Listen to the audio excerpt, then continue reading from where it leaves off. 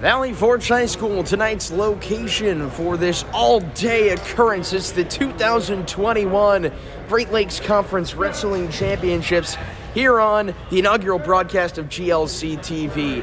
Tyler Hamburg alongside Connor Canfield with you, and, well, we are going to be directing traffic tonight all day throughout this morning and afternoon.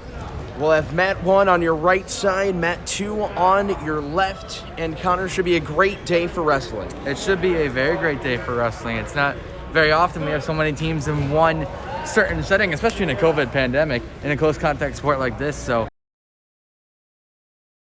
wrestling really, because weren't expected to really get this in, but you get it in all the way to conference championships. You're close to the OHSA tournament, so it's just a good thing to just be able to have this right now. Especially with the sport of wrestling, because this was probably one of the more challenging sports to get after during the pandemic. So a hats off to all the athletic directors and the coaches and the referees that have done a fantastic job. And now here we are at Valley Forge High School. Props to Chris Medaglia and the crew here at Forge, doing a great job of just handling everything, and we're already seeing some of that early, some skin checks going on, some delays already, and re-bracketing early on. It was perfect. We get our brackets as soon as we come up here. We've had trouble as soon as we got here. We were supposed to have two streams, I was supposed to be on the Matt on the left, Tyler here was supposed to be your commentator for the right, but then we couldn't get our second stream to work, so now we have the improvised go to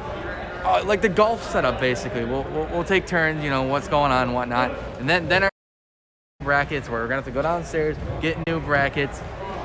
And it's just, we expected this to happen. So sit tight.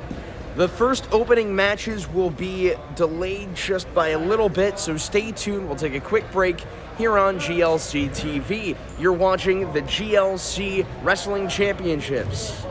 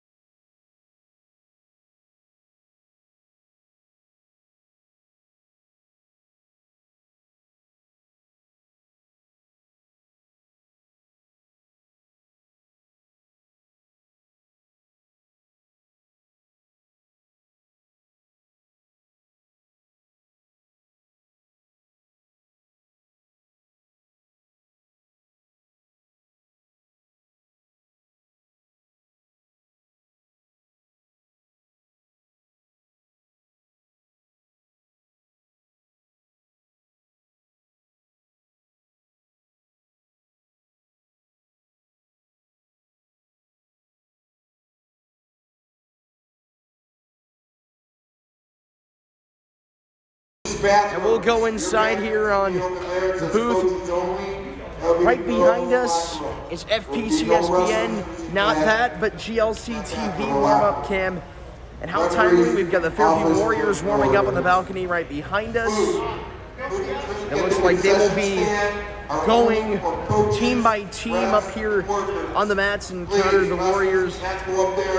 The key for them today is to just win their matches outright because they are one of the more undersized and undermatched teams in the GLC just in terms of personnel. They are, in terms of personnel, they're undermatched, but we watch them, we go to the same school as them, so we see a lot of their matches. They're a very good team, and it's just they lose a lot of their matches because they have to forfeit a lot of these matches based on the amount of personnel. They're out-personneled, but they're smart along with Buckeye. Buckeye was up here before them, taking advantage. They got kicked off the mats because they have to sanitize them, so they come up here to this mat up here and warm up. So smart moves from Buckeye and Fairview. And that's exactly what you like to see. The Bucks, we just missed them as they started to come out. They're one of the more highly favored teams in the Great Lakes Conference, have a couple of state qualifying caliber type of grapplers, and we're going to see that on display tonight. The Warriors have a couple of top seeds in their favor in Isaac Paxton and Declan Jewett, who's at 160, and these two guys, they can wrestle. They also get 3 seed at 132 and Pat Comerford back. Yeah, all three of those should have some big days. Pat Comerford's coming off a long break, so we'll see how he fares. But Declan and Isaac, 2 good wrestlers. We see them a lot. They can go far in the tournament, but there's a lot of people that can upset them as well. So it should be a good day all around for all teams. And then Jack Elmore, another notable top 3 seeded wrestler. He's at 126. That 126 division in terms of just all wrestlers is one of the more stacked classes, even though they don't have as many. But this is one of those instances where it's quality over quantity. Yeah, we got some studs in here. We got Quinton Filippo, the number 1 seed there for Bay. Also got guys, like I said, Jack Elmore and Joseph Hackas. So those 3 really can do some damage there in that 126 portion along with Jayden Cologne of Parma. So those 4 will be ones to watch out for. Meanwhile, one of the weights that the Warriors do not have that we'll see to start things off at 106 in the GLC, and they've got another top Buckeye seed in Colin Limber. Yeah, they definitely have not so many people there in the 106. You got Colin Limber, the number 1 seed for Buckeye. He can do some damage, along with Eli Carvanis of Holy Name. So those 2, some guys can do some damage. There's only 5 guys in that 106 bracket, so it's really anyone's bracket, really. So everybody's got buys, so we go to the quarters where it'll be Limbert who gets a bye, and then Bobby Tupa of Parma, the 5 against Charlie Williamson, the 4 seed hailing from Valley Forge, so 2 Parma City School guys. Then Anthony Rocco, he'll get a bye, Curvanis will get a bye, and then we will see those 2 go at it in the semis. So again, as of right now, that's where the bracket stands in 106. But again, we talked about here on GLC TV, our open, that it's going to be a little bit more of a re-bracketed scenario, so we will keep you posted on that. However, we will take a quick break here on GLC TV. Stay tuned and keep watching tonight's warm-up cam coming up right behind us as the Warriors are still out on the mats. And it looks like we're going to see some more try and take advantage as the mats sanitize down low. And we'll take a quick break.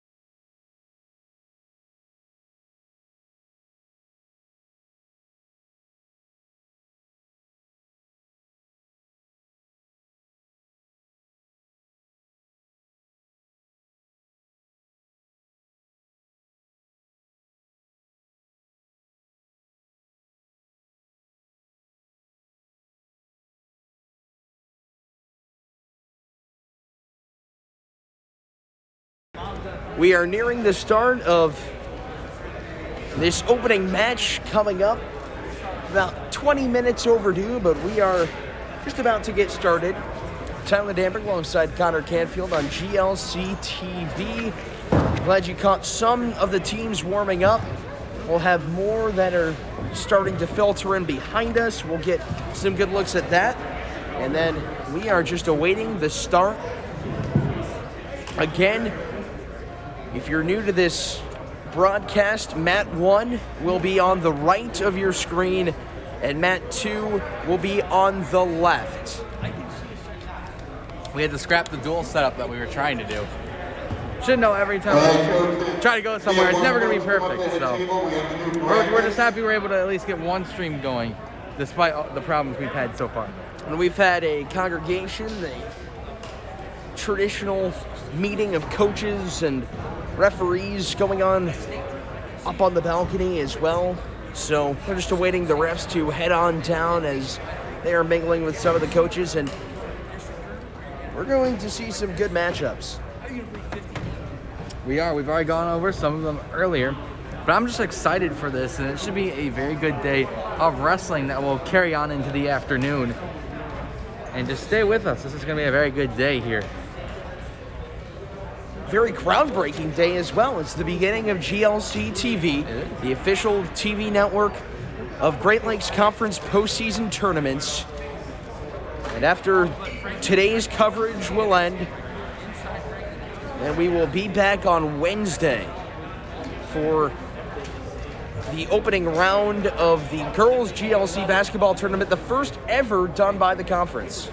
That's such a groundbreaking little advancement here in this conference, and I hope it sticks throughout the years, not just in this pandemic year, but I hope it goes on, because that's going to help determine a true conference champion. We're not going to have ties like last year, for instance, in the boys basketball conference. We had Holy Name and Fairview tie up, so that's going to help eliminate those ties, and it can lead to some Cinderella teams in the conference throughout that tournament. And we could see a couple of Cinderella stories tonight, but we'll tell you who are the teams that are the front runners. And right now, according to a lot of the wrestling sites around Ohio, the prize team right now is the Buckeye Bucks. Yeah, they're a very solid program. They are consistent. They've been good for years, and they're just an all-around great program. They're down in Medina, Ohio, Valley City, whatever you want to call it. They just have such a solid program, and lots of guys here that can do damage. Most of the wrestlers are very highly seeded in this tournament. And then the battle for 2 and 3 and beyond, it's pretty much up for grabs. You look at the Bay Rockets, they've got one of their bigger teams in recent history. And then you look at Parma, they have been individually powerful, but now they've got the team wrestling going. They're 15-5 on the season, and they're led by one of the best wrestlers in the state of Ohio, in Daniel DeVera. This has been one of Parma's best years in a while here in wrestling. Like you said, 15-5, very good record there. So they got the numbers to really take on these teams. It's just, can they put it together now individually? Because really, we get to these tournaments, and it's all about individuals now. It's nice to win the conference as your team, but just to have a bunch of individual champions are nice, because they don't count team statistics like points right now. It's just based on head-to-head win and loss records between individuals. And then at another tier as well, you take a look at just how solid that the Fairview Warriors are. Valley Forge, they have won a lot of head-to-head conference matchups in dual and tri-meets. So pretty much anything beyond Buckeye, and even that too, they're not really sitting pretty either. So it's all for throwing out the window in terms of the regular season. Now it comes down to the postseason, as we are just about ready to get set for the GLC Wrestling Championships in 2021. Should be a fun day, and I'm excited for it to start, but when is it going to start is the question. We're about 30 minutes overdue now. That has been the question. The mats have been sanitized. They had some delays in terms of skin checks, so hopefully they will get that sorted out in just a couple of moments. Right now, stick around here on GLC TV.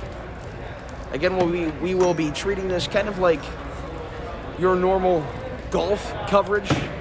Again, we will pan over to mats 1 and 2, mat 1 on your right, mat 2 on your left. We will take a look at some of the big matchups to watch. We take a look at tonight's best possible matches. Connor, and the first one revolves in the 152-pound weight class, and this one might be the best with Daniel DeVera and Badiou of Buckeye. These are two solidly ranked guys in the state of Ohio for Division I. Rivera sitting at number 7, and in Division II, Baidu is sitting at number 7 as well. So two top 10 state-ranked opponents in their respective divisions are going to go at it tonight here in the first round, possibly. That's a great thing to take a look at, Connor. And I think that's what it's going to really come down to, is just who's going to be the aggressor, who's going to come out on top. Now our next one that is possible to watch, number 2, according to BoroFanOhio.net, is Kravatas of Buckeye, number 4 in D2, and Hot Gus of Holy Name, who's sitting at number 23 in D2. So two top 25 opponents there with a chance to match up here in their respective weight classes.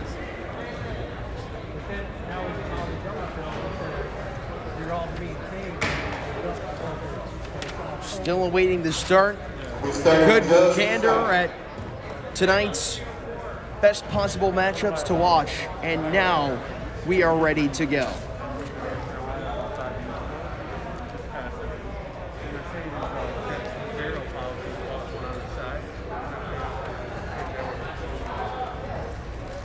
GLC Wrestling Championships on Great Lakes Conference TV. Each match coming to that table.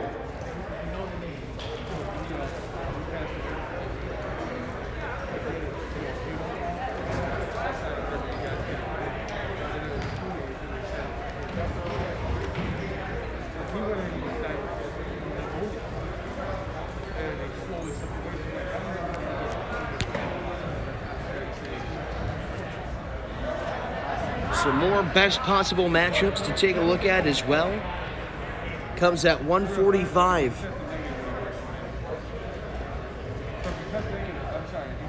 As Preston DeMarco of Buckeye, the top seed, will take on the 2 seed Nathan Frost. And just because of how the buys shape up, if Frost and DeMarco can match up in the semifinals, it looks like, if they can both advance, get past the quarters in which they will meet either the winner of Abaziad for Rocky River or Grady for Bay, and then either Todd or Cole Cartliak for Fairview. We will see what comes out of that coming up next.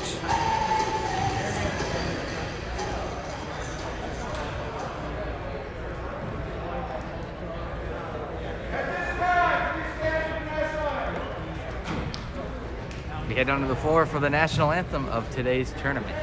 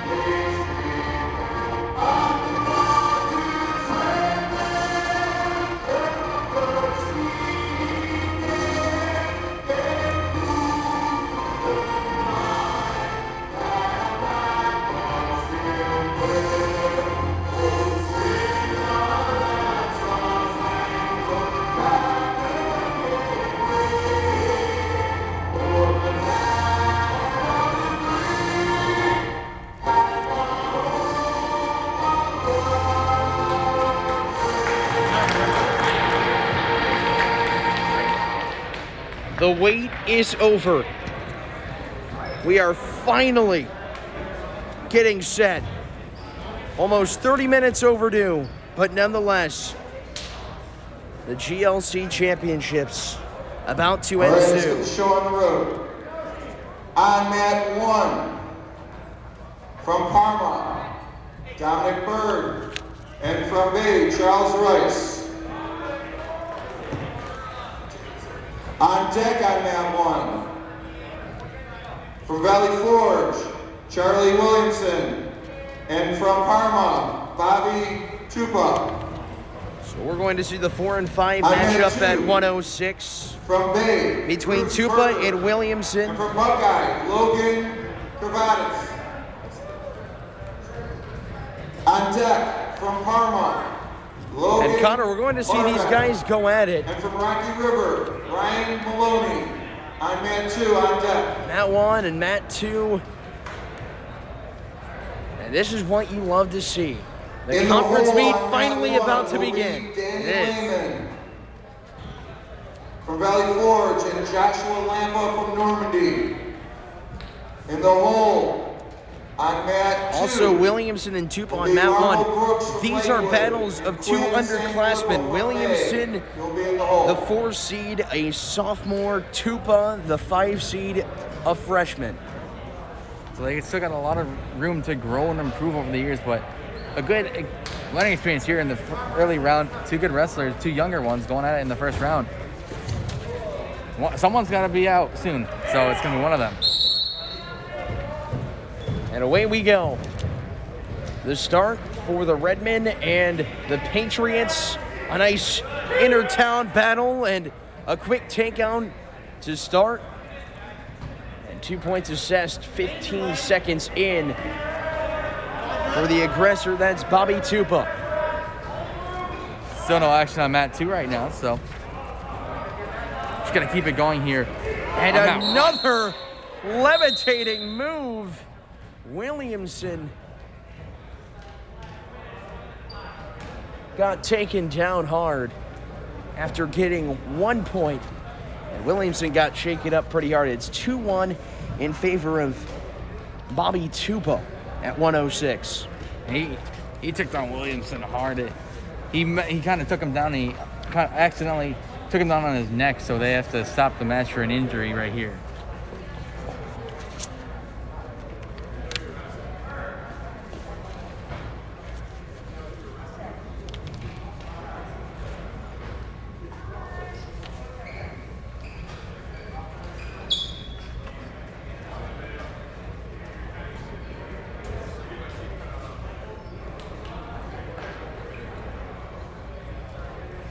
Something Wrestlers, remember to verify you do not necessarily your want to see. victory at the head table.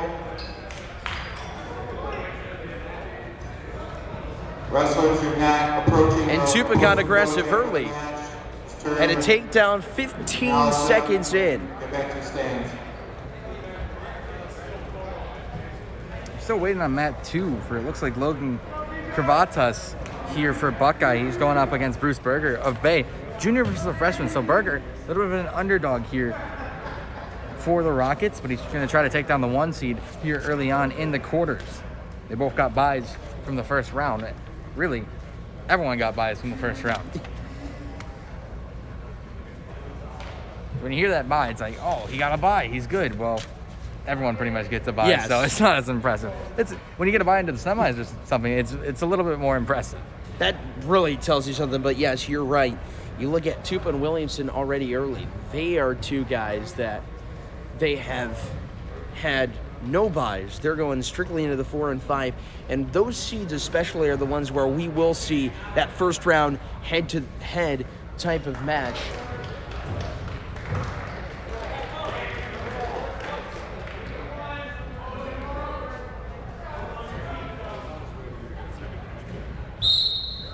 And on mat 1, we're back into the resumption. Tupa trying to look to shoot over on the leg of Williamson. Excuse me, that is A.J. Rocco, a single leg takedown. 2 assists for Tupa.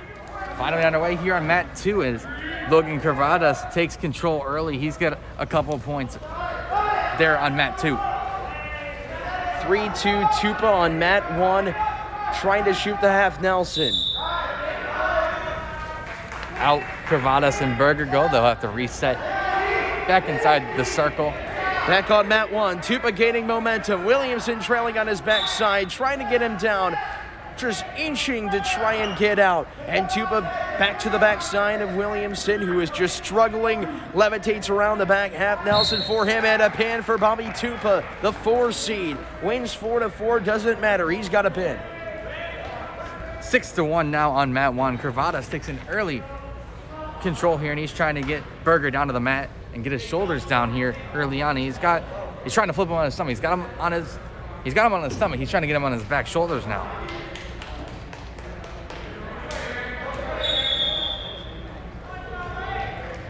And a time is called. Looks like an elbow was thrown.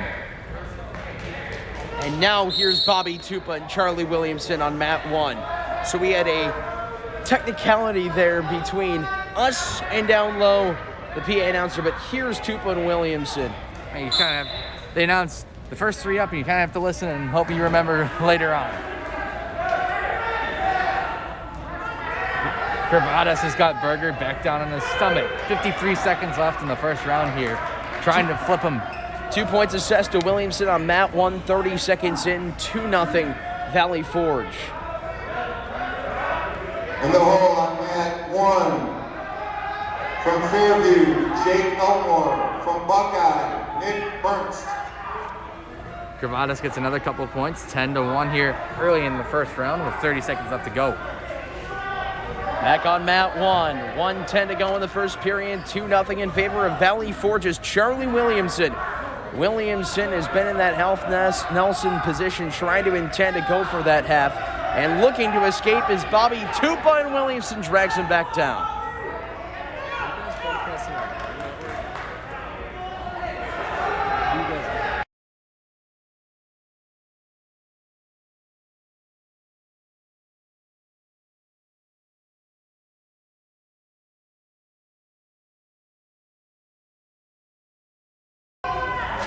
After 1 round on mat 2, Logan Curvadas has a dominating 13-1 lead over Bruce Berger here going into round 2.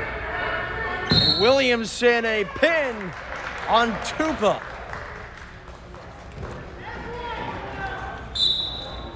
Back underway on mat 2, Curvadas and Berger. Curvadas has got control right now on Berger, looking to flip him over again. Berger's done a good job, despite being down. He's done a good job of not letting himself get rolled over for the opportunity to pin. He's hanging tight. Oh, now he's on the shoulders. This could be it. And he got him. Logan Curvadas moves on to defeat Bruce Berger. You know, he went down a lot in points, but a tough fight there from the Bay freshman there over the 1 seed. Tough to do against the top.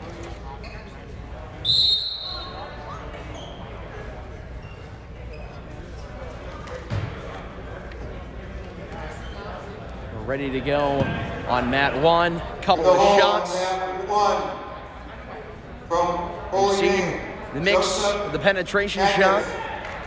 And from Rocky River, Nathan Maloney. In the hole on mat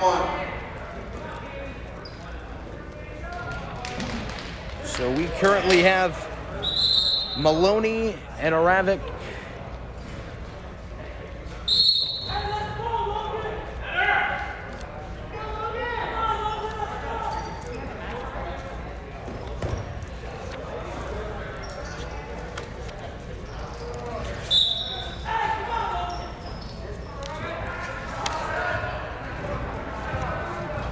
In the hole. So 110 here on mat 1. From Holy Name, Francisco Velez.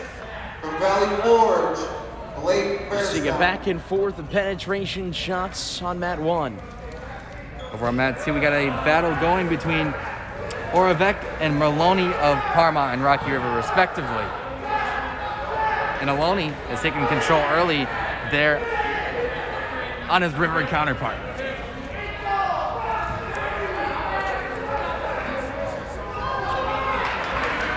Still scoreless on mat 1. So early 2-0 lead there for Maloney of Rocky River. So he went down to his stomach early. He was able to get back up and earn a couple of points for himself very early on in the first round.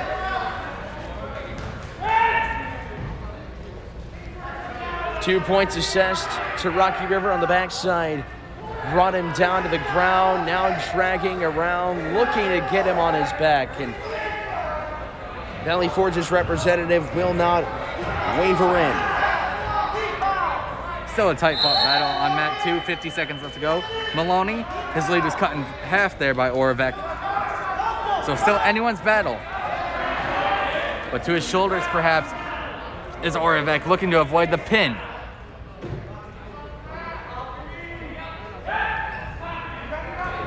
Now fully to his shoulders, it looks like. Just trying to fight. He's got 25 seconds till that second round is coming. He's just trying to hold out till then. Meanwhile, on mat 1, Danny Lehman and Josh Lampa. Lampa in favor, 2-0. Start of the second period. And there's the pin on mat 2.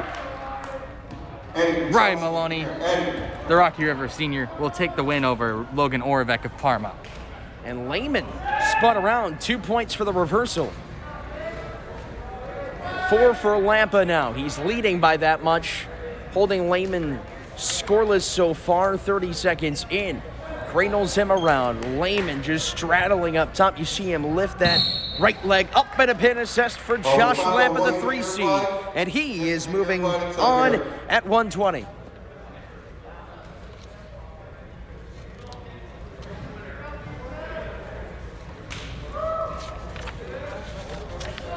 Connor, we've been seeing a fair share of pins so far. We have. It's really been dominated by the pin right now. So we're going to look for that point win instead of the pin coming here soon.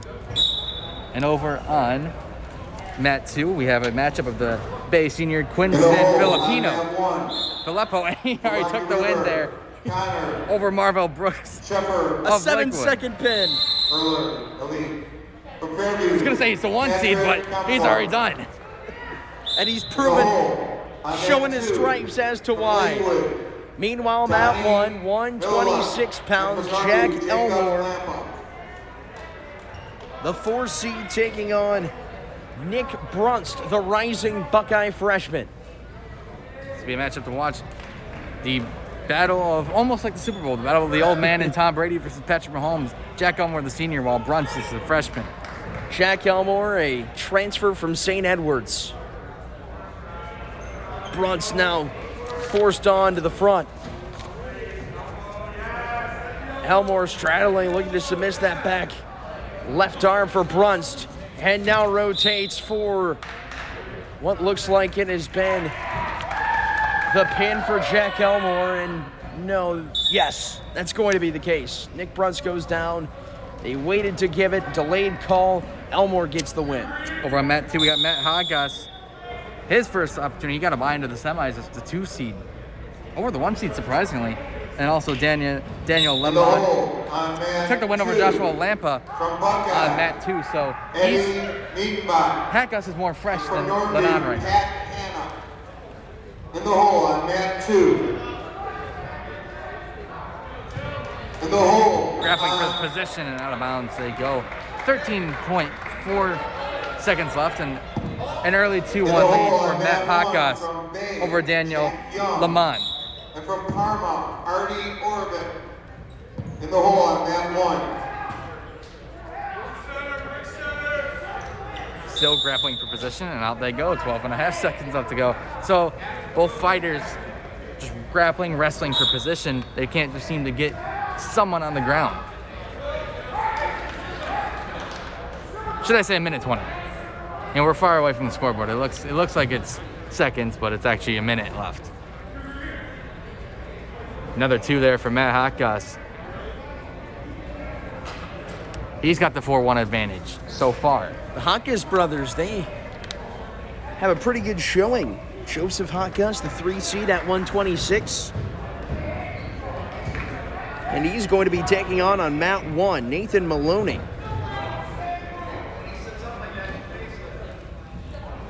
Hakas has now got Daniel Lemon to his knees here, looking to at least get him on his stomach or flip him over here. Underway on mat 1. Joseph Hakas, Nathan Maloney. Both these wrestlers one of two brothers competing in tonight's Great Lakes Conference Championship meet. 20 seconds in. And already, Hotgoss struggling, trying to shoot the half. Was Nathan Maloney, and hitting out was Joseph Hotgoss. His brother, Matt Hotgoss here, has got the 4-1 advantage, and that's the end of the first round. He's got the 4-1 lead going into second. And another 2 points at the end there. 40 seconds into the mat. 1:126. Matchup. Maloney and Brooks unseated. And there goes Hotgoss. Down on Nathan Maloney. Spun him around, looking for the back points. It will be a near fall regardless. It's a 2-0 lead and a pin to cap it off for Joseph Hotgoss, the 3 seed. Looks like the brothers taking control here as Matt Hotgoss has got the 8-1 advantage in the second round. He's now got Daniel Lamont to his stomach here. Battle of seniors.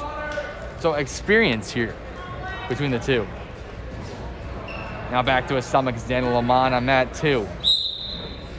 On mat 1, it's the return of Fairview senior Patrick Comerford. The hole on mat 1 from Rocky River. And a bad knee injury that took him out of contention and participation. And he's going up against Connor Shefferly.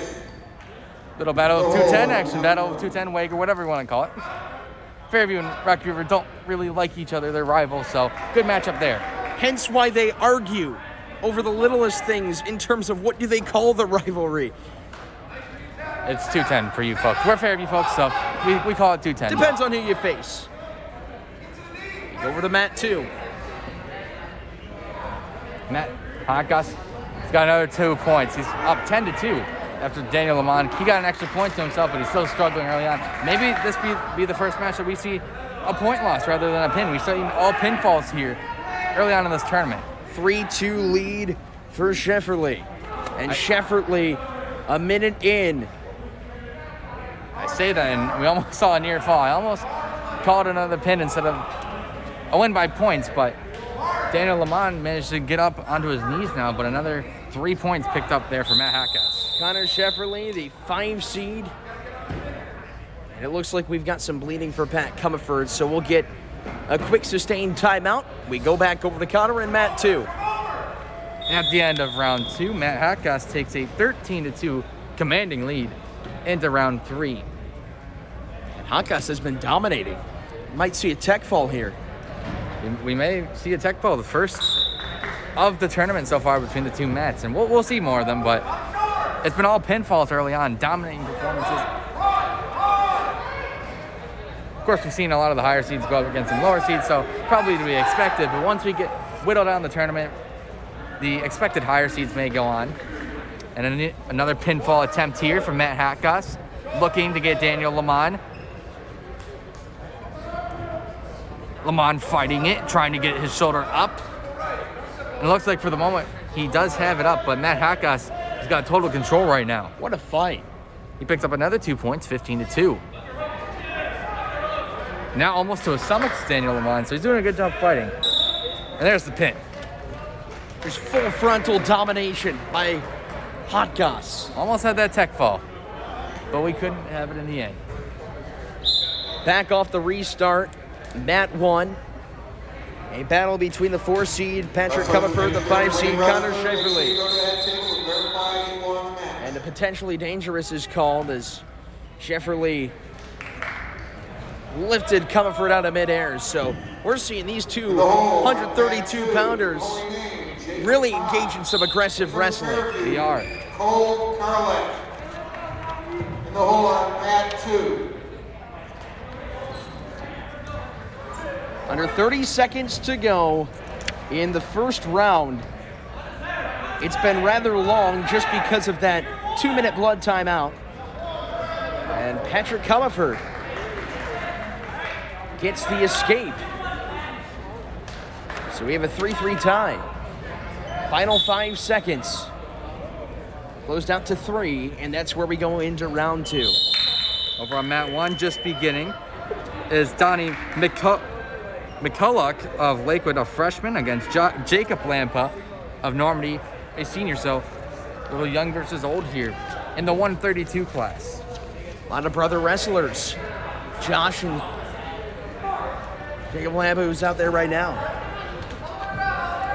Early on here, it looks like Lampa has McCulloch, but they're both just kind of grappling for position right now. No points early on in the match. On mat 1, a reversal for Pat Comerford. Finished in the top 3 in the GLC last year. Now as Chevrolet looks to shoot the half, goes around minute 45. He's up by 2. Jacob Lampa now has McCulloch to his stomach, hit to his knees, should be exact, and he's just trying to grapple for position right now. He has a 2-0 lead early on to McCulloch. Comerford, meanwhile, on mat 1, initially tried to underhook the left leg of Connor Shefferly, but Shefferly now starting to dig out, and now they're back upright until Comerford slams down again. And now looking for 2 back points, looking for the pin. Comerford needs it, looking to advance. Now rolls around, Shefferly on his backside, tangling to his right. Patrick Comerford trying to finish the job. Minute to go. And he's fighting over there. I believe he got the pin, but Jacob Lampa right now trying to get McCulloch back down to the mat. McCulloch doing a good job of getting up, but as I say that, he goes right down to his mat, and perhaps a pin coming here. McCulloch trying to fight. Lampa trying to get him back down. He's got to survive 10 more seconds so he gets a break here. And that's the pin. Jacob Lampa takes the win over the young Donnie McCulloch, the 3 seed. Please put your mask on. Thank you. And Lampa almost let up a bit. He went up, and then McCulloch tried to trail up, but again, he was just so strained and out of stamina. Abazid from Vin, Sean Grady. So now we've got Jack Young and Artie Oravec.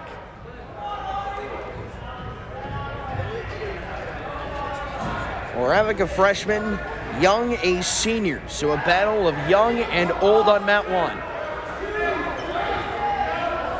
And now Young is starting to straddle around Oravec. And 2 points assessed. A single leg takedown for Jack Young. Initially tried the reversal. Now looks to shoot it in. Back to mat 2. Right now we got Logan Carvatas. He already took the win earlier, along with maybe Logan Oravec. I think he got defeated earlier, so we'll figure out who's on mat 2 right now. Oh, a pin there for the Buckeye guy. Didn't even have to check. In the hole. Back to mat 1 as Carvatas gets the win on mat 2. Young trying to get around on Oravec. And now Artie. In the hole on mat 1. And he does it. He gets around on Young. Artie Oravec with Young raising the left hand. 30 seconds to go. Artie Oravec, a pin. Wow. Listen to his teammates. And they're loving it for the Redmen. Artie Oravec seemed like it was looking grim and dim, and then all of a sudden he spins around on Young. Not only got the reversal, gets the pin and the win.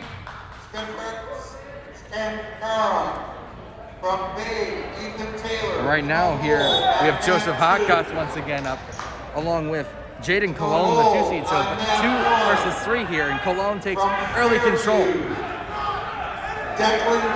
Looking to get Hotgoss down to his stomach. And some hard-hitting, fast, technical wrestling right now. Cole Carlick's really bringing it. Oh, that's Cole. There's a lot of red here. You know, I mistook the Fairview for the Fairview red for Parma red. That's Cole Carlick.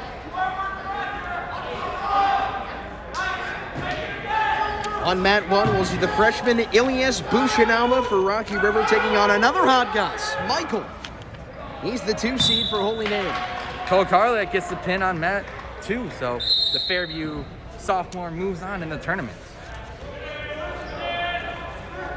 Some upright wrestling we're seeing early from Bushinava and Hotgoss.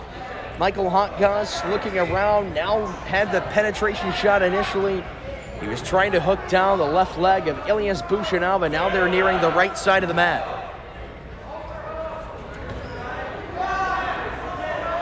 Could be nearing some type of out of bounds. Still waving it off. Hotgoss looking to try and drag Bushinava back in, and they go out of bounds. Back to the neutral position. In the hole on mat 1, at mat 2. In the hole on mat 2. From Valley Forge, Anthony Janowski. Ilias Bushinava. Buckeye, Brandon Back to the Ian. ground. And 2 points for Hotgoss, and that might not even be it. Hotgoss with Bushinava still wrapped around his left side. Now he has to work from the midsection and beyond. Reverses on Bushinava. Hotgoss, a near fall, up 5-0.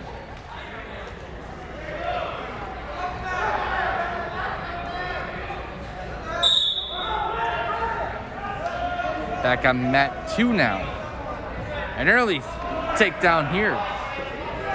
And a pin, very early pin there. And it's over just like that. We'll go back to mat 1. Quick to start, 34 seconds back on mat 1. 5-0 in favor of Holy Name's 2 seed, Michael Hotgoss, a sophomore, as he's taking on a freshman in Ilias Bushinava.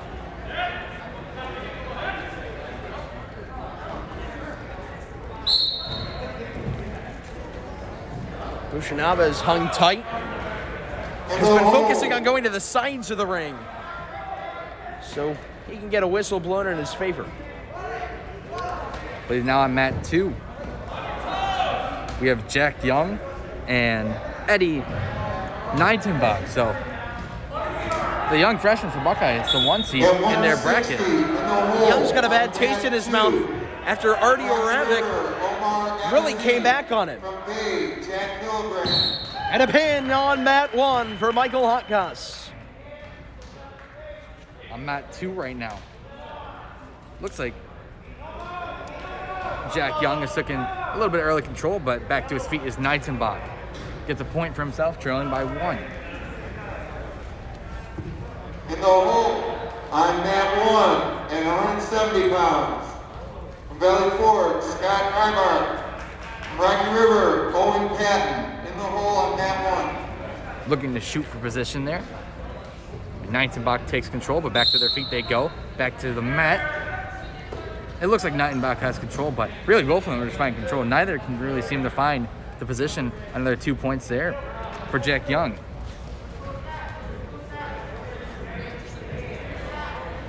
Omar Abazid and Jack Hildebrand on mat 1. At 160, Hildebrand a 2 seed.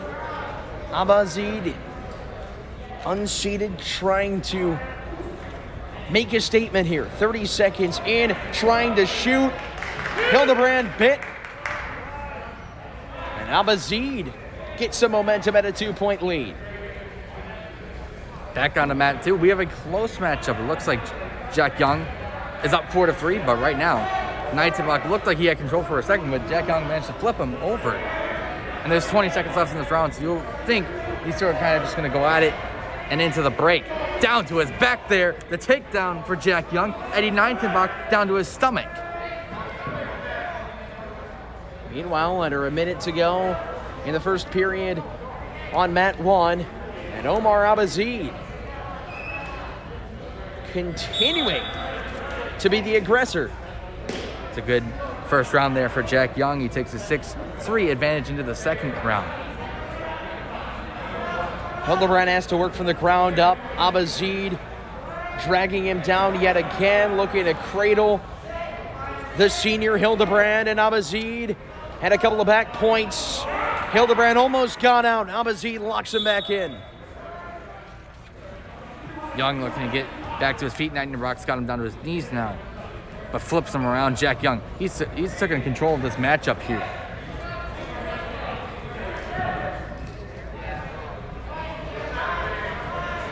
Final 3 seconds, now down to 1, and that will end the first period. Omar Abazid on mat 1. A strong showing on the 2-seeded Jack Hildebrand.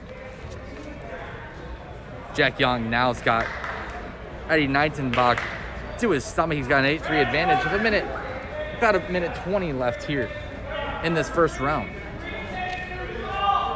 But back up to his feet, Eddie Nightenbach gets a point back for himself.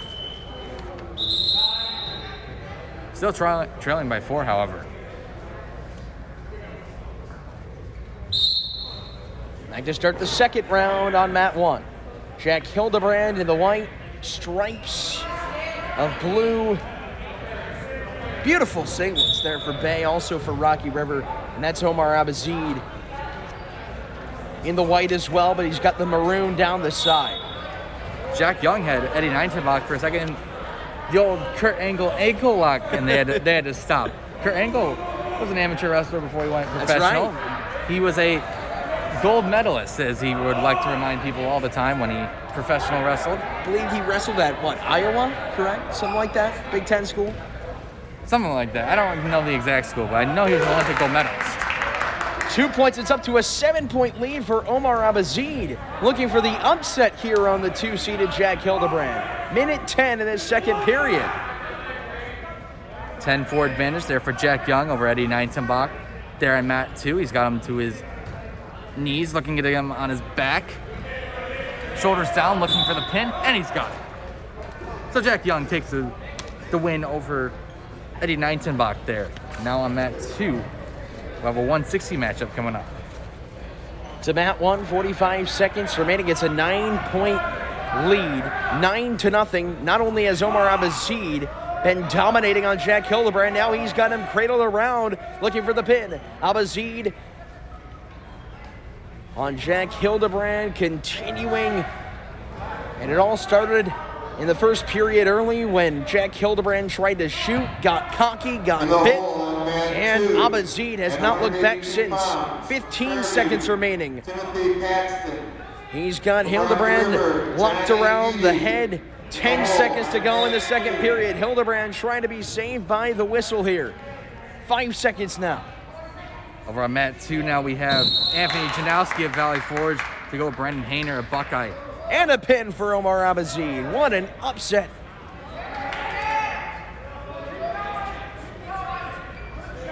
Still early on here on mat 2, no points to either side. Janowski and Hayner feeling each other out here. And I like this matchup here on mat 2, or 1, excuse me. And now we're going to see at 160, the top seed, Declan Jewett, as he takes on Garrett Schwetter, trying to sweat out a victory against Declan Jewett, a state qualifier a year ago. Janowski and Hayner fighting here for position. No points to either side, a minute to go. Jewett on mat 1 tried to pick Schwetter's ankles. He's gotten pins as quick as 10 seconds. Strong, mobile, agile. Speaking of pin, Brandon Hayner picks up the victory there over Anthony Janowski of Valley Forge. 20 seconds into this opening match at 160.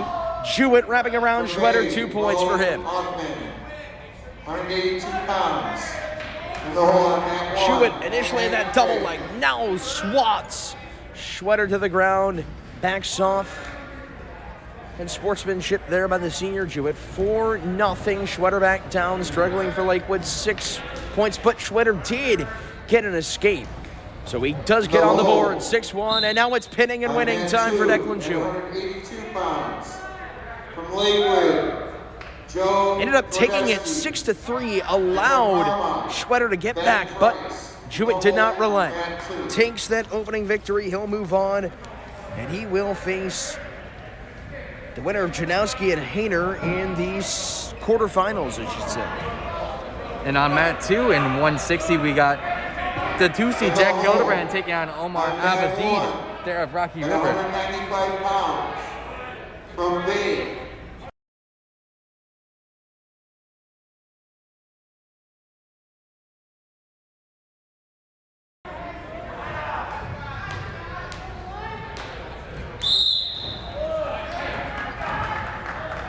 (2-1) early on mat 2. Hildebrand over Abazid.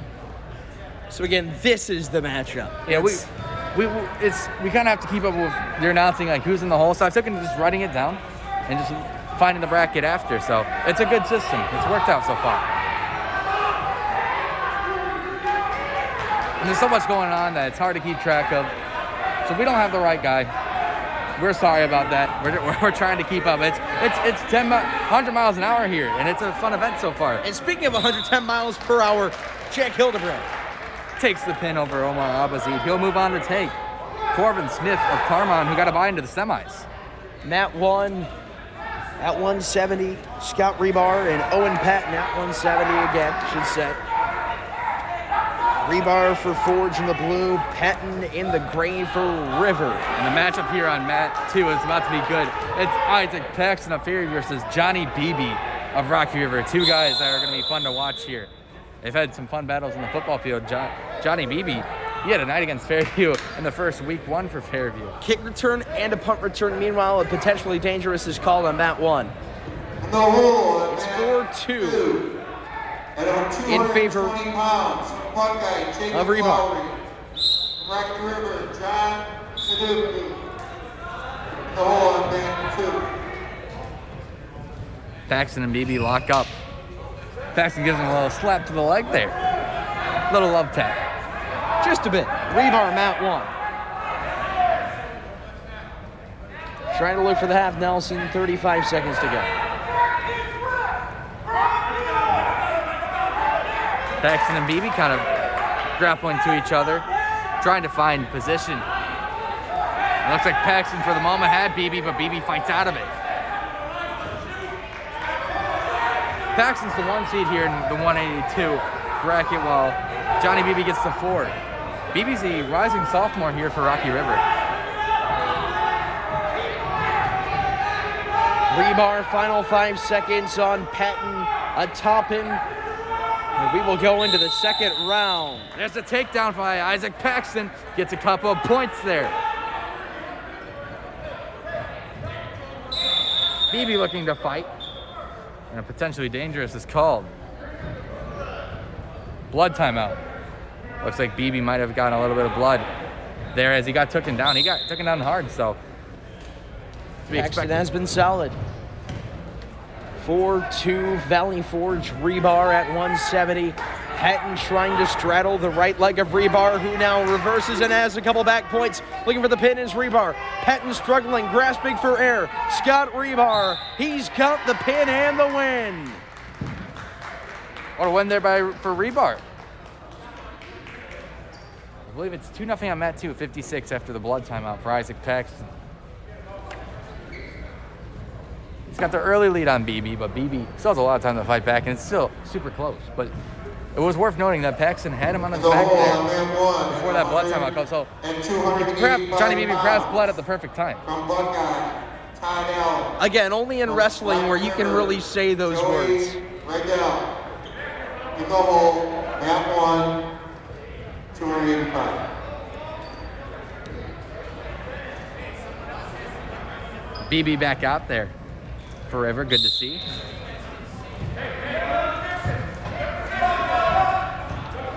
Teddy Conlon, Mo Othman out in 182, and 2 points assist to Mo Othman. Here, Coach Darren Laughlin telling Isaac Paxton to get over his head. So far, Paxton's got control on Beebe. Couple extra 2 points there for Paxton. Now down to his shoulders, Beebe trying to fight out of it. And he gets back to his knees. 125 remaining in the first round between Othman and Teddy Conlon. Othman for Bay, a senior. Conlon for Holy Name, a sophomore, and Othman a senior. Paxton's got the lead on points. Don't know how many. They blocked the red portion of the scoreboard or something. Can't tell exactly. But he's got a couple. Beebe still has 0. Conlon on mat 1 trying to fight, trailing 2-0 to the 4 seed in Mo Othman, who's continuing to wrap around sideways. 54 seconds remaining in the first round. After the first round, Isaac Paxton's got the lead over Johnny Beebe on mat 2. And a 3-point near fall Othman leading 5-0, shutting out Teddy Conlon. You must have your mask on. Please get your mask on and in the stands. And now Othman closing it out. Conlon rotating towards the side, gets off his back in full 20 seconds. Isaac Paxton deferred to BB to start the second round, and almost back to his feet is Paxton. Othman gets the win and the pin on mat 1 over Teddy Conlon. To the right side of the mat, BB and Paxton go. BB still looking for his first point here in the second round. But right now he's got control over Isaac Paxton, so it's a good start for BB, but Paxton quickly flips him around. Close to the pin is BB's coach. He's screaming to reset, and Isaac Paxton, the 1 seed, takes the win over Johnny BB. Good old Fairview River matchup. Logan, and from Normandy, Kyle Miller in the hole on mat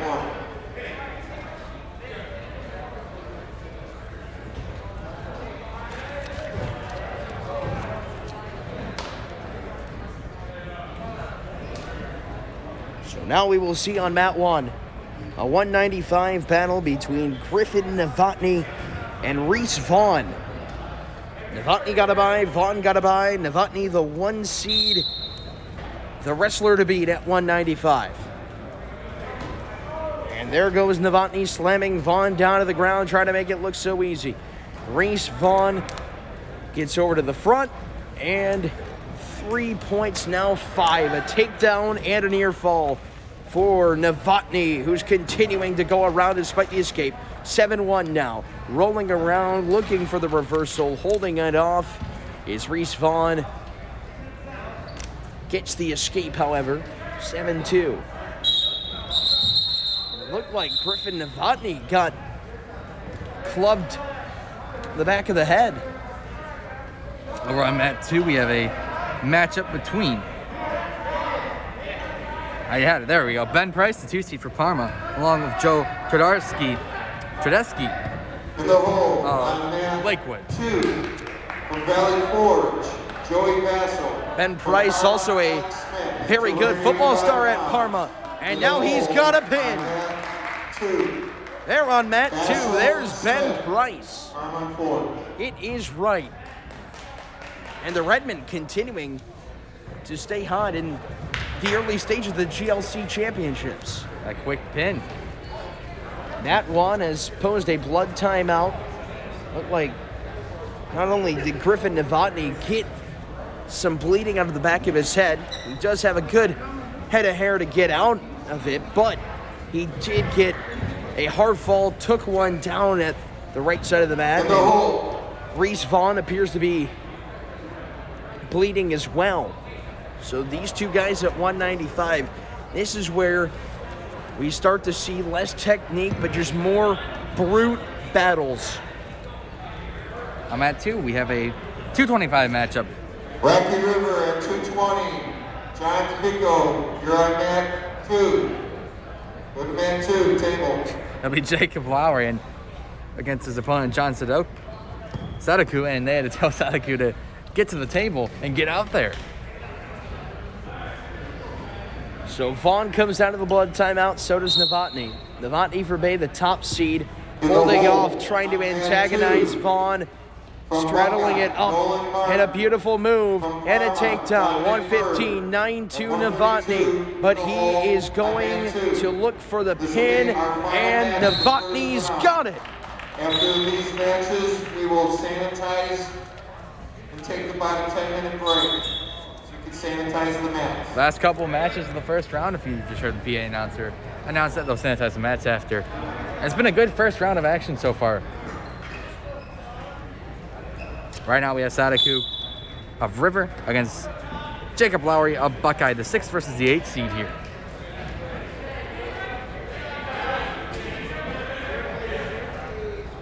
Should I say the 4 versus 5?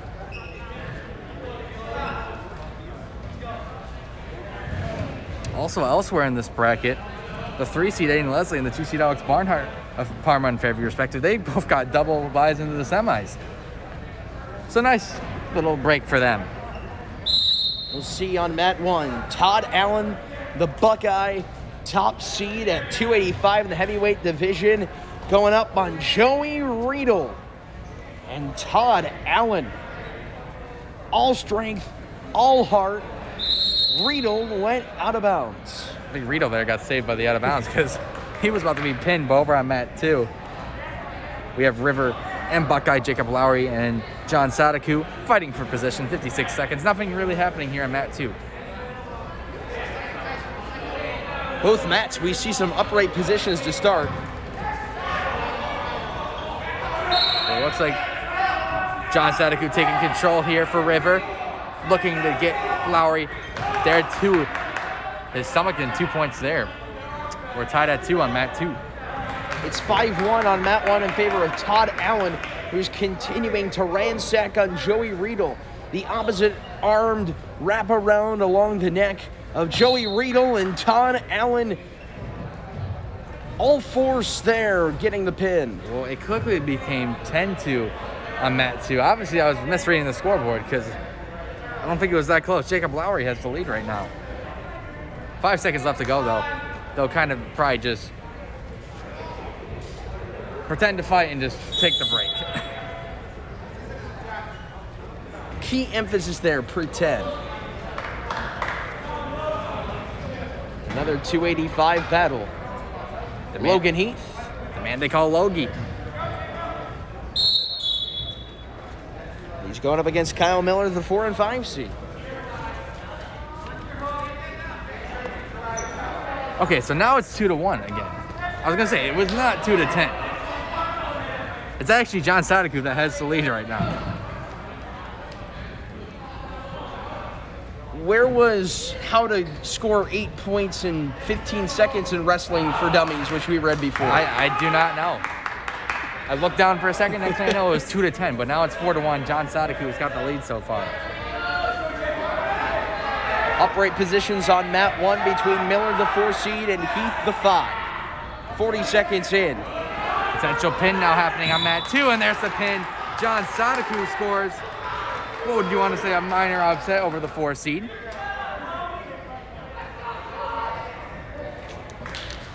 And a good win there for the River Junior. 1 minute in here in the 285 mat 1 matchup. And Miller trying to shoot the left leg of Logan Heath. And a good job by Heath in defense. And a great recovery to avoid going down 2-0. And today we've got a lot more wrestling matches to go.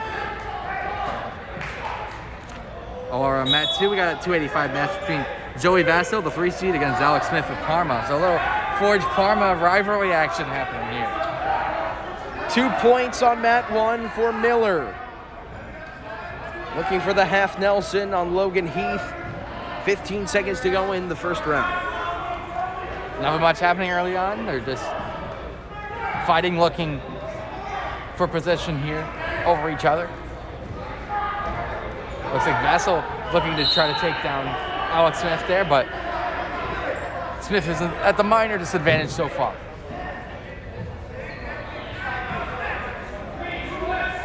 End of the first period on mat 1. Smith gets Vassell down and out they go.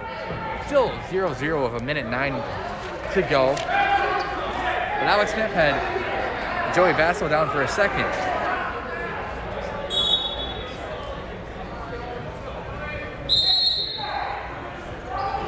We're ready to begin the second round of this 4 versus 5 play-in matchup between Logan Heath of Fairview, Kyle Miller for Normandy. Winner goes on to the quarterfinals, and they will take on Todd Allen, the top seed.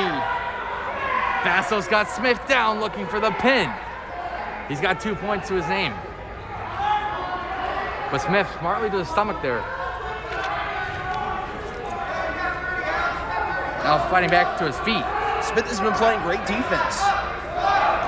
Defense wins your, they say defense wins championships, and maybe wins him a wrestling conference title here. And he's reversed Vassal there, now to his stomach. It's a 2-2 matchup. 15 seconds to go here in the second. Or the first, should I say. Seconds over on mat 1. And that's with Heath and Miller. They're staying upright, minute to go. Back to mat 2. 5 seconds. Smith just fighting. I'll do it there on mat 1, or 2, should I say. 2-2 ball game going into round 2. What a job by the Parma grappler. Beautiful reversal there. Alex Smith back on mat 1. Heath trying to suplex and drag down Miller. And Miller fighting around, trying to unlock the hands, and it does not work in Heath's favor. 4-0 Kyle Miller. And Miller having Heath scrounging him to the ground and getting the pin. I think Logan kind of shot himself in the foot there. He was trying to throw him down so hard that he eventually lost his balance and put himself to the ground. Over on mat 2, however, Alex Smith has got the minor 1-point advantage over Vassal.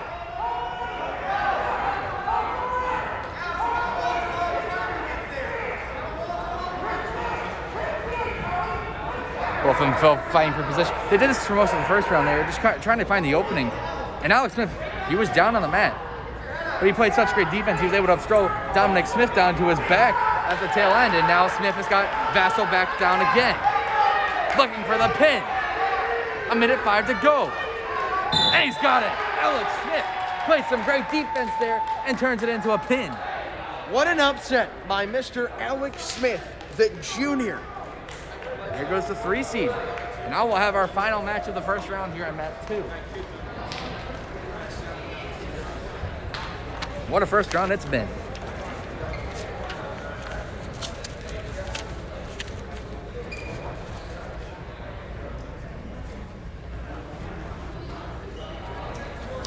And Alex Smith, we just saw how he was able to be strong, to be a little bit more mobile than Vassal, and it worked to his advantage.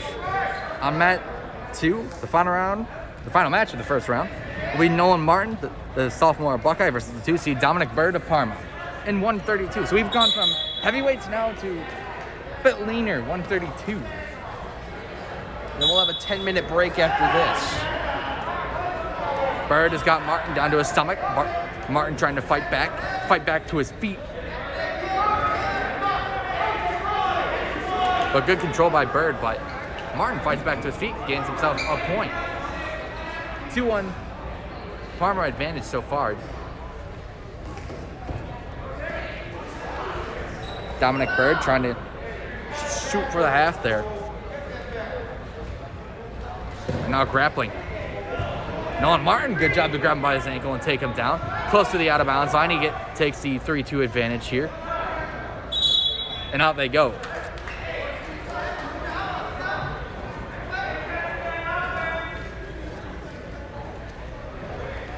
Great job by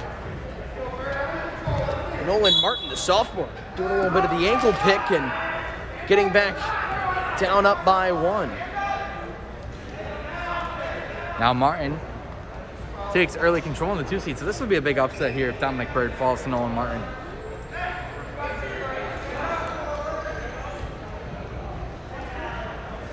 Bird on his stomach trying to fight back to his feet. Martin trying to not let him, but good job by Dominic Bird to get back to his feet there. And he just breaks this hold, he gets a point and ties this thing up. But right back down goes Bird, but he got saved by going out of bounds there as Nolan Martin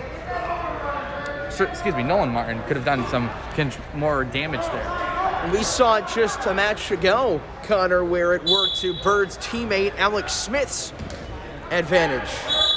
Out they go again. They can't seem to stay in. That's their third out there of their little matchup here. And actually, it's still a lead for Martin because Bird was not able to escape cleanly and get enough to just turn around and get back to draw the point. He was able to get back to his feet, but Martin a good job of keeping wrapped up there and making sure he didn't break free and get that point that could have tied it. And that, if this thing keeps going the way it is, that point can be very crucial there for Martin. Bird trying to get back again. Martin yanks him back down. 10 seconds left. And now Bird maybe almost whipped Martin back over, but now Martin takes back control again. 5 seconds left to go. Bird just trying to hold out. And he does. Going into the second round, it's a 3-2 advantage for Nolan Martin over the 2 seed Dominic Bird in the 132 class. I guess they're saying save the best for last, and this might be one of them.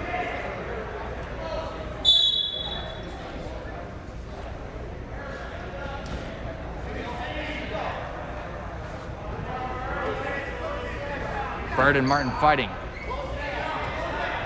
Bird tried to go for the aggressive. He tried to go to the ankle there. Now he's got control.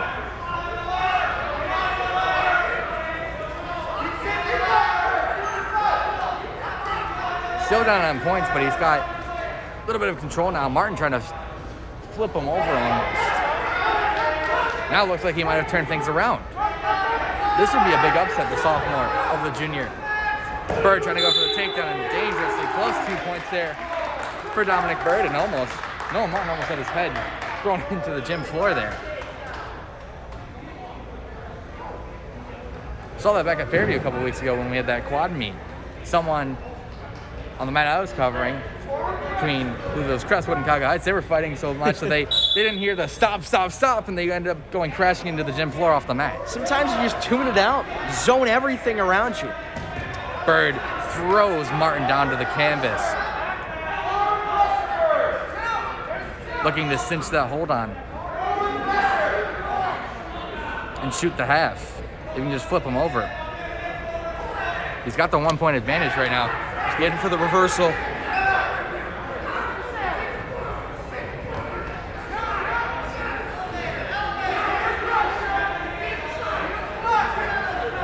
Bird's still got the pressure applied, and he's being urged from his coaches to apply more. Trying to flip him.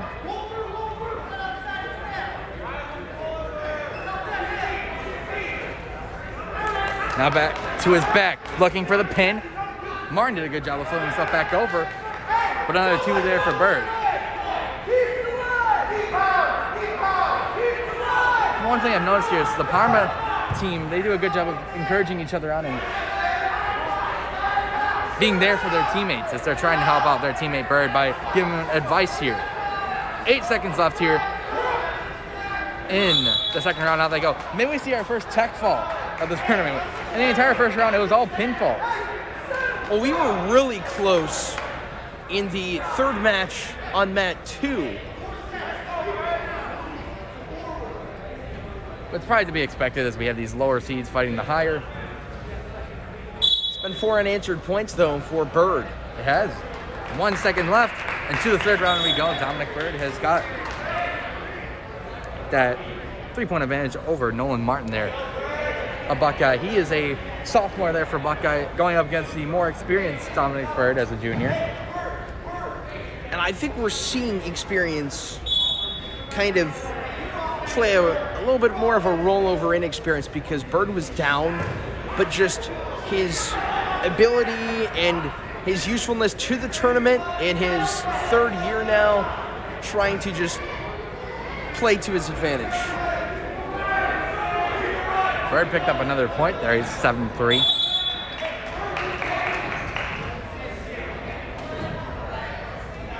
And they'll disengage and lock up again in the center of the mat. It's actually 6-3 now. They give him an extra point on accident. Sometimes you get a little too trigger happy scoreboard. We saw that 10-2, the 2-1 turn into a 10-2. And a couple matches ago on that too.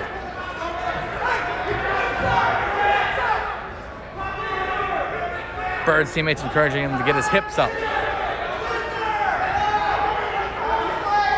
He's got control of Martin now. Down to his knees he goes. Martin trying to fight back up. He was all offensive earlier, but now he's got to play some heavy defense here in this last round. Bird just got to last a minute, and he wins by a tech fall.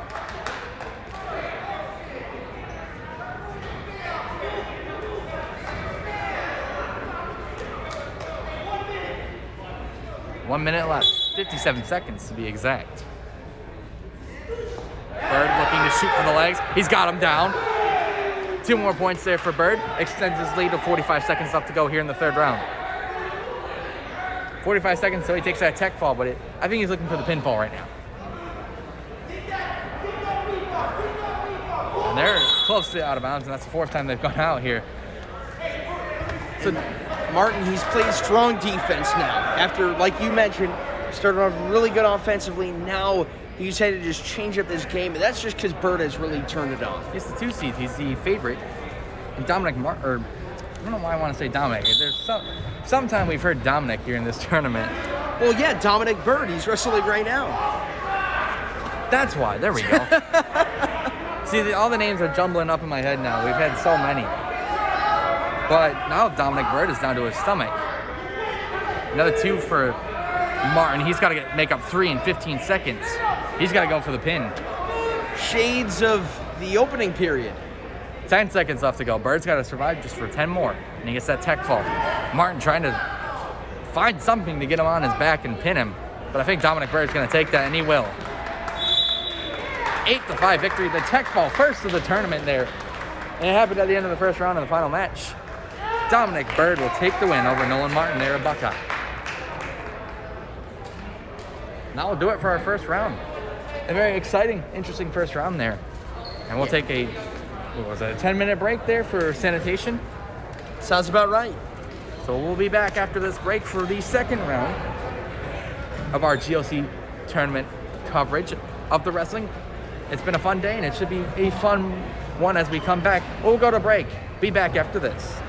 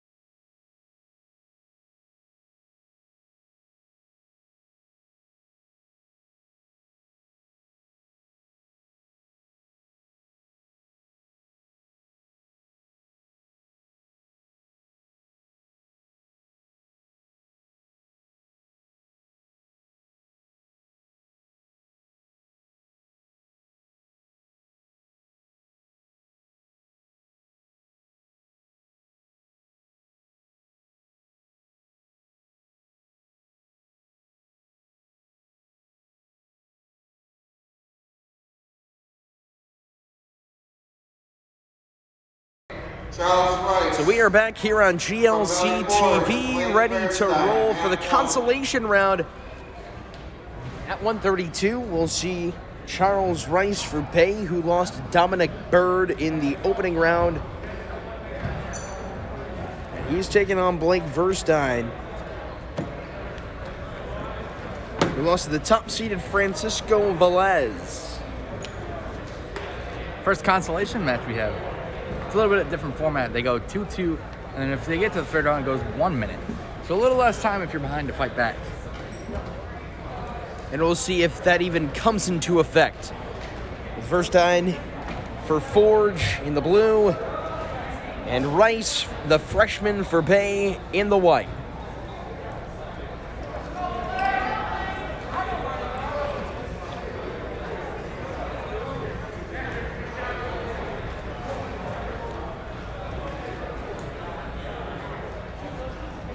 A senior and a freshman.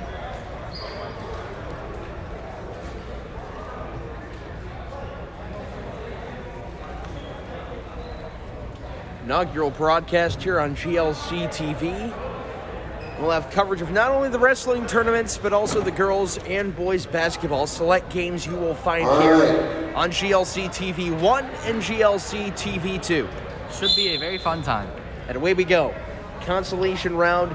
Just a On couple of mat these. 2, this will be a semifinal match. And Connor will take over a semifinal as well. This one's going to be Buckeye, very important. Colin Limbert. And from Valley Forge, Charlie Williamson. So just some upright type wrestling we're seeing early from Rice On deck, and Verstein. on mat 2, semifinal match, 106. And Verstein wraps around Rice. From Holy Name. Around the Eli backside, Thomas. looking for back points. He already has a 2-point takedown. 20 seconds remaining. Verstein, a pin and a win in the consolation bracket. Runners, come up and pick your bout sheets up.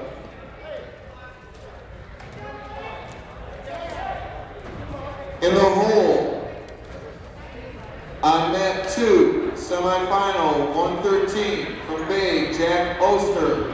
From Normandy, Giancarlo Castillo. Now we have a couple semis here for the 106 coming up on mat 2. First, we'll have Colin Limbert In the hole, Charlie on Williamson. mat 1, 120 semifinal, from Buckeye, Logan Corvin. And after that, From Rocky River, Ryan Anthony Maloney. Rocco versus Eli Carvanes, fighting the semis to fight to go face off either Limbert or Williamson in the championship round. With the standard mascot in the stands. Coaches, please ensure your wrestlers have their mask on. It's been a fun event here at Valley Forge High School. Chris Medaglia and company, they have In the done hole, a really good job. semifinal match at Handling 120. 10 From schools, Normandy, believe it or not, Josh Lampa. is not an Holy easy Name, task. Matt Eckes. Especially during That's in the what we're hole going on through mat right 2. now. So to see all these Lampa, teams in their own Eckes, sections, Mat 2 in the hole. it's been important to see. So we go to mat 2. Connor, take us away. Matchup here of Colin Limbert, the 1 seed. He's a freshman for Buckeye, so he'll be a rising star in the conference for a while. He's going to be taking on the 4 seed Charlie Williamson, a sophomore here in the semi, looking to go face either Anthony Rocco or Eli Carvanes of Holy Name in the championship round. We're underway here in the first round. This would be a huge upset for Williamson if he can take down Colin Limbert here. Anthony Rocco on mat 1, the 3 seed taking on Eli Cravanis.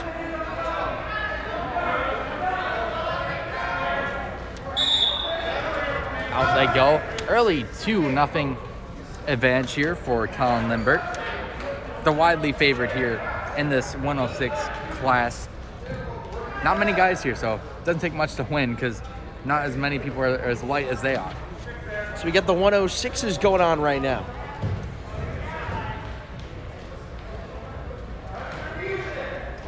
Both semifinals see the mat start to be shrinking down. Williamson picked up a point, and underway they go with 1:30 left to go here in this first round. Look at Colin Lindbergh get Williamson right down to the mat. And he's got him on his back. Potential pin happening here. And he got it. Colin Lindbergh advances to the championship of the 106 class.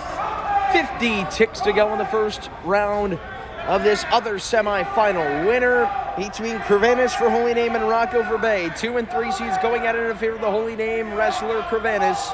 They will take on Colin Lindbergh, the top seed.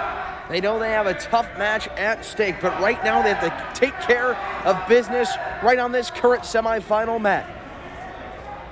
No score between these two wrestlers. 25 seconds remaining in the opening round. And walking around the neck is Anthony Rocco. Rocco, a freshman, Corvinus, a sophomore. Under 10 seconds to go. In the hole on mat 2. Rocco's got Corvinus wrapping around, continuing to straddle that neck. He's looking to reverse, and we've got a potentially dangerous call. And a whistle was blown, and that was Anthony Rocco right at the end of the period. Avoids that call, so he's going to look to stay atop. That was what could have been a dangerous type of move that would ensue for Rocco, but saved by the bell was Corvinus.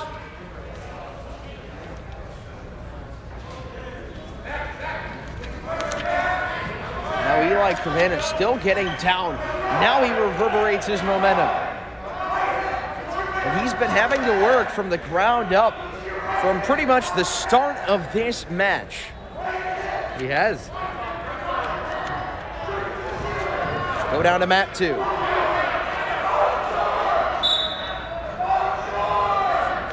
Matchup here, Lampa for Normandy.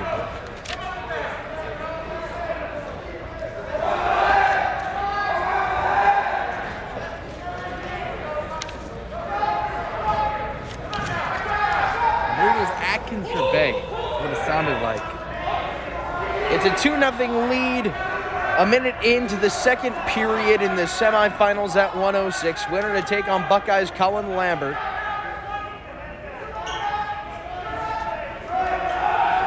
Romping around, jostling with it were Corvinus and Anthony Rocco. Breaking there for the dangerous break there. Bay and Normandy taking on each other here on mat 2. A reversal assessed for Anthony Rocco as he got around to tie it up at 2 points apiece with 30 seconds to wrestle in the second round. Still grappling for position here on mat 2. No points scored by either side so far. But down to his knees now as Lampa trying to fight out of it. Now he flips the hold there.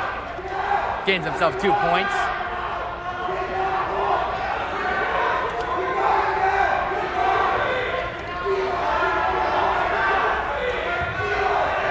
That will take us into the end of the second period on mat 1. We go to the third and final deciding round in a tied match between Corvinus and Rocco. That should be a good one there. Winner has the big task of taking on Colin Lindbergh. It was Lindbergh, yes.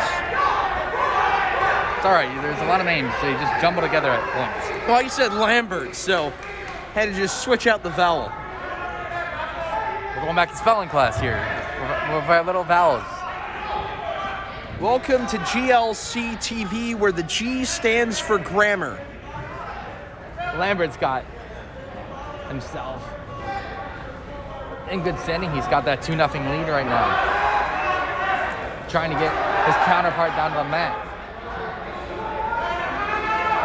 To mat 1, 117 to wrestle. And Eli Corvinus not letting up on Anthony Rocco. He's switching from foot to foot, trying to grab the right one. Back to mat 2. Lampa with 1 second left in the first round. He's taking a slim 2-0 advantage into the second. So a tough-fought defensive battle there on mat 2. Rocco got Corvanis to go down, and Corvanis not only to the floor he goes, but he's also trailing 4-2. Final 50 seconds to go in this final deciding period, and Rocco, he's looking for the pin. He's got 1 back point. Corvanis not giving away 2. Now down to 2. Now looking for the 3. Corvanis onto his backside. Rocco trailing out, and Eli Corvanis continuing to just strut his mobility and showing with the final 30 seconds to wrestle. Coaches, the concession stand is free. You need a drink, you need something, sandwiches. Lampa now fighting for positions back on mat 2. 15 seconds to wrestle, and an escape. And not only that, but 3 points, 7-2, an escape now for Holy Name and Corvanis. 5 seconds, 4-point lead, 7-3 now down to 1. Rocco is moving on to the championship. He will take on Colin Limbert, the top seed. And the surrender cobra out on the Holy Name coaches there as I almost killed our tripod. That wouldn't be the only surrender cobra that you would see on your screen. Wouldn't have been. Still, Lampa has got that 2-0 advantage, but he's in a bad position now. In the hole. Looking to fight back. At 126 pounds, from Holy Name, Joseph Akis. And from Parma, Jayden Cologne. 126 semifinal in the hole. Minute left here in the second round. It's still 2-0 there for Lampa. He's got his counterpart down to his stomach, and out of bounds they go. Moving back into the round circle. I wanted to say the squared circle, but it's round. Doesn't even make sense to begin with. See, we've gone from grammar to geometry now. See, switch the meaning of the G in the GLC. We go from great to grammar to geometry. Good thing it's a long weekend. Maybe my thoughts will be a little bit better when we go back on Monday. Still 2-0, 55 seconds left to go here in the second. Lampa looking for back to his feet. And out of bounds they go.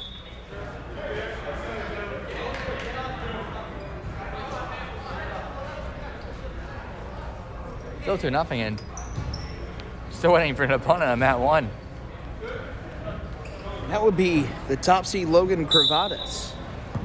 And here he comes. In the hole on mat 1. Little late. 132 semifinal match. From Holy Name, Francisco Velez. From Fairview, Patrick Comerford.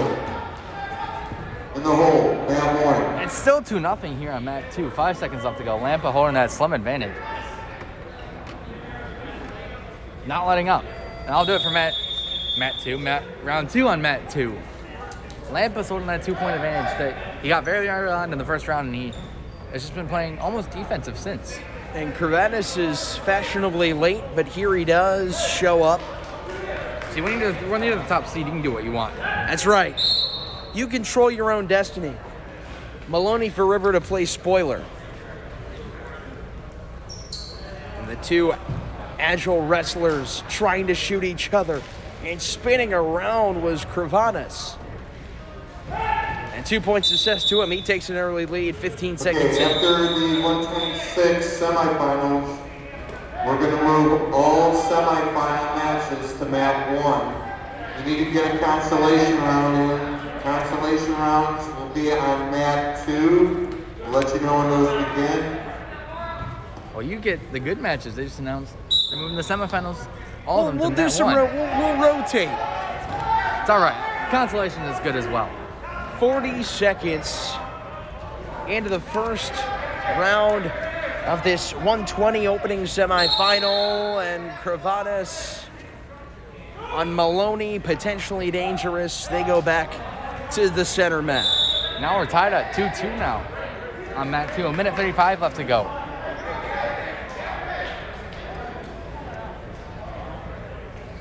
We got a tie match on mat 2, as Connor just mentioned. A 5-0 lead on mat 1. Carry on, Connor. And now fighting for position. Minute 30 left to go here to decide who wins this one. And it looks like Lampa, he got a little too complacent on mat 2, and now he's in a little bit of a pickle, but trying to flip his man over. Cravadas on mat 1, 44 seconds ticking, and another whistle blown. Maloney went down there, but again, more points headed his way.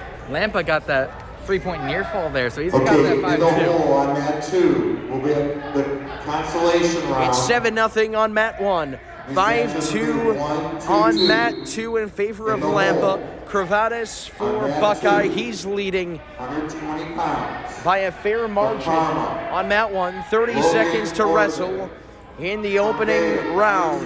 And Cravadas now has around the arms Maloney tied, loose wrapped around, and now Cravadas capping it off. 30 seconds left. Lampa looking just to hold out for that win. Just got to hold out on the stalemate right now. And Logan Cravadas is moving on to the championship at 120 pounds. 10 seconds left to go here on mat 2 in the third round.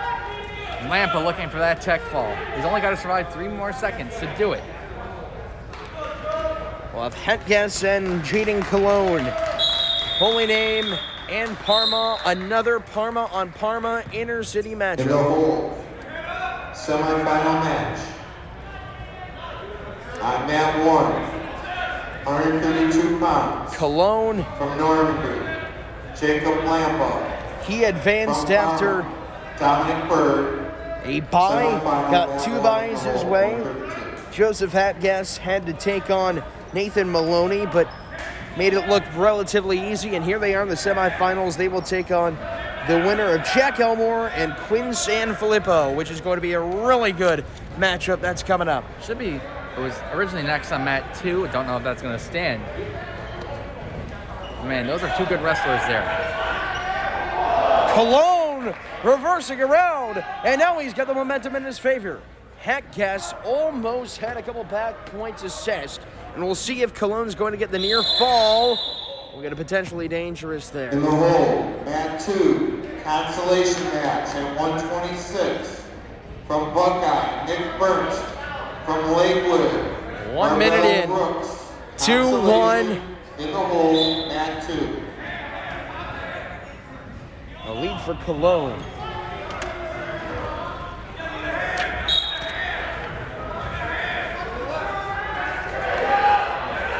Now Jayden Cologne cradling around Joseph Hatges.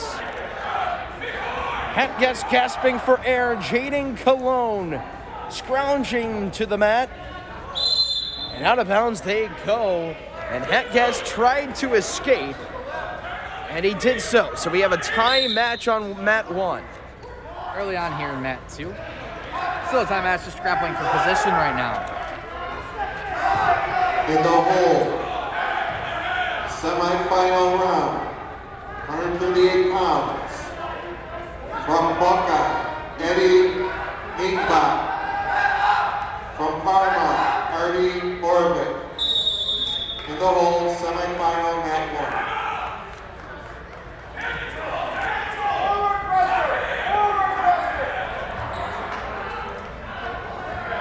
First period on mat 1 in this semifinal will conclude. 4-2 lead for Jayden Cologne. Had a back end takedown towards the end of the first. This is Matt Hatgas, I want to say, for Holy Name. So we get the Hatgas brothers going on both mats. Well, he's currently down 4-0 right now with a minute In the hole, 8. semifinal match. On mat 1, 138 pounds. Oh, what a takedown there. Finn O'Malley. From Holy Name, Michael O'Hackis. In the hole, mat 1. A reversal on mat 1 for Cologne. Extends his lead to 4-6-2. Minute 35 to wrestle in the second period. Hatgas got a point back, got back to his feet, but he's still down 4-1 right now. And now Cologne towards the left side of the mat, nearing the out-of-bounds boundary. Now they go back in to the center of the ring. Minute 10 to go. And Joseph Hatgas really struggling. Jayden Cologne fighting for air as Hatgas. He gets to the frontal side, and here comes Jayden Cologne again. And 2 points go to him, 8-2. 4-1 here in the first round. Hatgas trailing right now over his Parma counterpart. Jayden Cologne, 45 seconds remaining in the second period.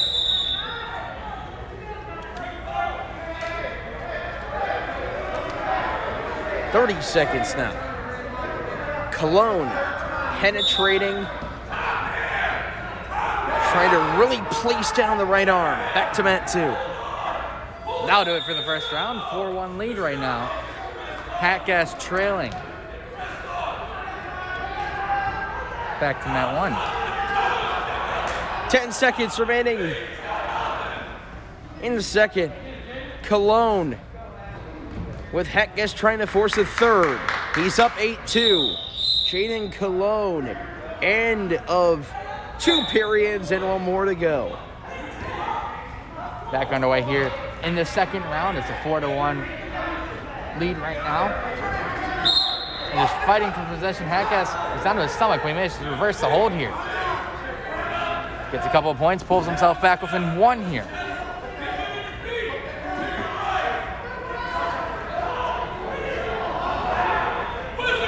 Looking for the single leg. Barreling. Hatgas down to the ground was Cologne. 10-2 lead.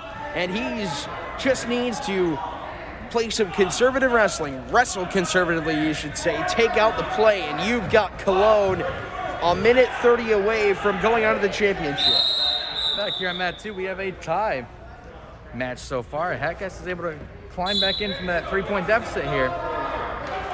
It was actually at 4 at one point. He was down 4-0. He's managed to tie this thing up, and he's got position right now.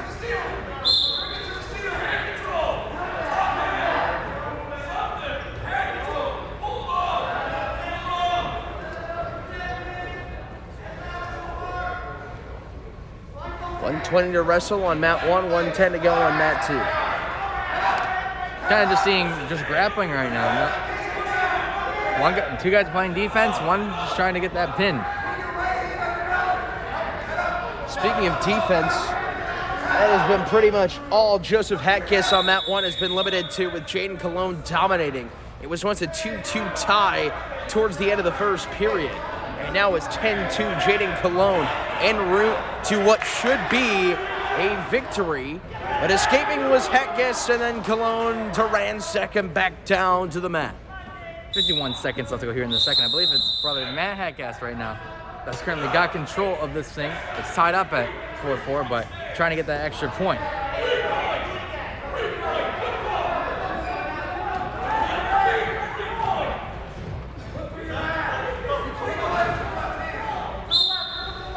"30 seconds to wrestle on mat 1. Jayden Cologne leading 12-3. Had another takedown. He's now got 6 2-point tries in this match. Hatgas now trying to fight. Got his opponent down to his stomach. 13 seconds left to go. It's still a 4-4 match here in the second, and will likely have to be decided in the third. Barring a very last second pin. And out of bounds I go. 4.3. 2 more points for Cologne, and he will win it. 14-4. Joseph Hatgas falls in the semis. Although he got all his escape points on the board, he was not able to get any other types of points. And those 4 singular notched points were all she wrote. 14-4 win for Jayden Cologne.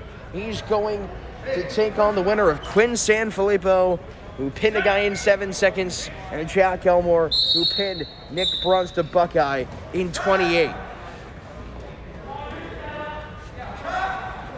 Jackass looking to take control of this thing. Less than 2 minutes ago here in this third round and deciding round. Patrick Comerford on mat 1 for Fairview, taking on Francisco Velez, who's trying to sweep around and gets a 2-point double leg takedown on Pat Comerford, but they go out of bounds. It's 2-0 Velez. That was smart by Comerford. He knew he was in a little bit of trouble, so he kind of just turned himself and forced that out of bounds to be called. Minute 37 left to go on mat 2. We're still tied up at 4. Just been all defense here on mat 2. 135.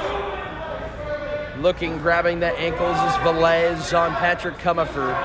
Has it almost straight up, and Comerford is dragged to the ground. No takedown, however, for Velez. Just a simple drag down, 117, back to mat 2. Still playing offense, but now another 2 points there for Parma. He takes the lead 6-4. Now he's just got to play defense for another minute 5, and he got this match in the bag.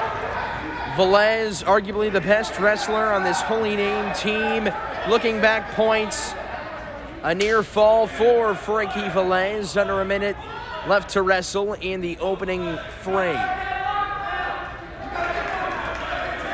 Another point there for Jackass. He cuts the lead down to 1 there. He's got to fight back for 1 more point in 40 seconds here on mat 2.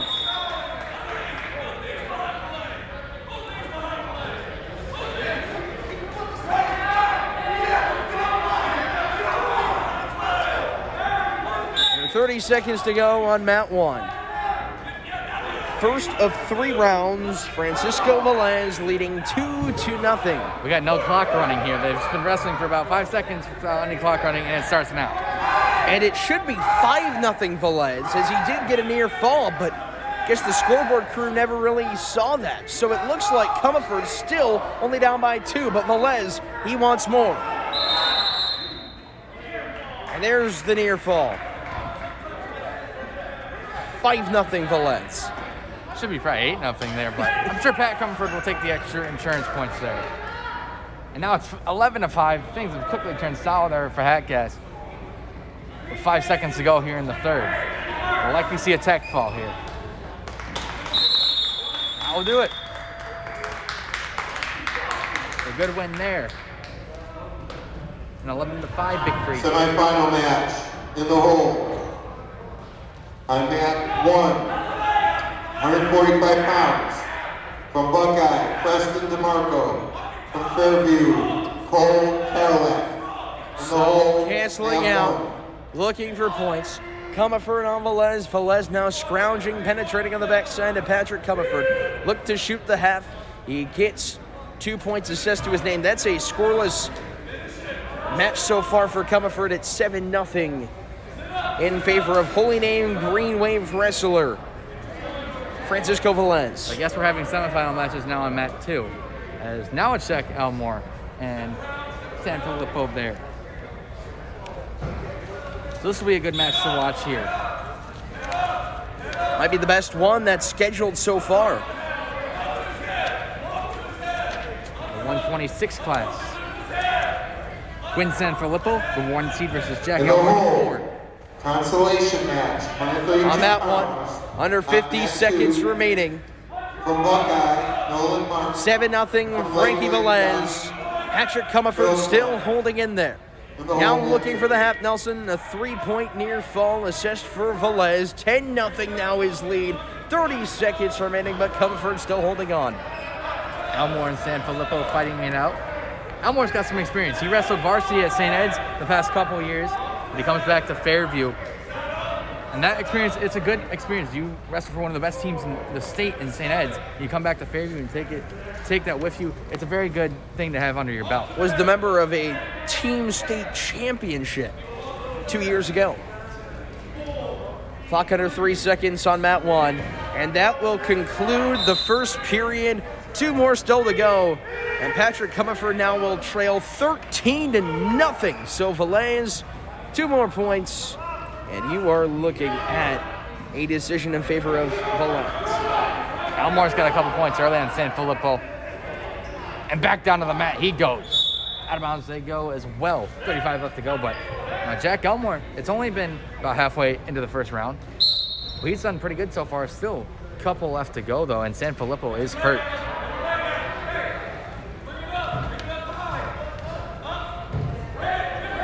Two more points for a tech fall for Francisco Velez. Velez, minute 44. But Patrick Comerford starting to really set the sail along the canvas. Minute 35 now ticking. Comerford, he needs some points here. He needs that pin, really. I don't think he can make up 13 points there in a minute 30. Blocking around the armpit. Comerford really loves to go to that section.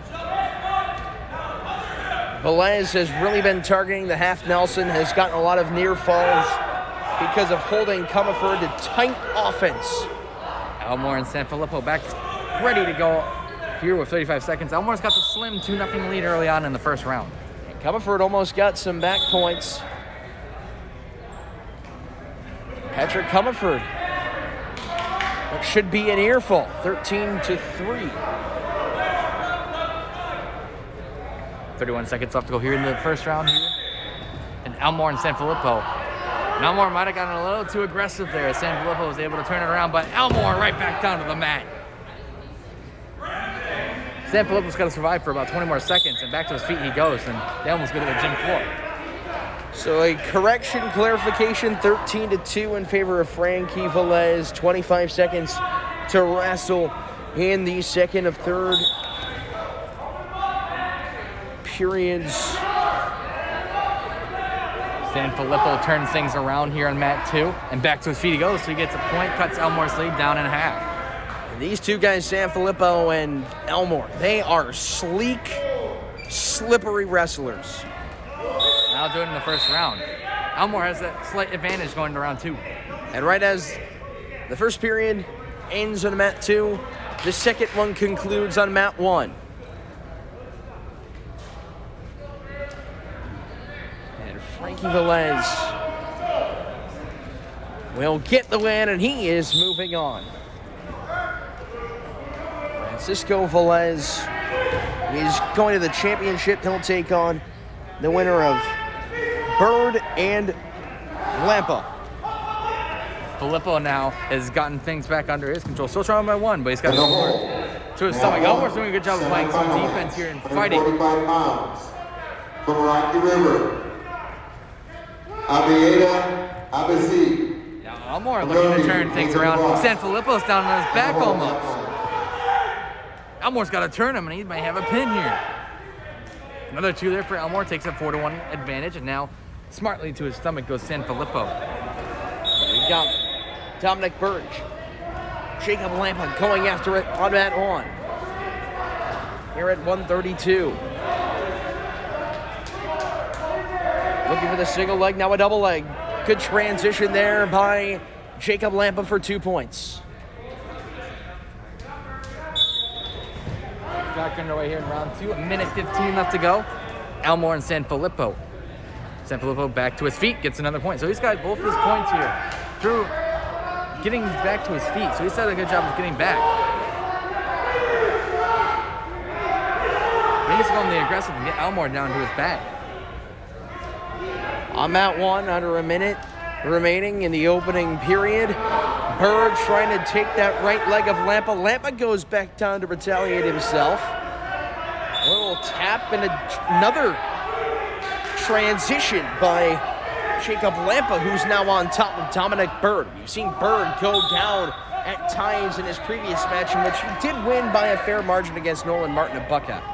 Jack Elmore's done a good job of really neutralizing the attacks of Sanfilippo. And he's looking to score that upset over the 1 seed here in 126 and move on to the championship round. 20 seconds now.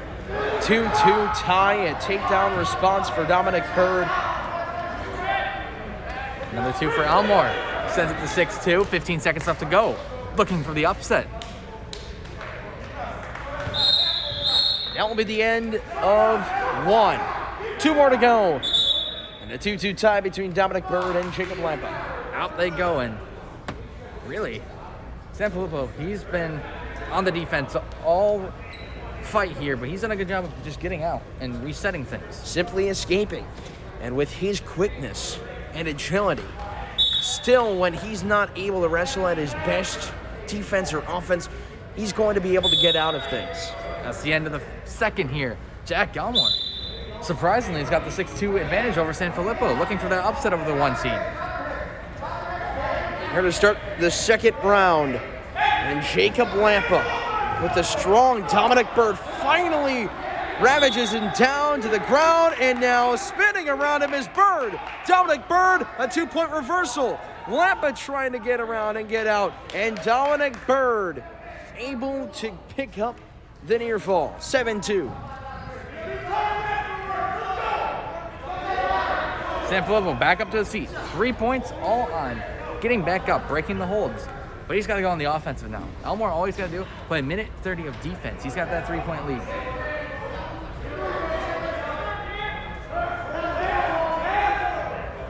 But if you're Elmore, you can't let your guard down. Because San Filippo, still one of the best wrestlers here in the conference. And you just got to survive for a minute 20. You score that upset. Down to the mat, both go, both get back up. Out they go.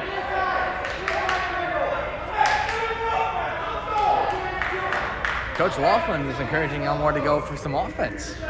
That could be dangerous because if he gets a little too over-aggressive and San Filippo turns things around, he's only got a 3-point advantage. That can turn around quickly on him. Yes, it is. Now over to mat 1. 30 seconds remaining in the second round. 7-2 lead for Dominic Bird of Parma, the 2 seed. Bird just straddling along the backside, trying to get that cradle out, and the leg lifted by Lampa as a result. There's 2 for San Filippo. You got Elmore back to his feet, but a 1 point for Elmore. That's a crucial. He was able to get back up there because it gives him a 2-point cushion. 30 seconds left to go in round 3. This is where San Filippo's dangerous. 20 seconds. Just down to the canvas they go, and out they go. And this San Filippo's teammates are encouraging them to go after it. They're saying Elmore is tired. Go on the aggressive. And he's got to do that with 17 seconds to go. End of 2. Going to the third on mat 1. Back to mat 2. Big matchup. Elmore. He's got to survive 10 more seconds. All San Filippo needs is a takedown here and get him on his back. That'll give him 2. 3 seconds left to go. Elmore fighting, and that will do it. He scores the big upset there over San Filippo. And Jack Elmore of Fairview moving on to the championship round here at Valley Forge High School. And he's going to see Jayden Cologne. That's going to be a big matchup. So maybe a little bit of experience there for Elmore. He's able to guide him. Minute 30 in the third period. 30 seconds in. And Jacob Lampa really needs some points here. Dominic Bird just has to stay strong and stay tight. He's leading 7-2. And that was a dangerous grabbing of the right ankle by Lampa. And you stress bend don't break, but Dominic Bird almost did both there, and that is how he recovers. 2 more points, and his lead is extended to 7. The hole, mat 2, consolation round. Under a minute to go in the third. 9-2 on mat 1. Connor Shepard. Huge match, implications on the line. Dominic Bird In the hole, mat 2, has to close it out. Final 40 seconds, he'll take on Francisco Velez. We got a match between the Rockets and the Redmen here. And I think it's a consolation match that's going on. 30 seconds to wrestle in the match semifinals at 132. Dominic Bird, Jacob Lampa, Parma, and Normandy. Redmond's Bird in favor, 15 seconds. 2 more points for him, After Lampa responded, 11-3 now, 7 seconds. Dominic Bird to clinch a championship berth to take on Velez. 3 seconds down to 1, and that will do it. Dominic Bird of the Parma Redmen is going on to take the top seed, Francisco Velez, by storm in the 132-pound GLC title match. And here, I believe we have Logan Orvik and Bruce Berger. So there we go. They got back to the order. They had a couple out of order matches, but now we're back to the 120 consolation match between Logan, the Artie party, and Bruce Berger. So far, Berger has got that 2-0 advantage on Orvik. Of course, Bruce Berger had to go up in the first round against the 1 seed, Logan Carvados. So a tough draw right out of the gate. 2 points to start between Buckeye and Parma. And a 4-point lead to the representative of the Buckeye Bucks, Preston Jamarco, taking on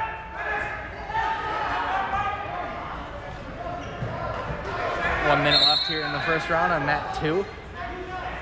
Orvik is, should I say Berger, is holding that 2-1 lead on Orvik. 7-1 on mat 1 in favor of Buckeye. Minute 30 in the opening period. Looking for the pin. Buckeye seeking it out. Parma down to its last toe. So to the one, both guys just try to fight for position here. Berger trying to shoot the half. Another 2 there for Berger with 15 seconds left to go here in this first round. Eddie Knightenbach on Artie Orvik at 138. 50 seconds remaining. Orvik with that Cinderella type of upset. Semi-final round, 152 pounds. From Parma, Daniel Tavera. From Rocky River, Against a very strong Jack Young. But up big is Knightenbach. 12-1. Still 30 seconds to go, and we could be seeing a tech fall here. After the end of 1, Bruce Berger got that 4-2 lead over Orvik. And he'll try to add to that here in the second round or get that pin. And Knightenbach gets it. Eddie Knightenbach cruising for a bruising. And he is going to take on the semi-winner of Michael Hatgas and Finn O'Malley at 138.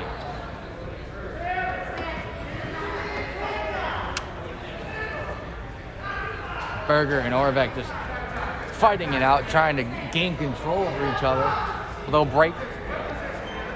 And re-grapple. Berger goes for the takedown, but gets countered by Orvik. Great counter there. Ties up this thing at 4. 152. At 1. Fairview, Quinn Bruder. From Bay, Ethan Taylor. Semi-final, mat 1 in the hole.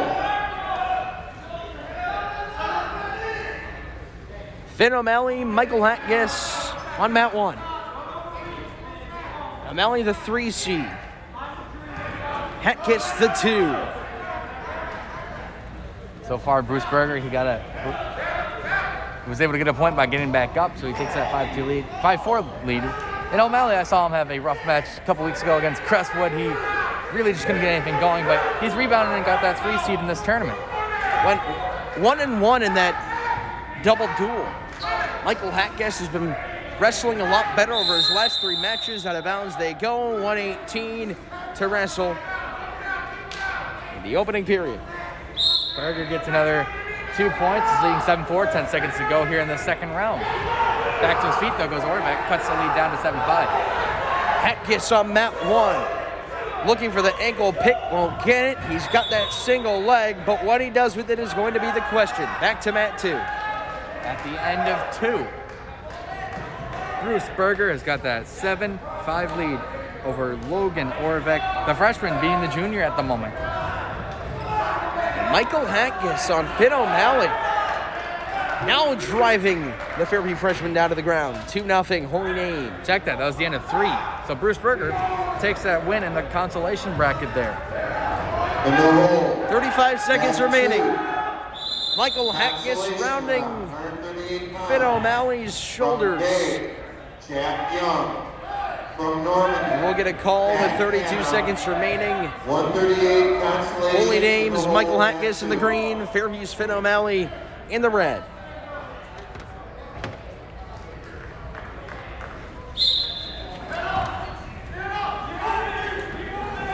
O'Malley is trying to escape. Does he get the clear-cut advantage for the points? No, he does not. And he's dragged to the ground.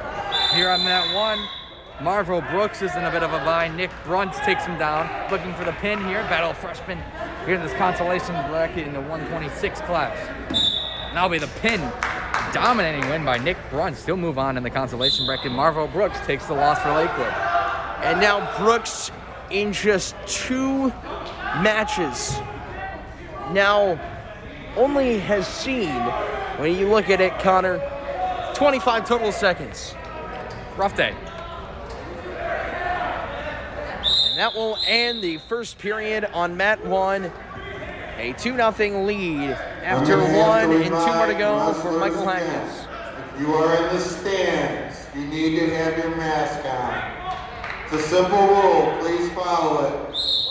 Coaches, please your area. Thank you. So minute 55 in, ticking to start off the second period.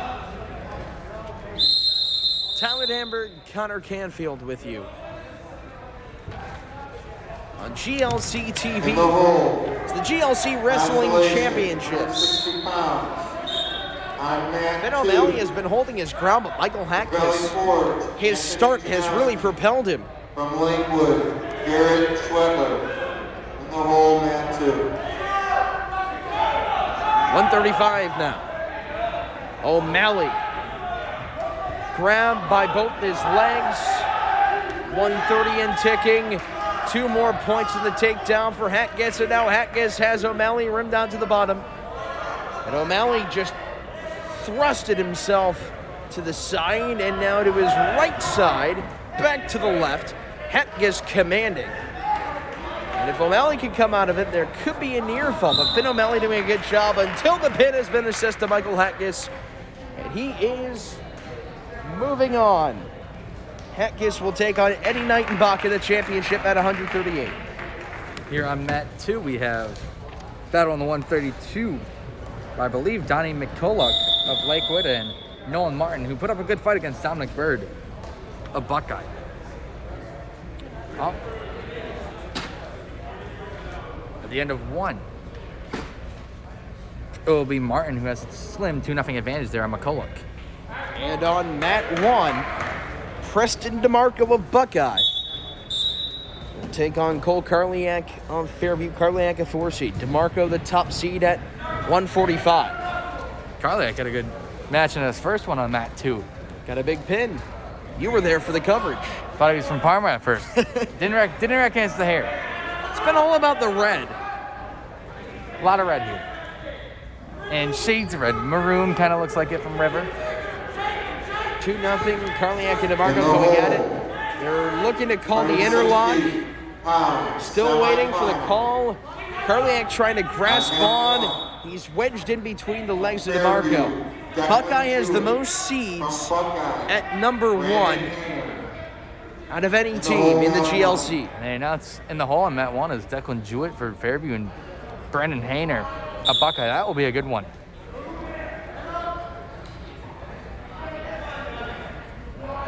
Right now, Nolan Martin's got in control of McCulloch right now here for Lakewood. McCulloch's the 3 seed. He was upset there by Jacob Lampa and Normandy in the first round, but he's only a freshman, so he's got plenty of room to grow here on that small Lakewood wrestling team.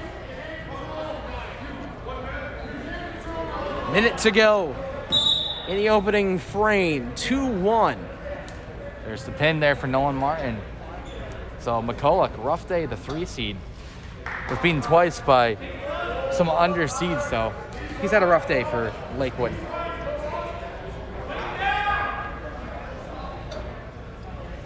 40 seconds remaining now. Still a 2-1 lead. DeMarco, the penetration, looking to shoot the half. 30 seconds now to go in the first period.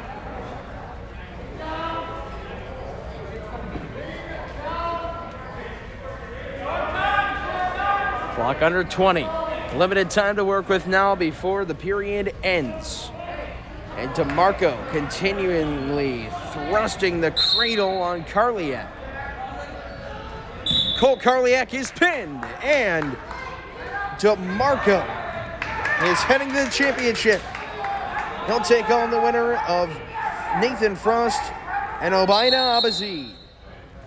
Right now, early 2-0 advantage here for Blake Verstein of Valley Forge going up against Connor Schieferle of Rocky River. Schieferle was the 5 seed. He was beaten by the 4 seed Patrick Comerford in the first round. In the hole, from Holy Name. Should we say the quarterfinals? Rocky River, Johnny D. In the hole, mat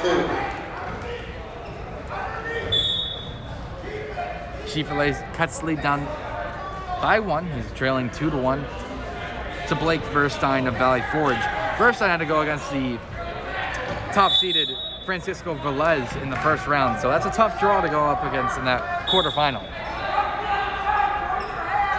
Rocky River and Normandy going at it.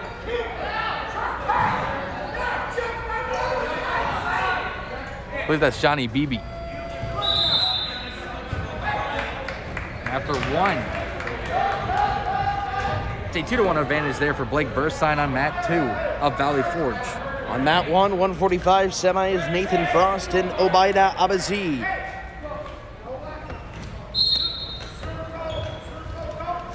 Well, it wasn't Johnny Beebe. I was wrong. Beebe is rocking the maroon. Out of bounds on the top of your screen. Schieferle back to his feet, looking to break the hold of Verstein. Verstein went for the takedown, but it was blocked there by Schieferle. Now he's got control. And out they go. And Frost picks him up and throws him down. Lost his headgear in the act. 2 points for him. Try and grasp it out of the way. He's got Abazi down. 1 back point. Looking for more. Back to 2. Verstein goes for the takedown once again. Schieferle, good job of blocking it once again. Now he's got Verstein wrapped around the ankles and down to his stomach. Nathan Frost without his headgear. Heading to the title. Making a case of cauliflower here, but it's worth it when you're going to the championship. Schieferle takes a 3-2 advantage over Verstein right now here on mat 2. He's got Verstein in a little bit of a bind here. Verstein doing a good job of fighting, blocking, but back down to his stomach. He goes. Trying to roll him to his back. Could not. Verstein doing a good job of fighting right now.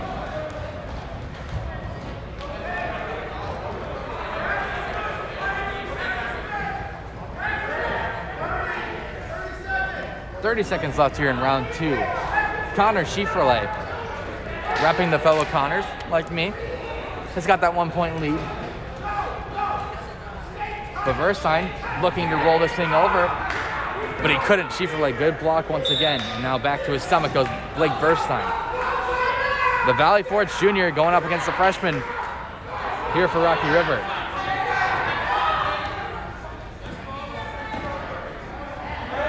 That will do it for round 2. Now we're seeing the all-time winner in Parma Redmond wrestling history, Daniel De Vera and Zane Lindquist, and De Vera makes it look that easy. He goes 23 seconds for the pin.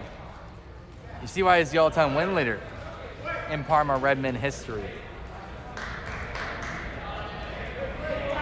All in a second's work. Meanwhile, Connor Schieferle is representing all Connors everywhere. Got that 3-2 lead going into round 3. Buckeyes brought a huge box of napkins to their little section in the stands. They're going to be eating good for lunch today.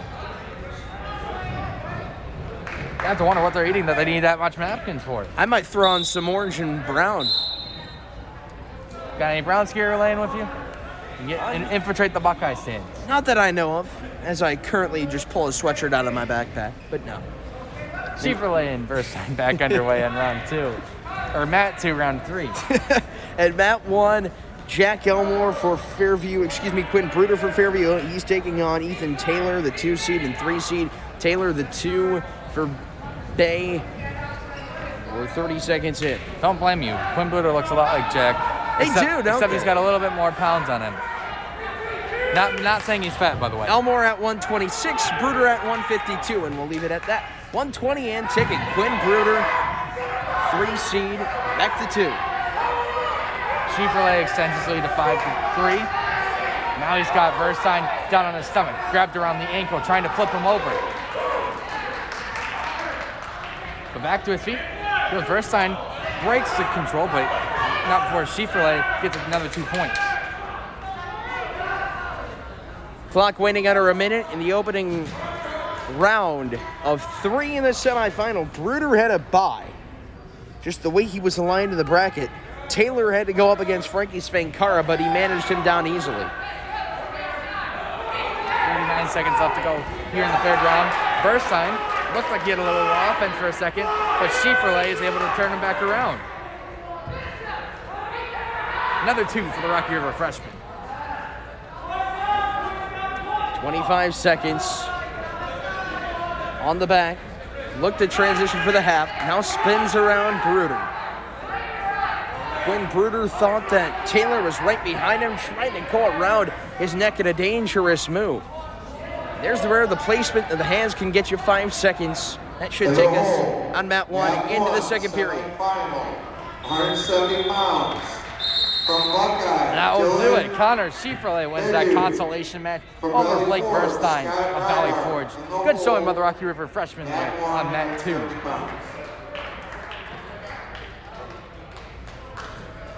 In the hole, this will be our last consolation match. And then we'll switch to semifinals on both matches. So Connor, rejoice. You got some semifinal matches to call.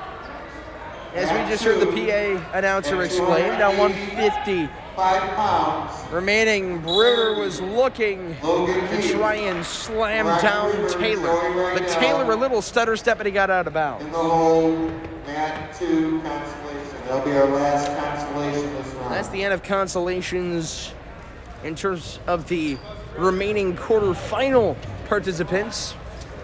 And it's all about the semis now. Bruder and Taylor. Winner goes on to take on Daniel DeVera of Parma.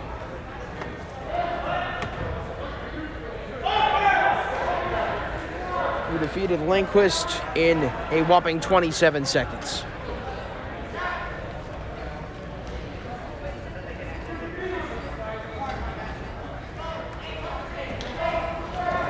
Waiting for a matchup here on Mat 2. Go ahead. Bruder and Taylor now. 125. Continuing to just rotate around the rubber.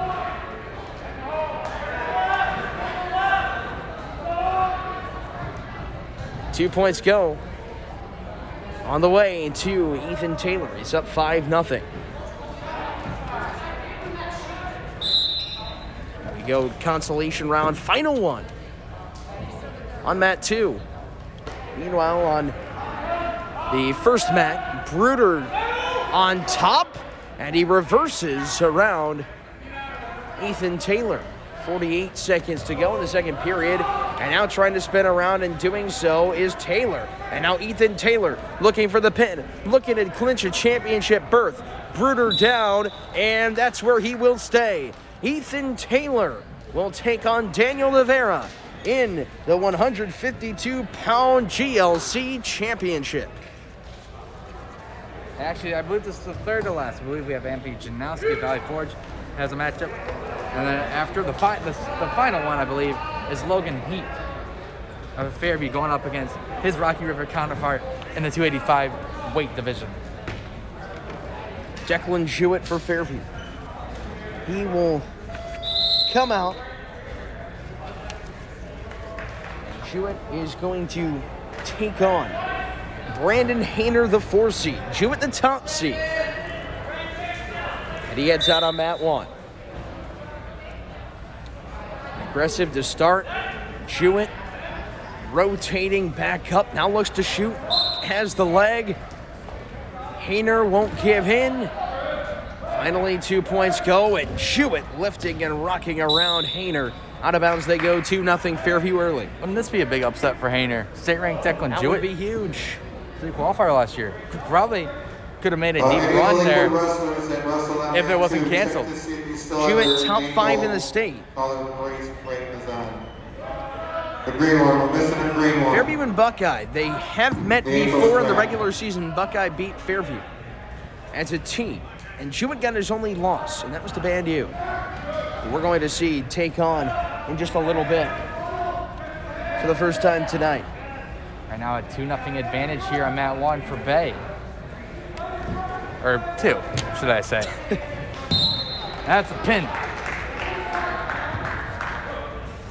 4-1 on mat 1. Jewett leading 1 minute in. 170 semifinal from Bay, Ashton Macy. From Parma, Joe Datchler. In the hole at 1. Declan Jewett straddling along Hayner, try to grab the wrist. They back out. No escape. 45 seconds. First period. 2 more to go after this one. And they do give Hayner the point. So he has cut the lead down to 3. And on mat 2, Anthony Janowski in the consolation round awaits a victim. Possibly, that is. Jewett breaking him down, dropping Hayner, sticking him down to the mat. 20 seconds to go. Declan Jewett and Hayner, a good job to back out, locked back in, rotating around. He twists through to avoid a pin. A near fall, 3 points Jewett, 9-2 with 9 seconds remaining. But a great job by Hayner to not relent. But instead, he continues to force Jewett into the end of the first period. And right now we have Anthony Janowski of Valley Forge to go with Garrett Schroeder of Lakewood. And Schroeder was a little bit fashionably late for his bout here with Jankowski. And Schroeder lost to Jewett of Fairview on the other side. And Declan Jewett and Brandon Hayner to start off the second period. Back to mat 2. Janowski has a 2-point advantage over Schroeder here on mat 2. He's got him on his stomach, looking to flip him over.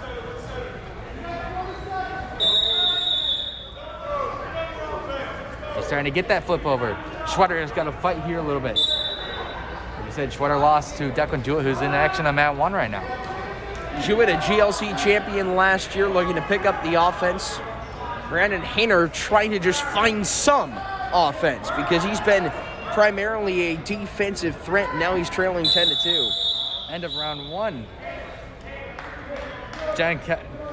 Janowski has a slim 2-0, make it 5 now. Not so slim anymore over Garrett Schroeder.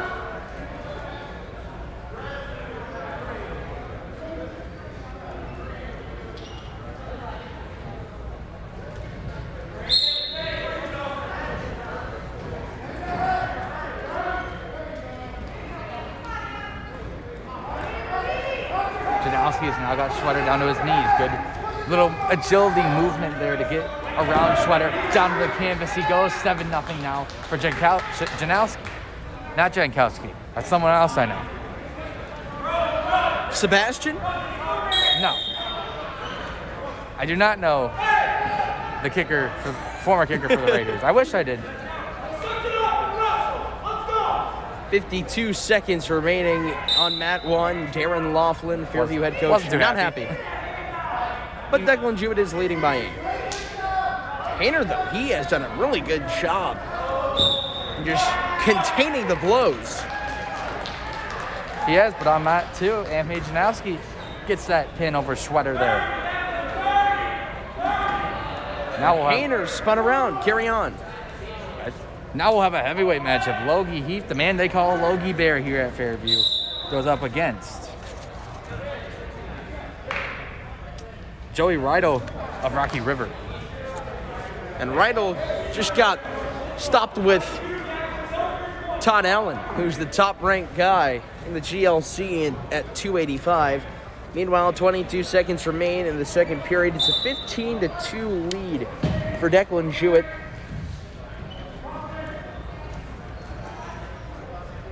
Brandon Hayner, as Jewett's trying to plunge right along the middle, has wrapped around the leg, cradles around Brandon Hayner. 3 seconds, 2, and that will do it in the second. We go to a third. It's 15-2. Jewett of Fairview leading Hayner of Buckeye. Semi-final in the hole at 2.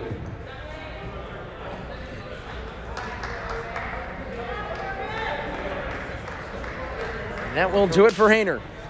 Well, a correction here on Mat 2. Looks like we'll have Holy Name versus Rocky River here. So Declan Jewett is moving on. He's going to take on the winner of Jack Hildebrand and Corvin Smith. And we're going to see that on Mat 1 coming up right now.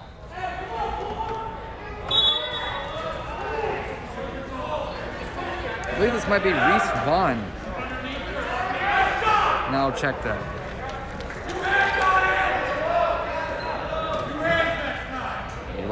Over to Mat 1. 2 points already assessed to Jack Hildebrand, Corvin Smith.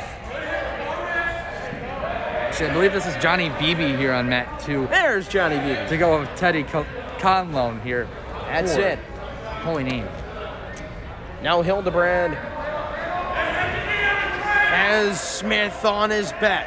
Jack Hildebrand, 119. He's up by 2. Smith trailing big time on his back. Will be a near fall if Hildebrand cannot get the pin.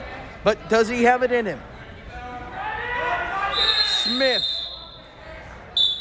Hildebrand. He does. Jack Hildebrand. Domination. A pin. And he's got some momentum going into the 160 title. After 1 here on Mat 2, Beebe has the slim 2-point advantage there on Conlon. I'll start with possession here to start the second round.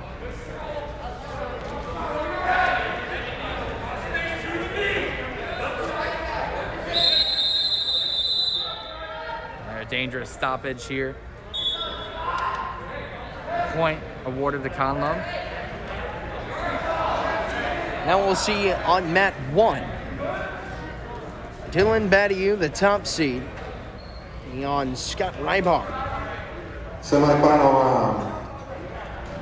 195 pounds in the hole on Mat 1. From Badiou ranked from Holy Name. 7th in the state in Division 2. Mat 1 in the hole. Beebe's got position, got the slim 1-point advantage, a minute 30 left to go here in the second. Trying to turn over Conlon here. On Mat 1, it's 2-0. Buckeye leading.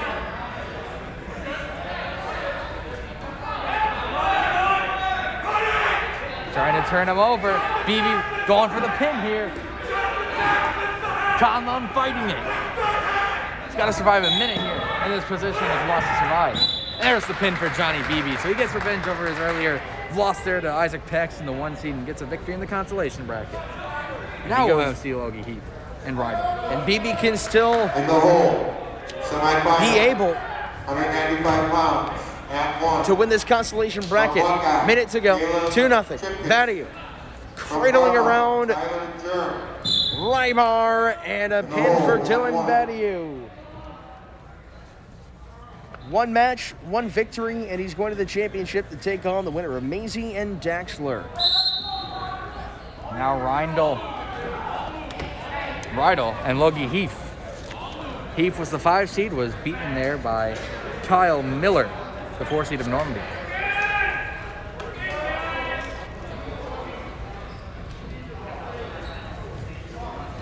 Heath and Rido jockeying for position.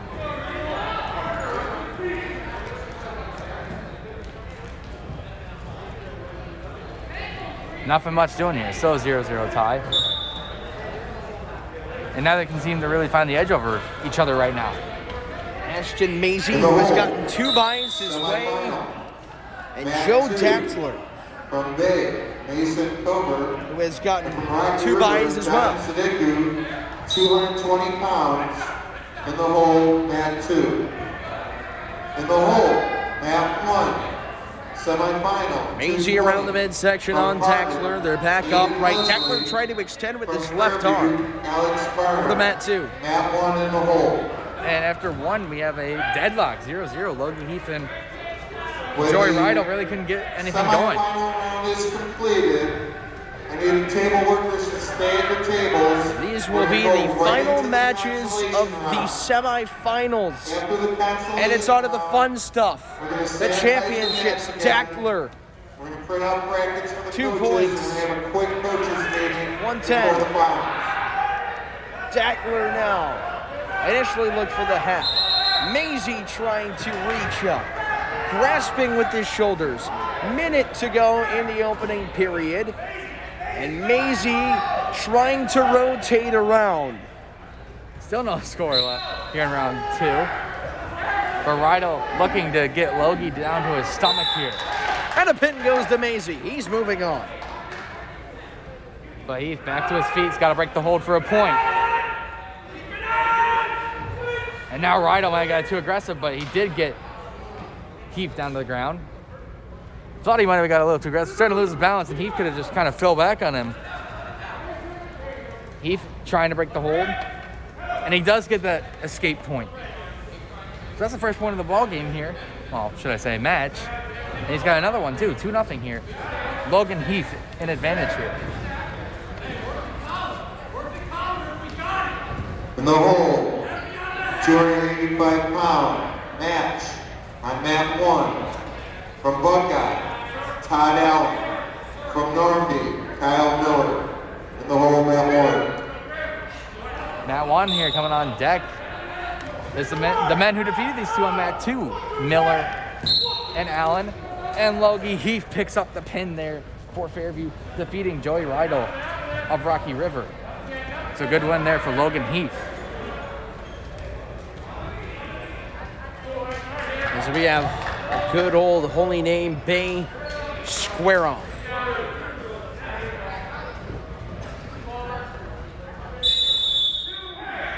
They both trail out of bounds.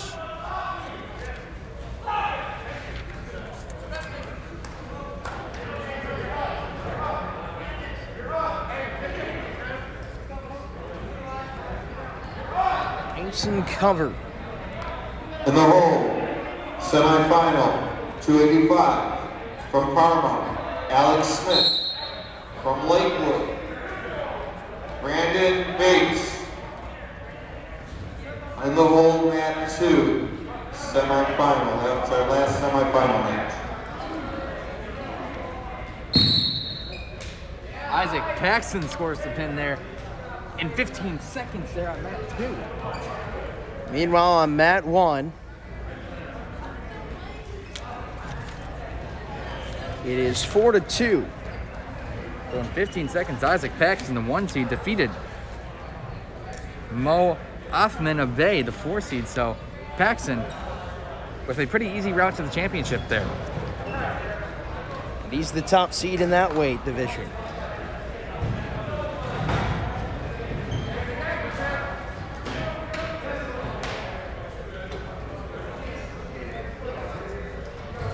Now here we see Ben Price, the 2 seed, go up against the 3 seed. We got a double bye into the semi here for Buckeye, Joe Maitland. So he got the luck of the draw there.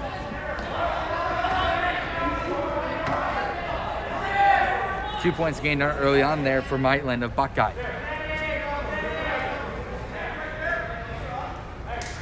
Cover at 220, the top seed. We still have more of them to go.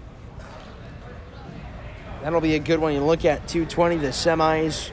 Cover will take on Sadiku or Lowry, and then Alex Barnhart and Aiden Leslie to duke it out. Back to his feet there was Ben Price, came from Suffolk Point, cuts the lead in half for Maitland. And the Holy Name bench, they have been mouthing their words. I think the coach just got ejected. Yep, that's exactly what happened. So, Diego Coriano is now one coach down. Sits in the doorway. Well, Bobby Valentine, maybe he throws on a mustache. He was essentially just put in timeout. Go to the corner. On mat 1, possible pin opportunity for Novotny. 1:15. He's leading 3-2. Novotny has down Coriano. Coriano trying to wash his sorrows away, wrestling down from the ground with the backside penetrating over on mat 2. There's the pin there from Joe Maitland. So he uses the most minor upset over the 2 seed, the 3 seed. Joe Maitland goes to the championship to take on Isaac Paxton of Fairview.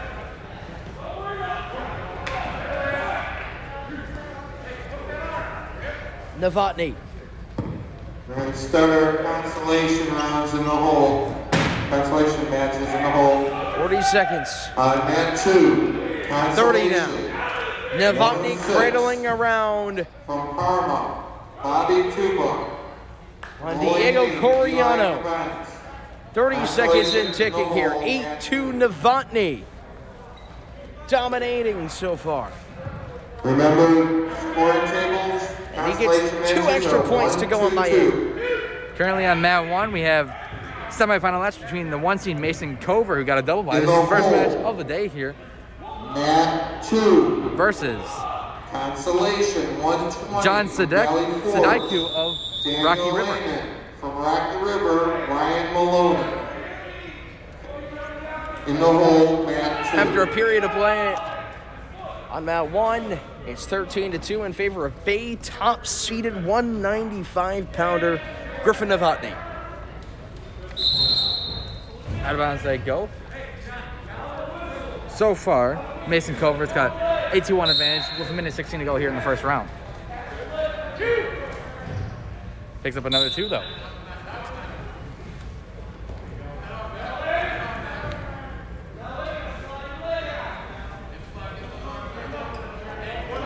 So Daiku down to his stomach trying to fight here, Mason Culver, but the 1 seed looking eager here in his first match of the day. On mat 1, 145 hand ticking, 13-2 Griffin Novotny. Second period, Novotny initially was trying the reversal, instead settles for the pin. That might be a little bit better. He's got Coriano down to the side, trying to drag, he's trying to shoot the half, and now he pushes around, looks to get momentum, and he does. A pin for Griffin Novotny. But Mason Culver on that too picks up the pin there on John Sadaiku. So first matchup of the day, gets the double bye in the semi, and he's going to the championship after a dominating win there for Mason Culver.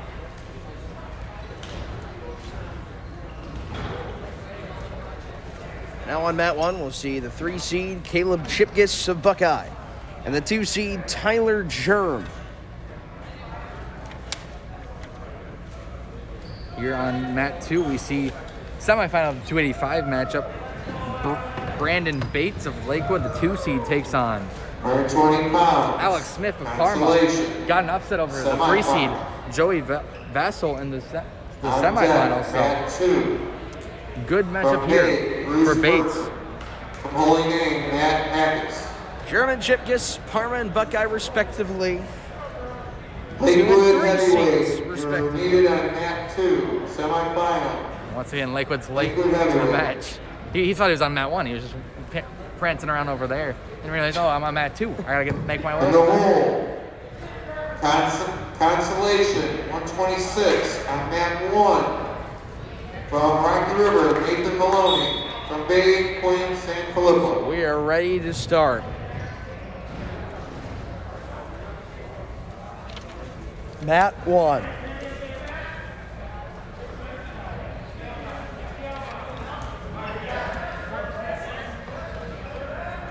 Bates versus Smith here on mat 2.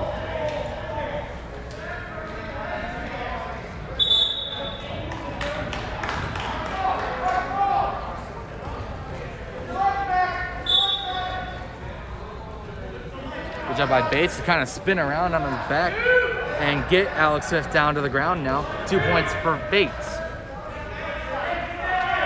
2 points for Chipkiss. He's underseeded, could be a minor upset. 3-2 matchup, 115 and ticking on Mat 1. Of course, for those just tuning in, Mat 1 is on the right of your screen. Mat 2 is on the left. Right now, Bates holding that 2-0 advantage on Mat 2. Looking to get Smith to his back for the pin. Very close, and here comes the pin attempt. There it is. Brandon Bates, dominating performance there on Alex Smith. Not the football team quarterback. Parma wrestler. Just got pinned there by Brandon Bates. And a heavy brain down by Caleb Chipkiss. Under a minute remaining in the opening frame.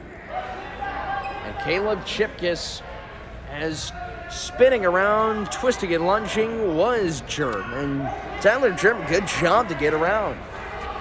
Now we got 106 consolation. So we go from heavyweights to the lightest weight class there is here in the GLC tournament.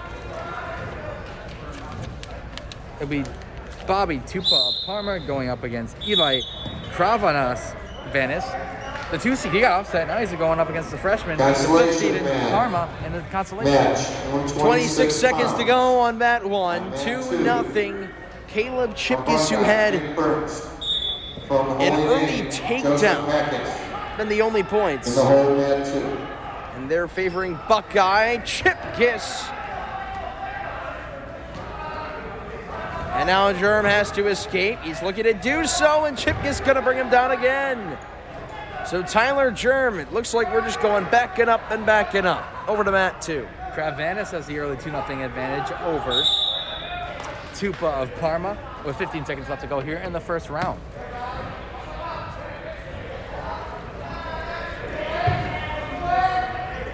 Five seconds left to go. Kravanis trying to flip over Tupa. Tupa just trying to survive to the next round. Oh, here comes the pin attempt at the end, and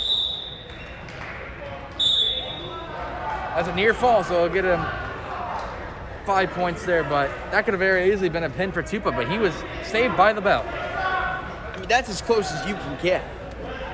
Across mat number 1. Germ trying to spin away, and Chipkiss locks him in around the neck.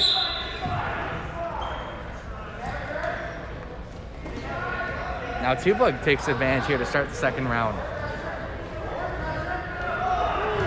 He had that near fall, now he's taking advantage, but Kravanis flips him around, back down to his stomach, another 6-0 there for the holy name sophomore. 1:20 to go, 2-0 Chipkiss for Buckeye, leading Germ of Parma in the second period. Like I said earlier, Eli Kravanis was the 2 seed, but he got upset, and now he's fighting the freshman 5th seed, Bobby Tupa, in the consolation bracket. So, an upset. Now he's just going to look for a little bit of redemption in the consolation. And the pin goes to Caleb Chipkiss. A low scoring, but a pin type of match for him. Germ goes down, and Chipkiss is moving on. Kravanis got Tupa now down on his stomach.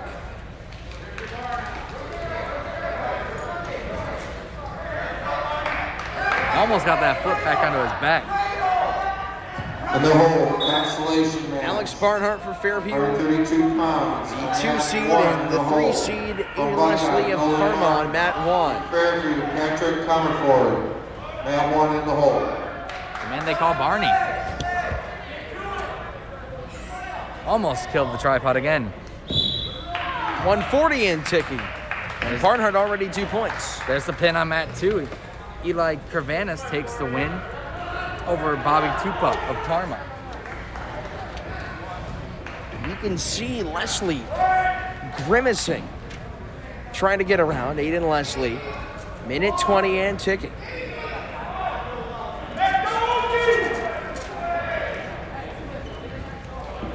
Leslie trying to get around. Barnhart, though, still on top. Now he gets into the half. Minute in. winner will take on Mason Covert, In the hole, who handled Sadiku of Rocky River 32 pounds, very easily. Rocky River, Connor Shuffler. And from Normandy, Jacob Lampa. 45 ticks and under. Over on mat 2, we have a consolation match between Ryan Maloney, the 4 seed of Rocky River, taking on Daniel Lamont of Valley Forge.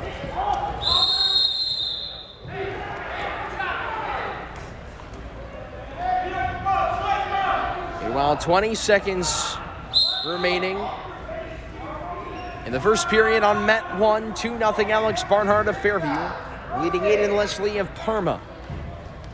Barnhart was second in the conference last year at 2:20.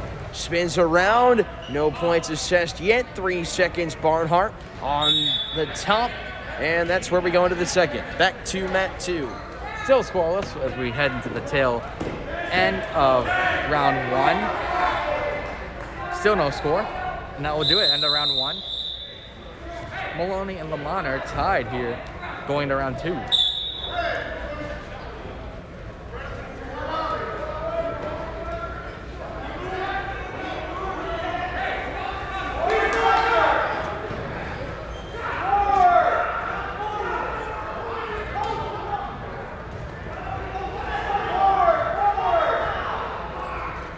On top, Aiden Leslie on mat 1.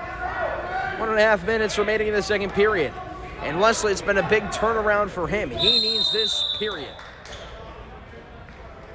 Still no score on mat 2. Of course, we're only 7 seconds into the second round. But both fighters spill out onto the gym floor. And that's not where you want to be grappling. One wrong move to the head, and you might be out. Yes. And over on the first mat, 110 and ticking. Back upright, Barnhart, Leslie, right of your screen for Fairview and Parma, respectively. Now Lamont kind of has Maloney down to his knees. He's down a point, but looks to be getting a couple more here if he can just cinch the hold and flip him.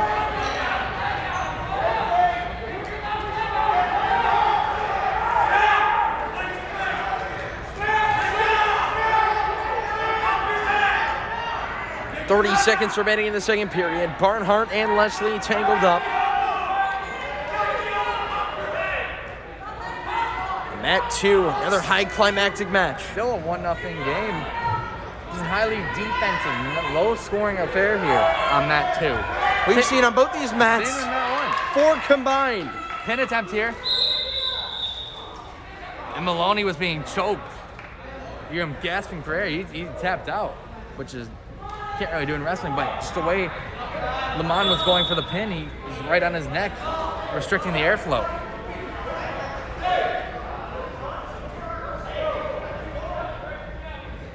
$3-0 Barnhart for Fairview. Looking for him to just escape here. Leslie contesting tightly on the backside.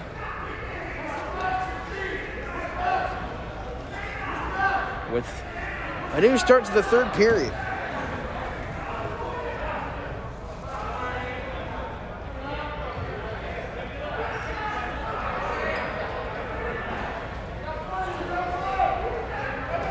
We had that injury timeout on the left of your screen, mat 2. Right of your screen, mat 1. It's in full swing.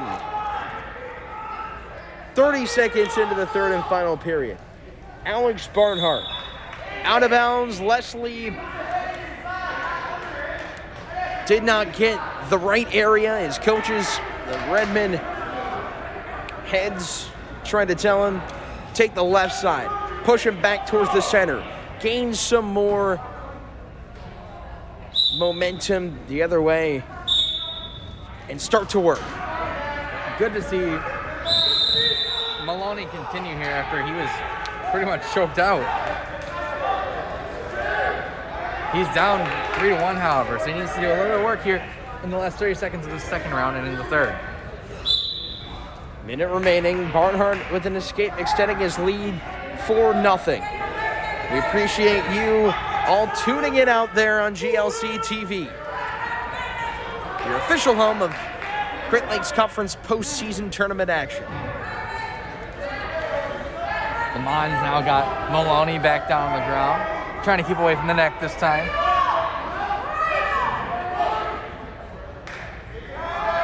Flips him around, looking for the pin. Got him around the neck again. This is dangerous. Maloney probably having a little bit of flashbacks.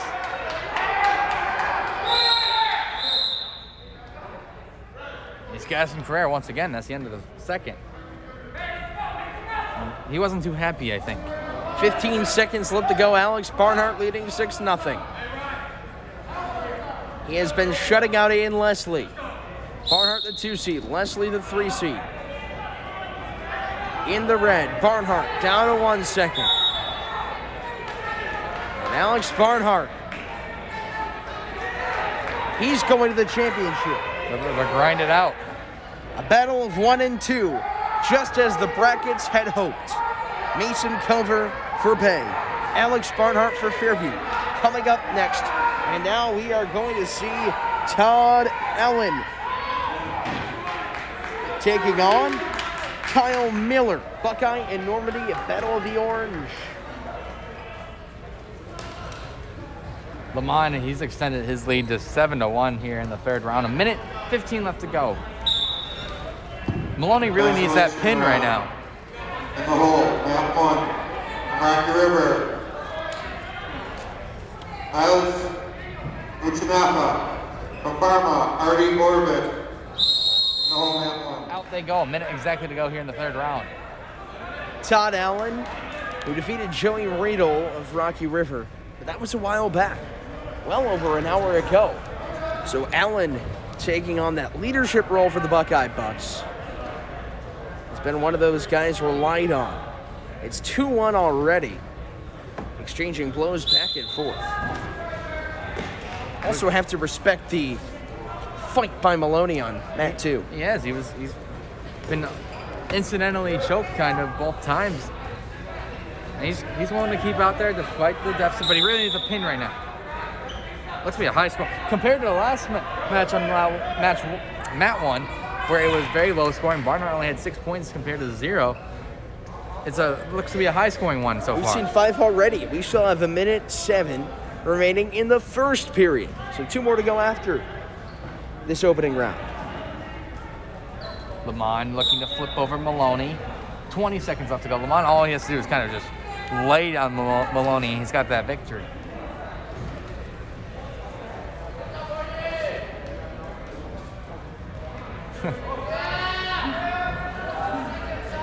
And Todd Allen on mat 1. 50 seconds remaining, and he does not wait.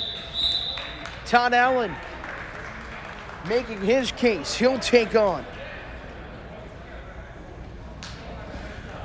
what could be Brandon Bates coming up next. And Lamont gets the victory over Maloney on mat 2. Bates is going to be the sole guy for Lakewood going to the championship. Map 1, No. your He got constellations. pinned. Makes He it did go get pinned, so it 1, was 2, Alex 2, Smith. Yes. I believe so. I might be completely wrong, but I believe he was pinned. We'll see. One of the two. In the hole, mat 2, from Bay, Jack Young. From Fairview, Finn O'Malley, 138. In the hole, that was mat 1, sorry. In the hole, mat 2, from Bay, Sean Grady. From Fairview, Cole Carlinak. In the hole, mat 2, 145. Young and O'Malley, you're in the hole, map 1.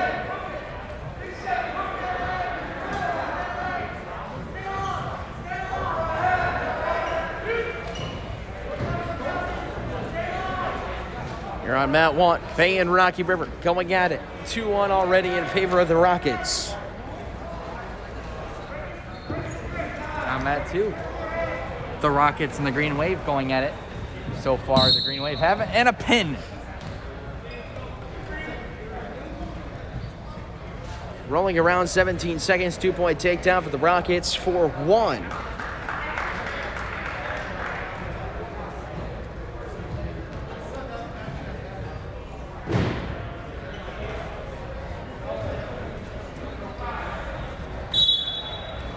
That is the end of the first period. Exchange of blows, Bay leading 4-2. Over to Mat 2.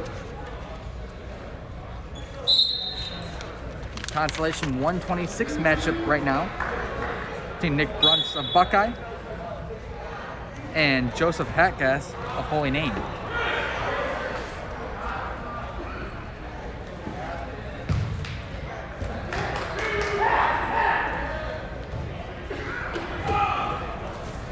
Hatgas gets an early 2 points, 35 seconds left to go here in the first period. Maloney and Berger. 6-3 in favor of Bay. Brunts gets back up, gets a point, cuts the lead down in half for Hatgas. Grappling for position now, back to Mat 1.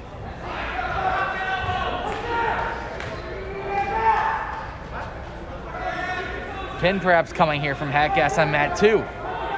Very edge of the circle. If Brunts can kind of just roll, 2 seconds left to go as well, fighting time and space.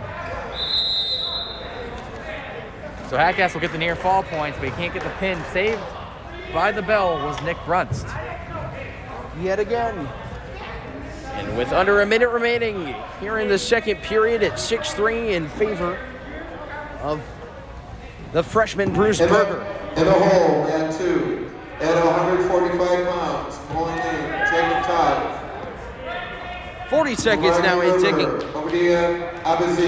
Rolling around, having cradled is Berger. Berger has Maloney down and a pin. Bruce Berger, 8-3, and then he caps it off.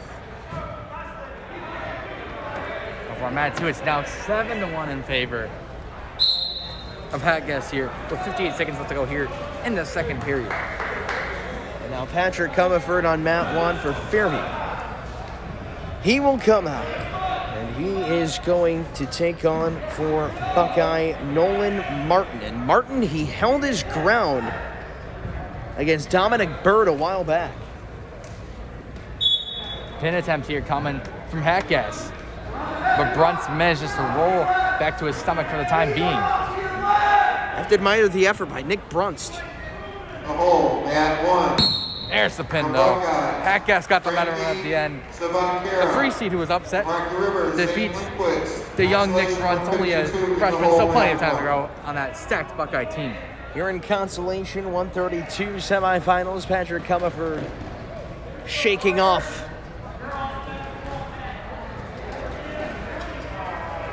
a penetration shot from Nolan Martin. Martin lost to Bird of Parma.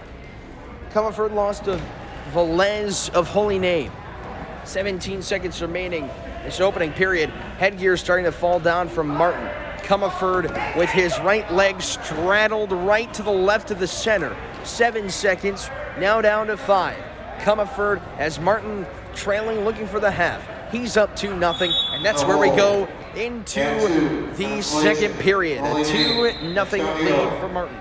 Kansas from Fairview, Quinn Gruder, 152 in the hole, Mat 2.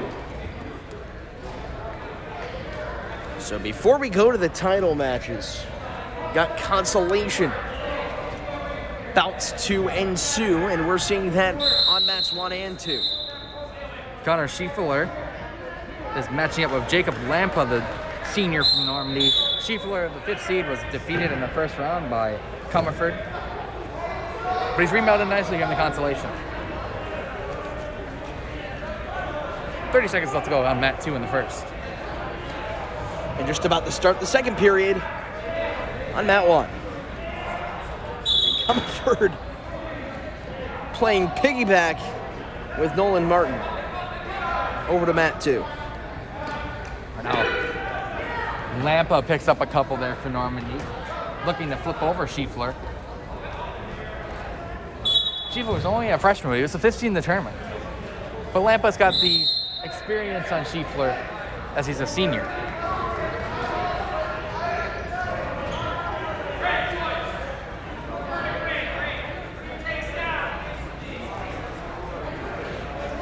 off to start the second period. Still a 2-0 lead. Nolan Martin, 1:20 in ticking. And Comerford lifted upon the back of Martin. Another potentially dangerous call out on the mat. Meanwhile, Lampa gets another 2 there. Sends us lead to 4. 1 minute 43 left to go here in the second period on mat 2.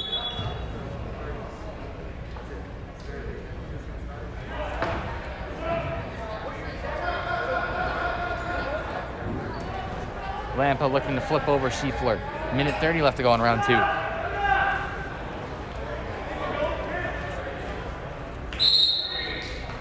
And out they go. And Martin has Comerford down to his bench. Comerford last hope, 4-0 after another takedown. Comerford trying to spin and trail around. Martin still has him contested. 45 seconds. Nolan Martin, the headlock Comerford, had to call it away. And a pin goes to Nolan Martin, a Buckeye. Looks like he's holding his knee there, too. Out for a while with that knee injury that he had. And that terrible sprain. And Martin able to take advantage. And Nolan Martin thinking, well, he had a long layover after being defeated by Bird over an hour ago, but still stayed as sharp as ever. We're on mat 2. Less than a minute to go in the second round, and currently Lampa trying to get that pin there on Schiefler. Trying to flip him back on his back. Schiefler doing a good job staying on his stomach here. Another 2 there for Lampa. Make it 3. It was a near fall. Artie will come out.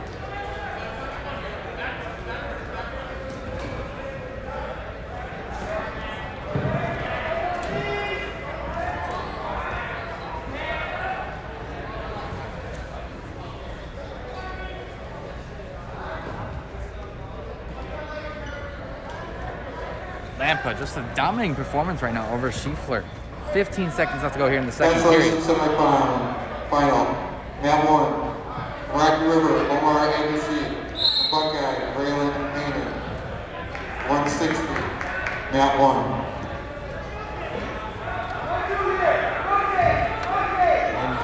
Ilyas Bushinaba. So Bushinaba for Rocky River. As Connor was just saying, what was going on in mat 2. Here's mat 1. Orvek and Bushinaba at 138. 2-0 lead. That's the end of the first. We go to the second. And a 1-point escape. So lead cut down to 1. Going to the third. Lampa's got that 7-0 lead over Schiefler. Schiefler needs a quick comeback here in the third period. Schiefler, he needs to come out with something.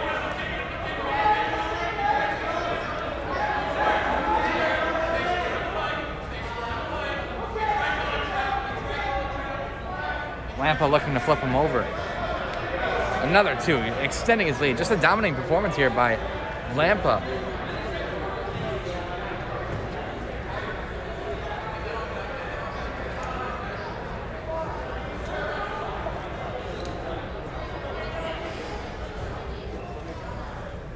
And the mystery of what Buckeye needed all those napkins for were solved. They got Subway. So you still want to hop on down there and grab some. You might put on your orange and brown. Meanwhile, it's an 11-0 lead here for Lampa on mat 2. Looking well on his way to a victory here.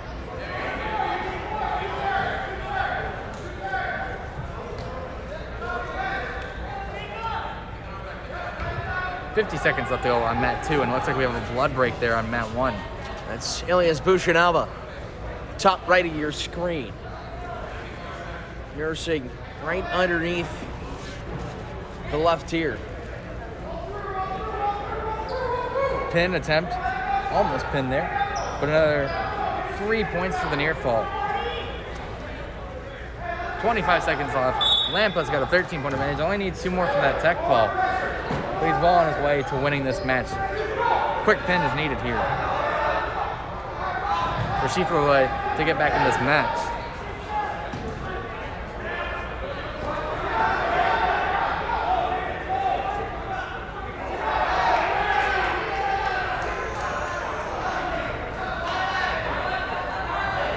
That'll do it. Jacob Lampa takes the dominating win there for Normandy on mat 2. And on mat 1, it's a 2-2 tie between Bushinava, Rocky River, and Oravec for Parma. And it's a 4-1 lead all of a sudden. So a big reversal by Elisa Bushinava. Oravec tried to creep out, made it 10 in the second. But Bushinava strives him back to the ground.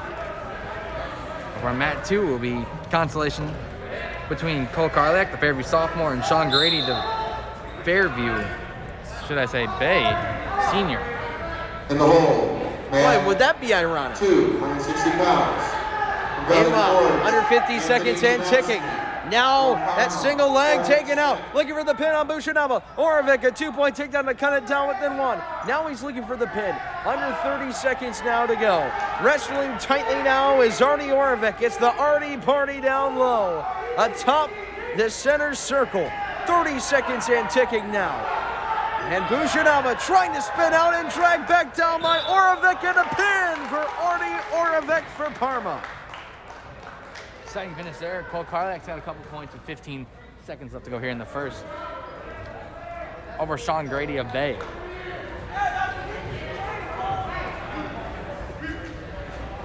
Five seconds. Karlak looking to get this pin here. And at the buzzer, saved by the bell. That'll be a near fall there for Karlak. Picks up 3 and makes his lead 5-0.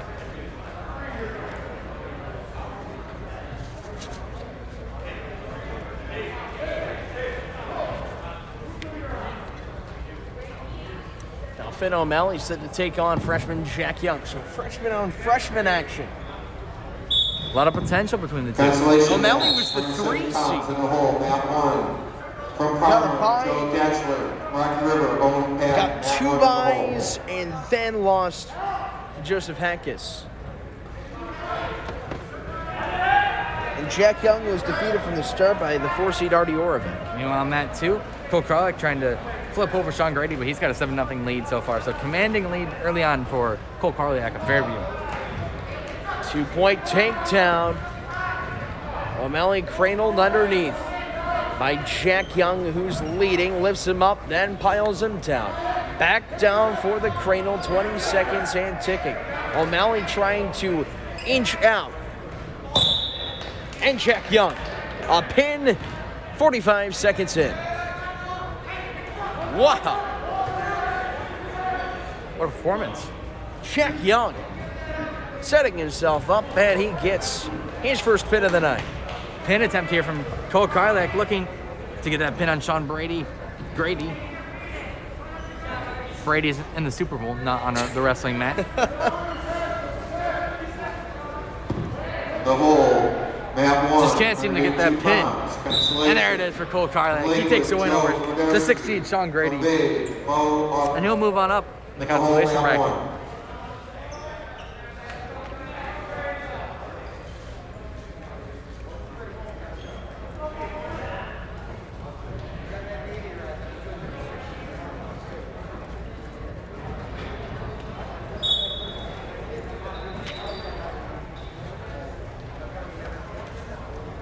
At 152. Frankie Svankara taking on Zane Lindquist. Lindquist got defeated in 27 seconds by the favorite in that division, in Daniel DePera. A 2-point single leg takedown was brought in by Frankie Svankara. And 30 seconds left. He's driving with his arm at the bottom of your screen, right side on Lindquist. He's extending his arm, and Svankara, a dangerous call, 18 seconds. Actually, looks like they're calling the dangerous. Yes, that's the case. Where I'm at, too. Obadiah Abazid almost had the near pinfall there on Jacob Todd of Holy Name. After that unnecessary roughness call, we get a quick little break. Back over to Mac 2 and Connor. There goes Abazid. Good takedown there on Jacob Todd.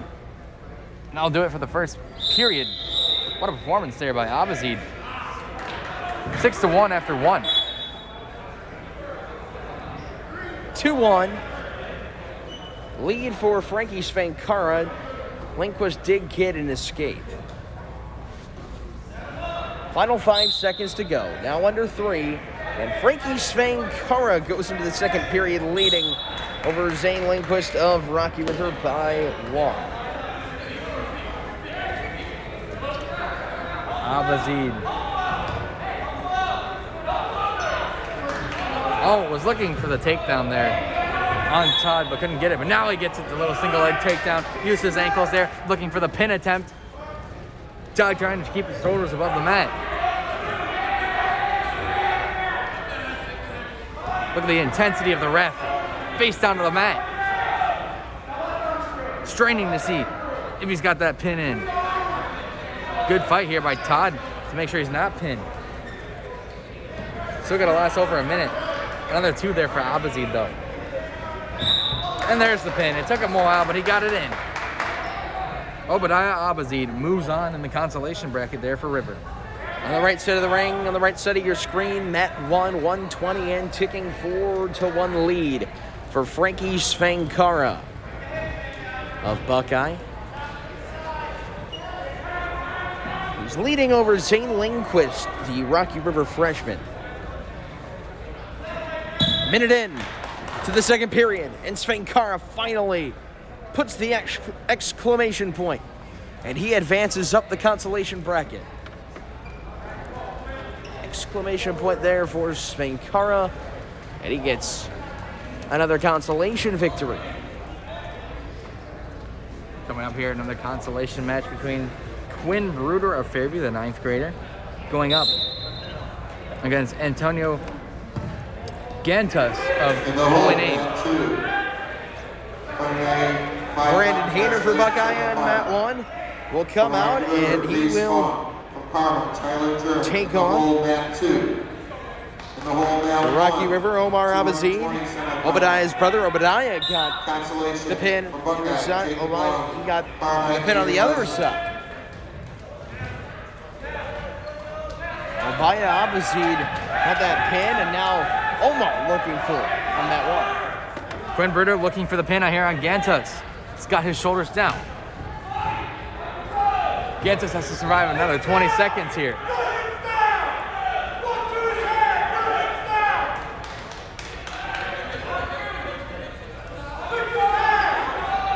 Fairview head coach Darren Laughlin never fails to bring the intensity, and there's the pin there for Quinn Bruder, and I think a pin on the other side, or at least they went out of bounds. Simultaneously, a near fall, and Hayner's down. 5-0 on Mat 1, Abazid. Mat 2, Bruder win.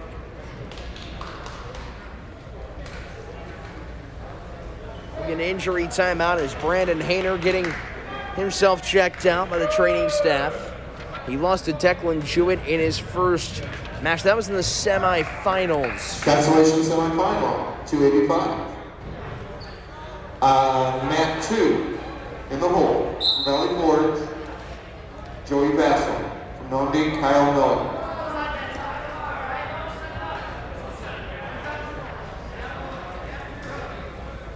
And now a little Redmond Patriot rivalry action here on Mat 2. That's the consolation semifinal between Anthony Janowski and Corvin Smith. A little 3v5 action here. Smith has got Janowski down. Locked around the head. A little headlock action here. Smith has got 2 points right now to Janowski's 0.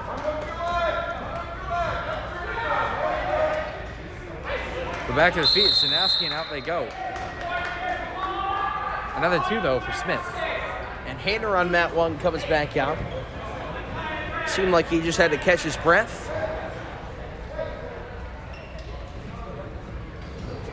And we're going to see if Hayner is going to be able to even finish. And it doesn't look like it. We hope he's okay.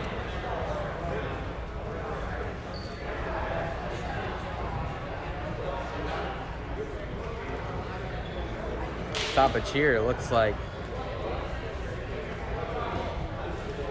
Not sure what the stoppage is on Mat 2, though.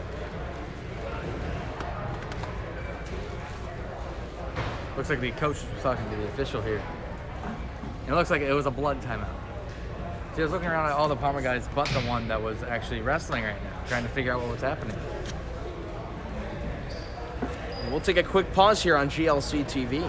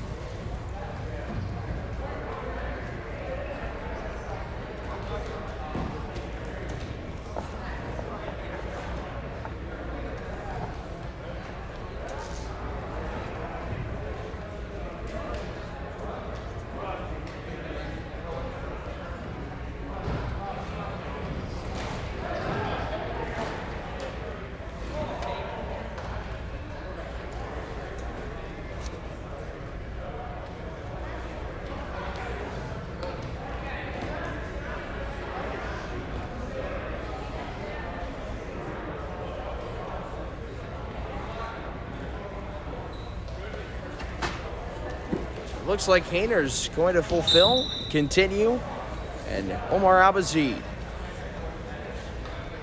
spiraling around. 19 seconds to go, 5-0 in favor of the Rocky River Junior.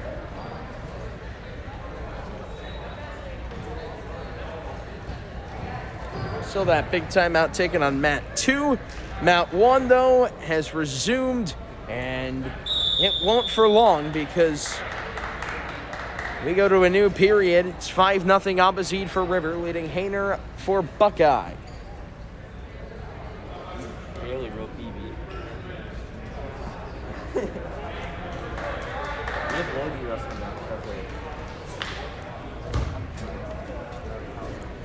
So fresh new 2 minutes on mat 1, mat 2. Forge and Parma back out. And the 2 points first of the match there for Janowski. So he's cut the lead down to 1 there, going into the end of, I think it's round 1. It felt like a while, but I think that's the end of round 1.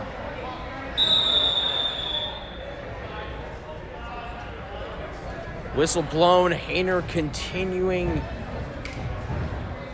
his tiring day, and he goes back to his coaches. He says he's out.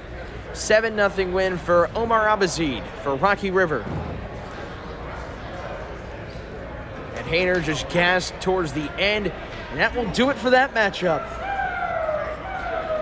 In a lot of pain. I think he's trying to fight through it, but it's just too much. Respect the fight, valiant effort. But Omar Abazid, what a match for him.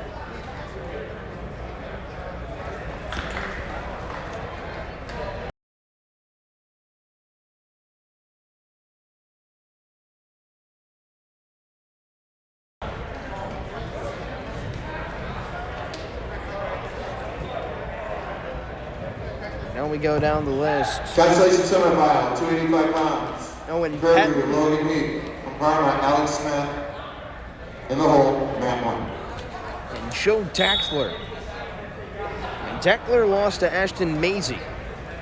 It was an upset for the Bay Junior Maisie. So Patton unseeded a sophomore, facing the 2-seeded Joe Daxler, who's a senior and the 2nd seed. And Daxler showing his stripes early. Literally, he's got a stripe on the singlet down the back piping. 30 seconds to go. It's a 2-0 lead for him on the right edge of the circle. Tyler Danberg, Connor Canfield with you on GLC TV, your official home of postseason Great Lakes Conference action. 20 seconds to taking down the opening period between Daxler of Parma and Patton of River, and Joe Daxler trying to capitalize. It will be a near fall regardless. He's got Patton clinging onto the backside to stick it down in a pin with 5 seconds to spare on the first period clock. And we're finally back underway here. Round 2. They had to clean up the blood off the floor.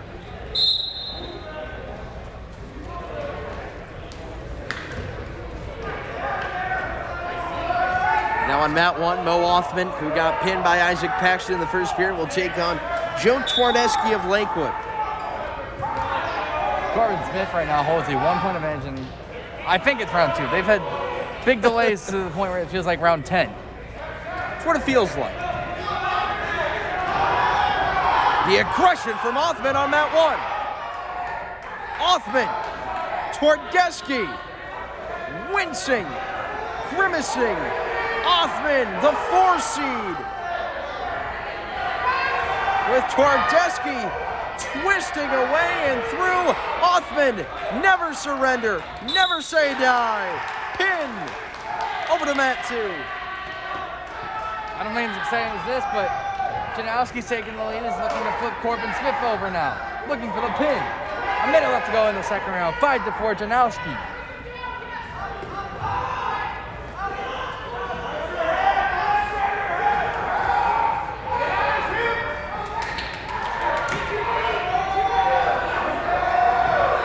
Looking, flips him over. But good job by Smith to spin around to his knees. Looking to shoot the half. He's got him on his back, but now Smith may have countered that. Out they go. What a sequence that was.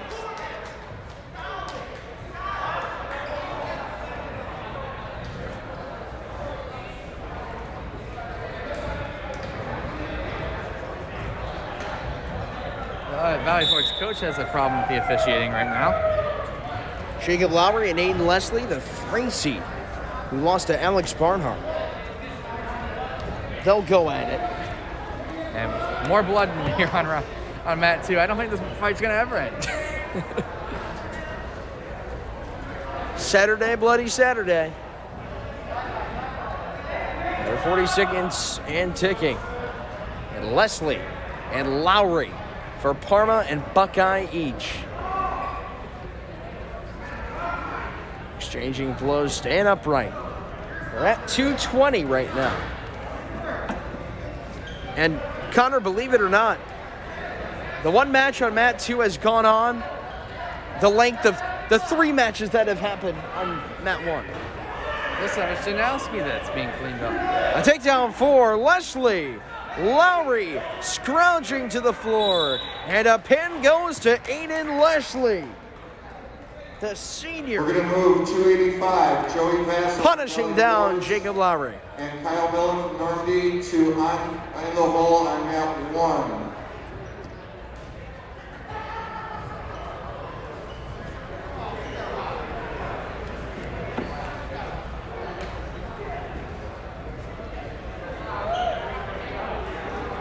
It makes you think, are they going to keep going with this mat 2 matchup?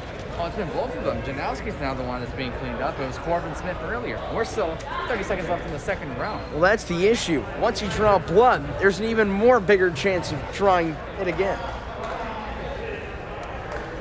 Looks like Janowski will be okay, though, walking back to the mat. So Alex Smith and Logan Heath on mat 1 will come out. Smith for Parma. He was defeated and pinned by 2 seed Brandon Bates of Lakewood.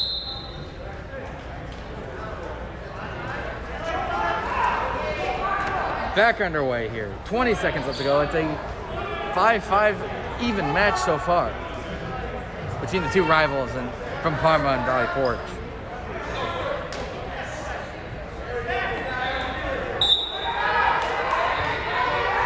Five seconds left to go. No points scored by either. I'll do it. 5-5 at the end of 2. We're going to round 3, where it's for all the marbles. Heath and Smith, as we are nearing almost Valentine's Day, and they are doing a little bit of some hugging. They haven't gone to the floor yet. Now they're trying to get to the deck. Heath trying to grasp the mat. And back on to mat number 2. Smith takes some 1 point advantage with minute 50 left to go here in round 3. And I think another blood timeout is happening. I'm not sure how Anthony Janowski can be breathing. He's got the swabs in both of his nostrils.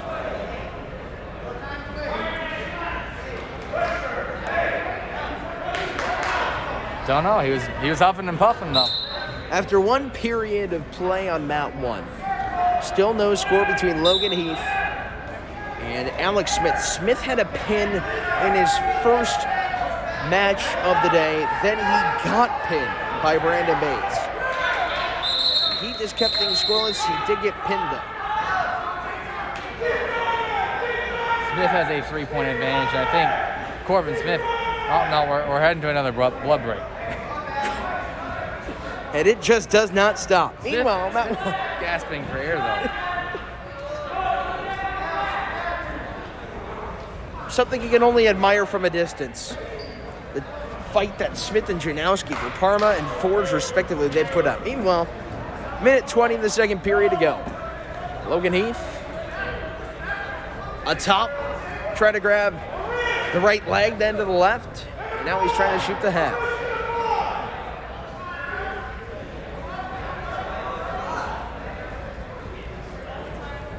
Hugging and tugging onto Alex Smith. No relation to NFL quarterback. And we'll get it stalling. With 51 seconds remaining in period number 2. And you just hate to see that stalling going on right now. Take a look. 51 seconds remaining in the second period. Still more left to be played. Heath dragging on, right leg. Now back down. Wrapped underneath the armpit. Looking another half Nelson, 35 seconds. Lunging forward.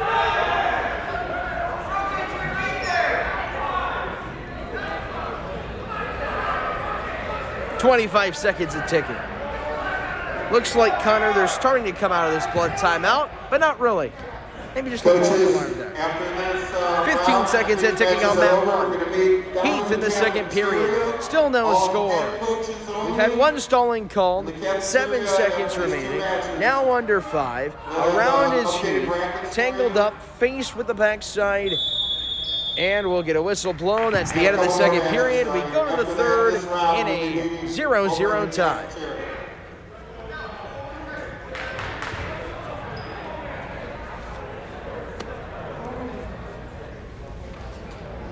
Start of the third period on mat 1. The length of the mat 2 matchup between Smith and Janowski. Well, for poor Connor over here broadcasting that one, doing the play-by-play. It has lasted the length of what could be 5 matches. I get a chance to sit down. That's good. I'd say I'd put you more at an advantage than that. Yeah, you have to stand up a little bit longer. That's the thing. Sit down and relax. We've got the barriers, so we cannot sit down. Simply stand up only. Back to start. And Smith with Heath looking for his first point, and there it is. Finally, somebody has struck, and it's Heath with the escape. 1:45 remaining. Heath likes to whittle out the close and low-scoring affairs. Meanwhile, Alex Smith either loses big, falls big, and there's a big drop down by Alex Smith. He's trailing by 1, but he might have the pin. Heath fighting for air, and a pin for Alex Smith. What a turnaround with 1:20 to go in the match.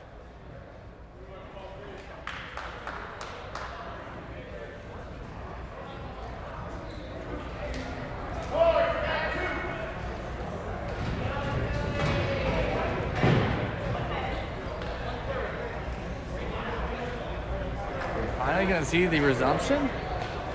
There's still a minute 30 left. I think they called it. No, he was walking off for a second, now he's walking around. Don't see Anthony Janowski. Well, this has just been Unbelievable. 285 consolation. Joey Vassell.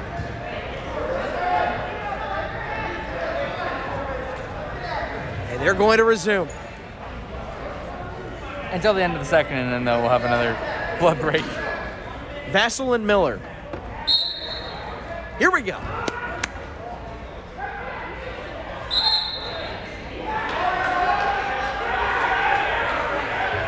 And every whistle blown on mat 2 is going to come with some nervousness and apprehension. Mat 1. Nope, carry on. As of now, Corvin Smith has got that 3-point lead. But for how long do they stay wrestling for? 10 seconds remaining on mat 1. Tangled up, 2-0 lead in favor of Kyle Miller of Normandy. And that's where we go into the second period.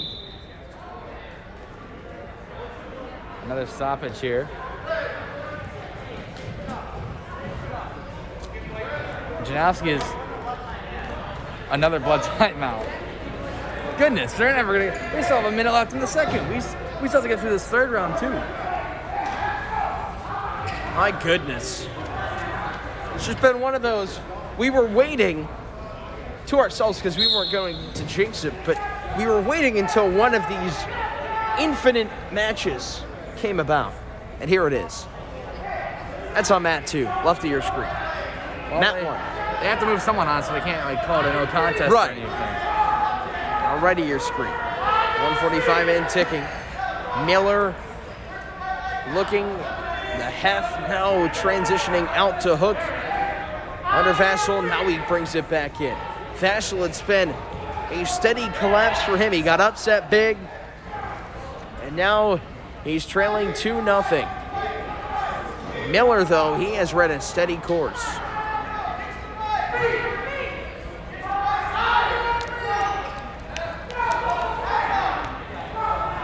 .110 to wrestle. The second period.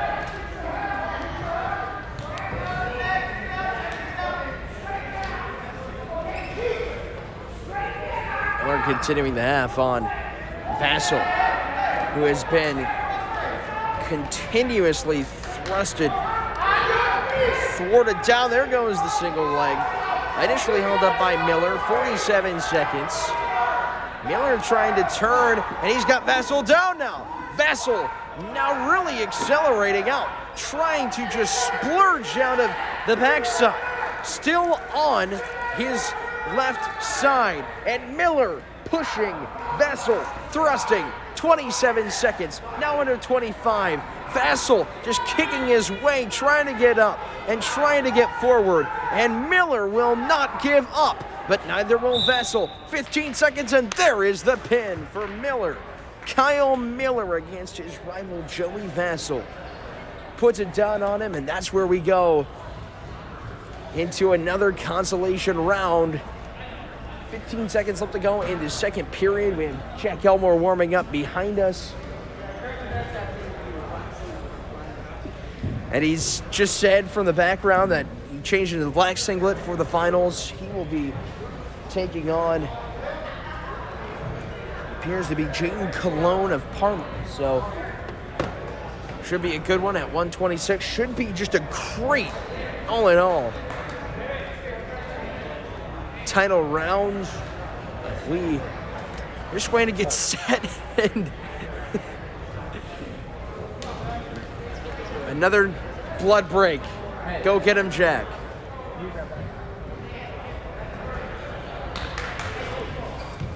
And it looks like we're going to get more. And right about now, Corvin Smith has athletic tape wrapped around his nose. So if now we get a blood break, it would simply be impossible unless it were Janowski. I give him about 5 seconds. As of now, Smith has that lead. But Janowski has fought back pretty good in this matchup.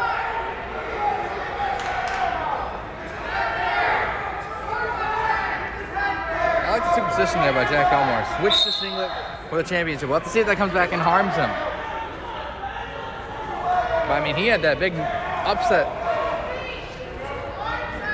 over the top seed in his bracket. So Quinn Sanfilippo. So if he did change the singlet, if he does lose in this championship, perhaps he should have stuck with the red singlet. 15 seconds left to go in round 2, even though it feels like round 250. Smith has got that 3-point advantage. Johnny Beebe and Ben Price taking on each other. Consolation. Under 15 seconds to go.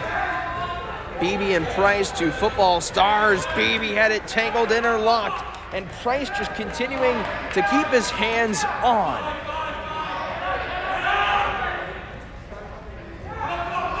That'll do it. I think they're just going to call that thing. Corvin Smith of Parma takes the victory over Anthony Janowski. And finally, it's over. It took them close to half an hour, but they managed to settle their differences in the circle. And sometimes that's what it takes. And they have to clean off more blood. Because you have to. That's the most fitting thing we've seen all day. Still scoreless on mat 1, second period. 10 seconds into that frame. Johnny Beebe has really held his ground. Ben Price, although Beebe being unseeded. Price, however, is the second seed in this bracket, second to Tim Paxton. Isaac, Big Ike, who got him down. 2 points are assessed to Johnny Beebe. Beebe now tangled around the midsection, towards the collarbone. Tangled, backs right to the Parma bench section. And Beebe drags down Ben Price of the Redmen.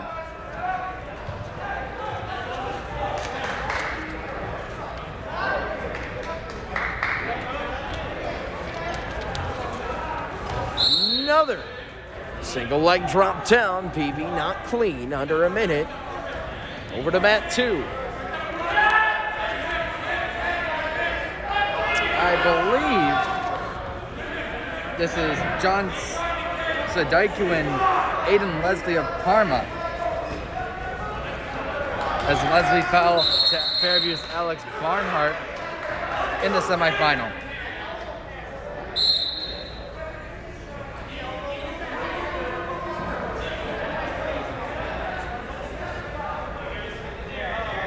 So far, Leslie has that 2-1 advantage there over Sadaiku.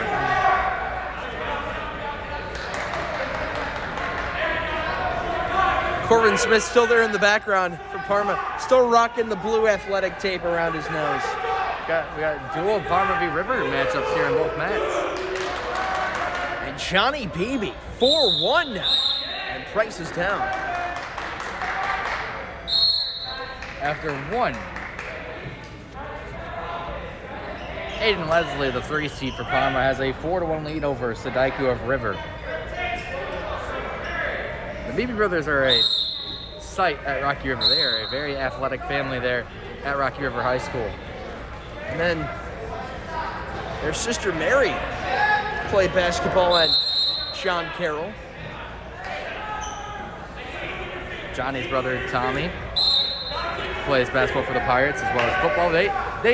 We saw them torch Fairview in Fairview's first game of the year. Yes, we did, and it was more than Johnny and Tommy. It was just an all-around good day for the Rocky River football team that week. 1.5 minutes to go in this second period. 4-1 Beebe. And now Price has him locked between the knees. And some momentum. And now we can look to fire away from the half, and that's 2 points. Leslie looking to turn over Sadaiku here, looking for the pin, and he's got it. Aiden Leslie picks up the victory there via pinfall. The consolation of the consolation.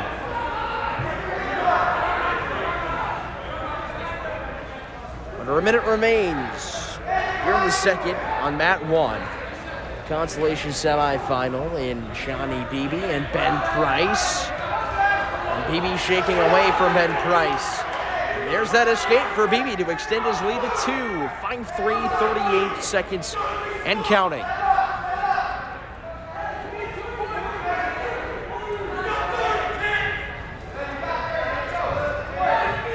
Both these wrestlers getting support from their teammates.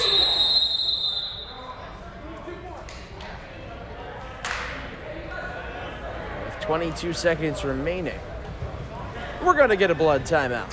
Because, why not? I think we're done on mat 2.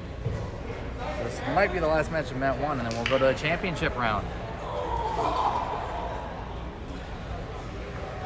So, we're sure that we'll have a break on our hands, and then we'll be back for the championships. We're going to see some good ones.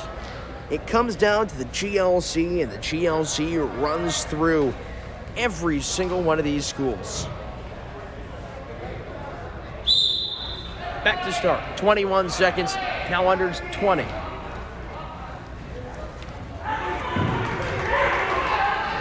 Price with 13. Price dragging around on Baby. Trying not to hold it up. 5 seconds. 5-3 BB. 3 seconds. BB got him down after 1. A 2-point lead for the Rocky River freshman. And that will do it. Johnny BB, your winner for Rocky River. Ben Price got cast. A 2 seed coming in to this tournament. Just has not been his night. And so we will take a break here on GLC TV. We'll have the highly anticipated GLC Championship rounds coming up next.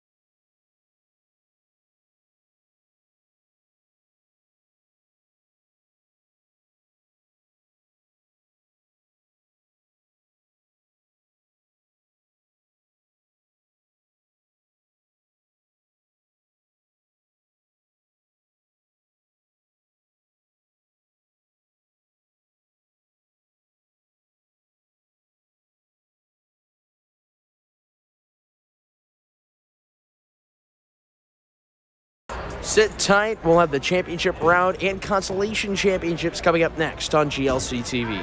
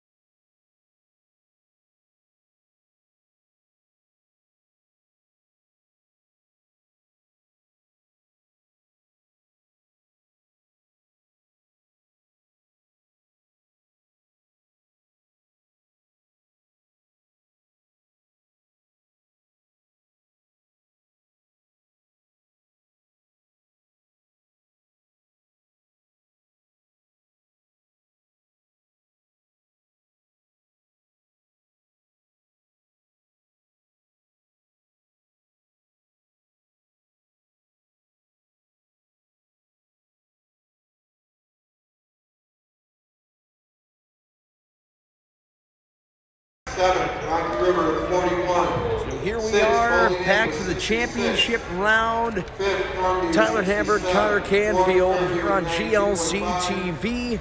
3rd And is let's Parma first take a 104. look at the Second is leaderboard. Lakewood Connor, 140. take us away at And what it first looks place like is as we Buckeye, see the team 169 point points. standings going into the championship rounds. Bringing up dead last right now will be Lakewood, 16. Although to be fair, The they're the first place smallest team, championship match so they're not will going to be on very mat high. 1. The 8 will be Valley Forge at 28. finals, Rocky River, the third and fourth will be 7th, on mat 41. 2. 66 points for the 6th place Holy Our Namers. first match. Normandy at has 106, 67, first Fairview place 92.5. From Buckeye, Colin Parma Leonard. 104, From Bay Anthony 140, Rocco. and Buckeye is currently leading the conference with 169.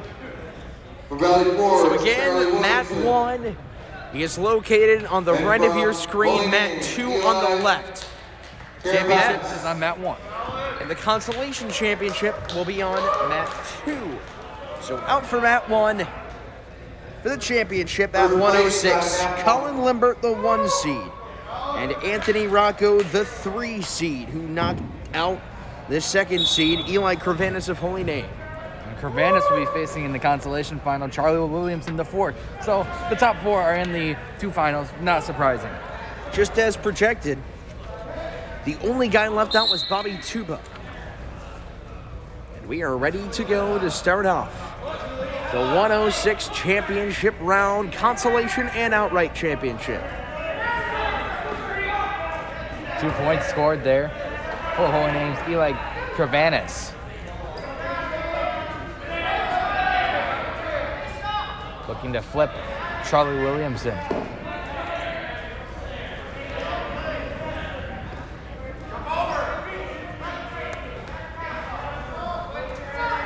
Well, 30 seconds into the championship, and 2 points given out for Anthony Rocco. And Rocco's opponent, Colin Limbert, he'll walk away with them. So we're 50 seconds in, Limbert's leading, now 4-0.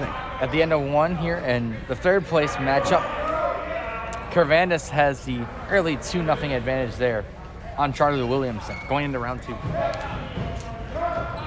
So we'll have 28 championship and 3rd place matches separated along 2 mats to make 14 more sets. And under 40 seconds remain in mat 1, mat 2 beginning its 2nd period.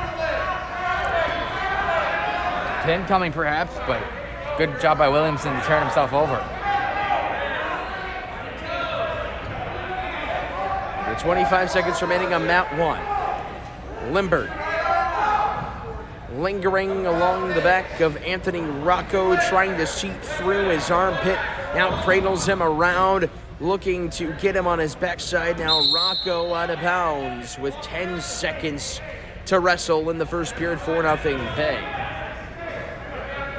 It's actually Buckeye out in front, I think. Excuse me, Buckeye. Yeah. Yes. You'd think you're Bay right. would be the red band because they have red in their Right. colors, but it's actually Buckeye. Also, we see some red hair top of your screen.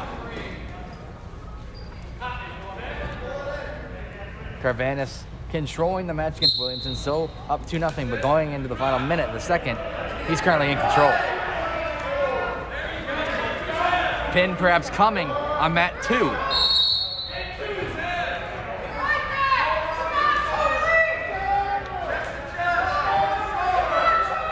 Trying to get that pin on Williamson.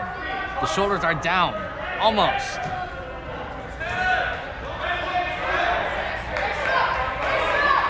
It's 6-0 on mat 1 after so far good showing by Holy Name's Eli Corvanis.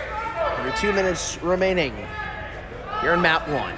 Corvanis picks up 3 points on the near fall. Almost got the pin, but Williamson flipped himself over. 6-0 Buckeye on mat 1.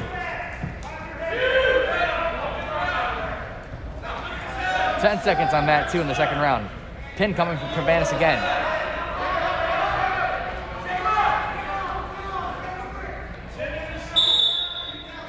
At the end of round 2, Eli Corvanis, a dominating 8-0 lead going into round 3. He looks to capture that 3rd place title for the GLC 106 weight classes here. On the contrary, under a minute 20 and ticking on the other mat, the preeminent championship. 8-0 in favor of Buckeyes. Colin Limbert, the top seed. He's been shutting out Anthony Rocco. Another 2 points for Cabanas.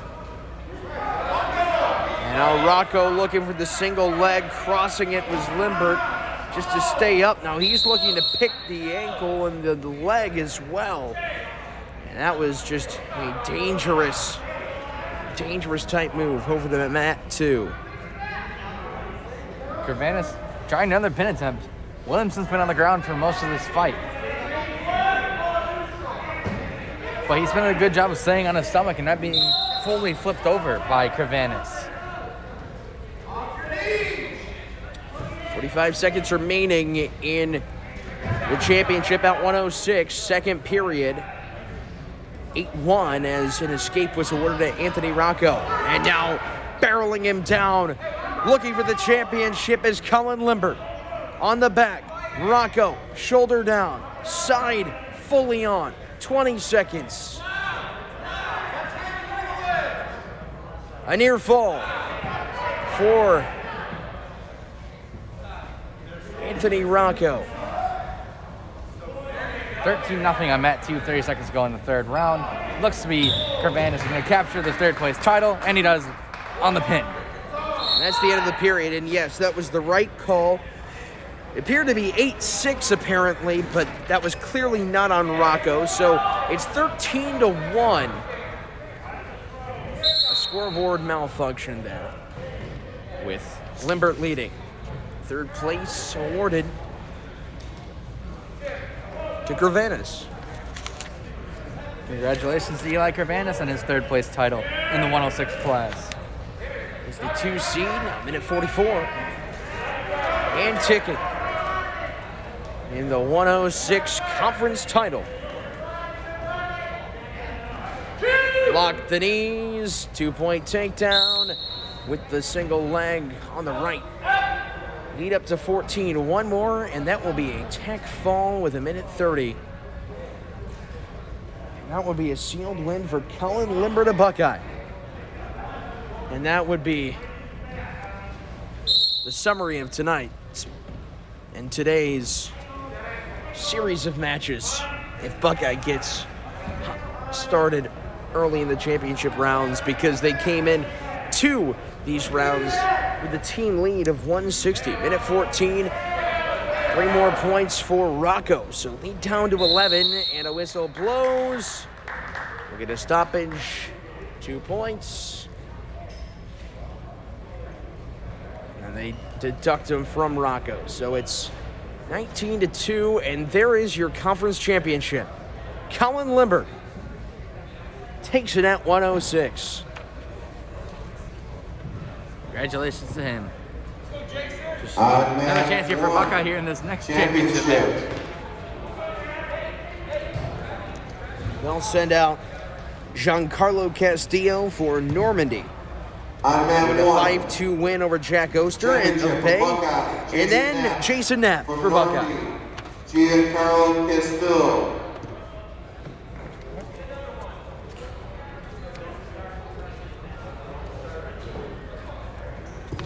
On mat 2, come out.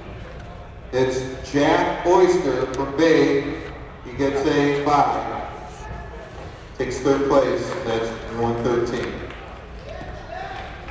And Jack Oyster, he was the 1 seed. He was upset. All There's only 106. 3 and 113, so he automatically gets the third place finish. But being the 1 seed, I don't think he's too happy with it. First and second. Now, he still went out there, though. They wrestled. He was up here for a lot of his off time, up here behind us up in the balcony with that practice mat, trying to go over technique. But now we will see Castillo in the black and gray, and in the orange and brown, Jason Knapp.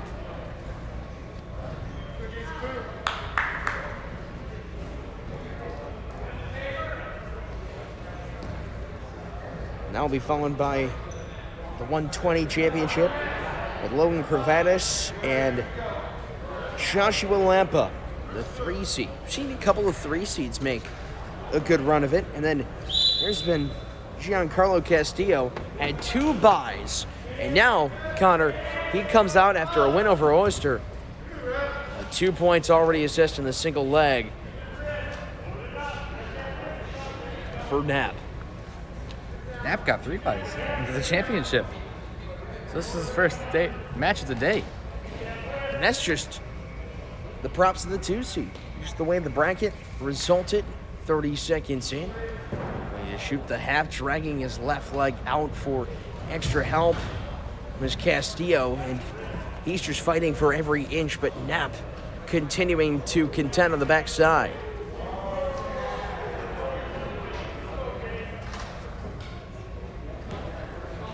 Trying to reverse over Castillo was Knapp, doing a great job. They're staying tight around the midsection. Now he wraps around the right leg of Giancarlo Castillo, who won 5-2 over Jack Oster, who took the 3rd place outright, undisputed, uncontested. And he was the 1 seed. You had the pleasure of calling that. 40 seconds remaining. 2-0, Jason Knapp. It's been low scoring, a little bit more offensive prowess, and now just preserving the lead for Jason Knapp. Buckeyes looking at their 2nd freshman win a conference championship, as Limbert already won it. He was a freshman. Now they got a freshman in Knapp, so they got some strong younger guys in that all-around just strong program at Buckeye. Talk about the long haul. They said, they're talking Buckeye coaching staff. They're saying that, well, this might not be the year. Well, it's certainly been one heck of a year then. And then can't imagine what the next ones are going to look like. And we get a whistle blown as the end of the first period. We go to the second, 2-0. Jason Knapp leading Giancarlo Castillo. And believe it or not, Castillo, he's 1 takedown away from tying this match back up. So still has some more room to work with. It's not that large of a scoring lead. Now shooting and being able to get that right leg was Knapp. And Giancarlo Castillo, a good job of just wrapping him up, and they both get tussled up. Biting, though, on the overshot drive was Castillo, and Knapp takes advantage. 4-0. And now Castillo's cradled around. Minute 30. Knapp, spine-tangling moves on Castillo, who's trying to kick and thrust forward. Thwarts his way, trying to lift that shoulder up, trying not to go that down. Knapp, minute 10. And a near fall there. Lead up to 7. 7-0. Knapp is shutting out Normandy is Giancarlo Castillo. Castillo's got to get back to his feet and just try to get some offense in, because he's falling behind 7-0 and just being bodied on the mat right now. It's not going to help him. He's got to get it up, somehow get up to his feet, but just Knapp, just too overpowering right now. The one time Castillo did have some control offensively was when he wrapped around in defense and transitioned it the other way, but in a second, Knapp had him rolled around. So it's 7-0 in favor of the Buckeye freshman. They're back to the neutral position, and an escape goes to Castillo. So he's on the board. 25 seconds remaining in the second period. Time dwindling down, 20 seconds now. This is where Castillo needs to go on the offensive here. But Knapp with the right leg slipped out, but 2 points, 7 seconds, 9-1 lead here in the 113-pound GLC Championship. And we go to a third and final round. It's an 8-point margin in favor of Buckeyes Jason Knapp. All Knapp needs to do here is really just play a little bit of defense, but I think he wants to go for the pin here. So look for him to go on the offensive, just finish this thing. Well, Connor, there are a couple things you can take a look at. You can play conservative. You can wrestle that way. But then you have to be a little bit more aggressive. Try and end with an emphatic way in the GLC Championship. And Nap, he's got a couple more years to do this. Hot out of the gate. 11-1 now after another takedown. And that came 4 seconds in. So quick to start.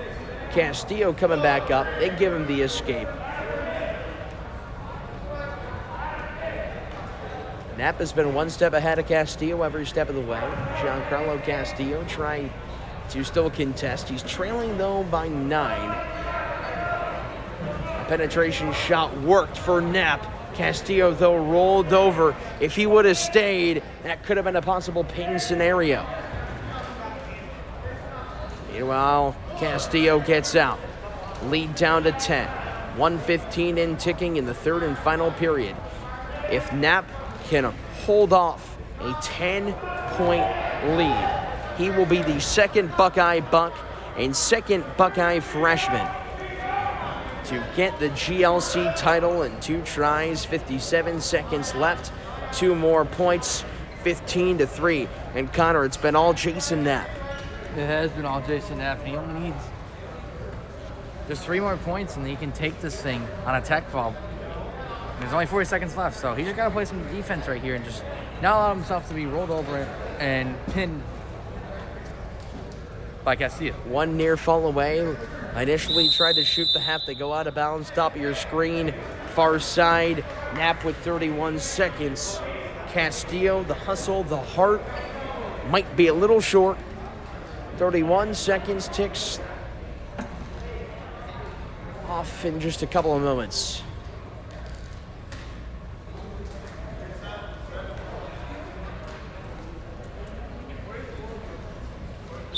Castillo looking to escape. Knapp won't let him. He's got 25 seconds, now down to under 20. And Jason Knapp just mopping Castillo around. Giancarlo Castillo looking to escape. 10 seconds. Knapp will win the GLC Championship at 113 pounds. 5 seconds now, under 3. And despite a strong regulatory finish, the length of the way by Giancarlo Castillo of Normandy is Jason Knapp. Tried to go for the pin at the end. He didn't have enough time, though, but I think he would have got that pin. So, overall, dominant performance there by Jason Knapp. Amongst a relatively quiet crowd, Knapp takes the 17-3 period finish. Castillo did go the distance, but Knapp wins it. When the clock hit 0-0. Knapp and Oyster, please head out to the lobby for your podium photos and your awards. At 1:20. And now another Buckeye Buck. For the championship. Logan Corvin. 1:20. And From Josh Buckeye, Lampa. Logan Corvin. For the third place, From Normandy. be Daniel Lamont and also Is Nat Joshua Hatgas, Lampa. the 2 seed. He's fighting for On third mat place. 2 for 34th. Valley Forge. So Daniel Corvada's Lane. another top-seeded Buck. And from That makes it with Holy Limbert name. and Knapp, and now And Corvada's. And Hatgas. Limbert and Knapp both won. To start, 2 points in favor of Corvada's. Over to mat 2. Now just Lehman and Hatgas just trying, grappling for position. Still no points early on in this first round, which is only a minute due to the consolation rules. Minute first round and then normal 2-minute rounds after that. Tangled up in blue at the far side between Corvada's and Josh Lampa of Normandy. So another Buckeye versus Normandy matchup. 2 strong programs here in the GLC. Despite Normandy, they're still in the top 5, but they're not top 2, top 3. However, Connor, they have been able to hold their ground. In certain scenarios, they go out of bounds. Hatgas and Lamont really just fighting, and then after 1, they're still deadlocked at 0-0.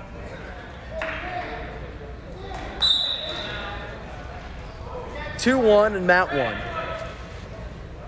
1:01 remaining. Cravadas up by that much for Buckeye. And a 2-point takedown, then an escape went in favor of Lampa. 50 seconds. Over to mat 2. Lamont will start out on top. We're positioned here to start out round 2, but right to his feet is Hatkus right there. And he'll gain the first point of the matchup between the two. And 2 more on the other side.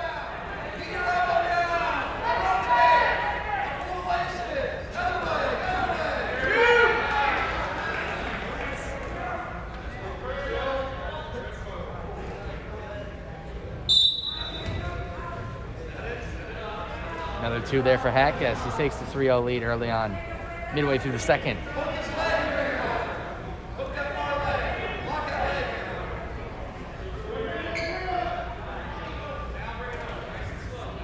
"15 seconds remaining in the opening period in the 120-pound GLC Championship.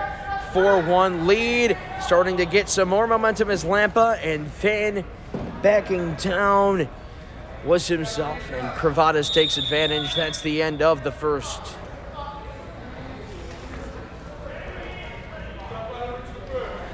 Another 2 there for Hatkus. He takes that 5-0 lead with 47 seconds left to go here in the second period.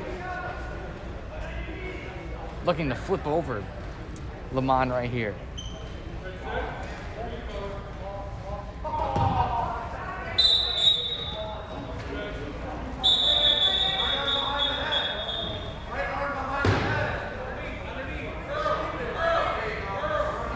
Looking to put the shoulders of Lamont down there as Hatkus. 6-0 lead with 20 seconds left to go on mat 2. And period 2 on mat 1 begins. There's the pin. Your third place champion. We met Hatkus. The 2 seed takes third there for Holy Name. Lamont will finish 4th after he wasn't even in the top 4, so that's a good finish there for the Valley Forge wrestler. Now 1:48 left on the second period clock. And out of the gate after 1, now the start of 2, and being able to get out and escape for a point to lead by 4 is Cravadas. And that breaks away some of the momentum that Josh Lampa had. He came out really strong. Potentially dangerous call, minute 28, but 2-point takedown, 7-1. Grab that single leg. So Cravadas holding nicely, a minute 28. Still a lot more championship and third place matches to go. You can find every single one on GLC TV.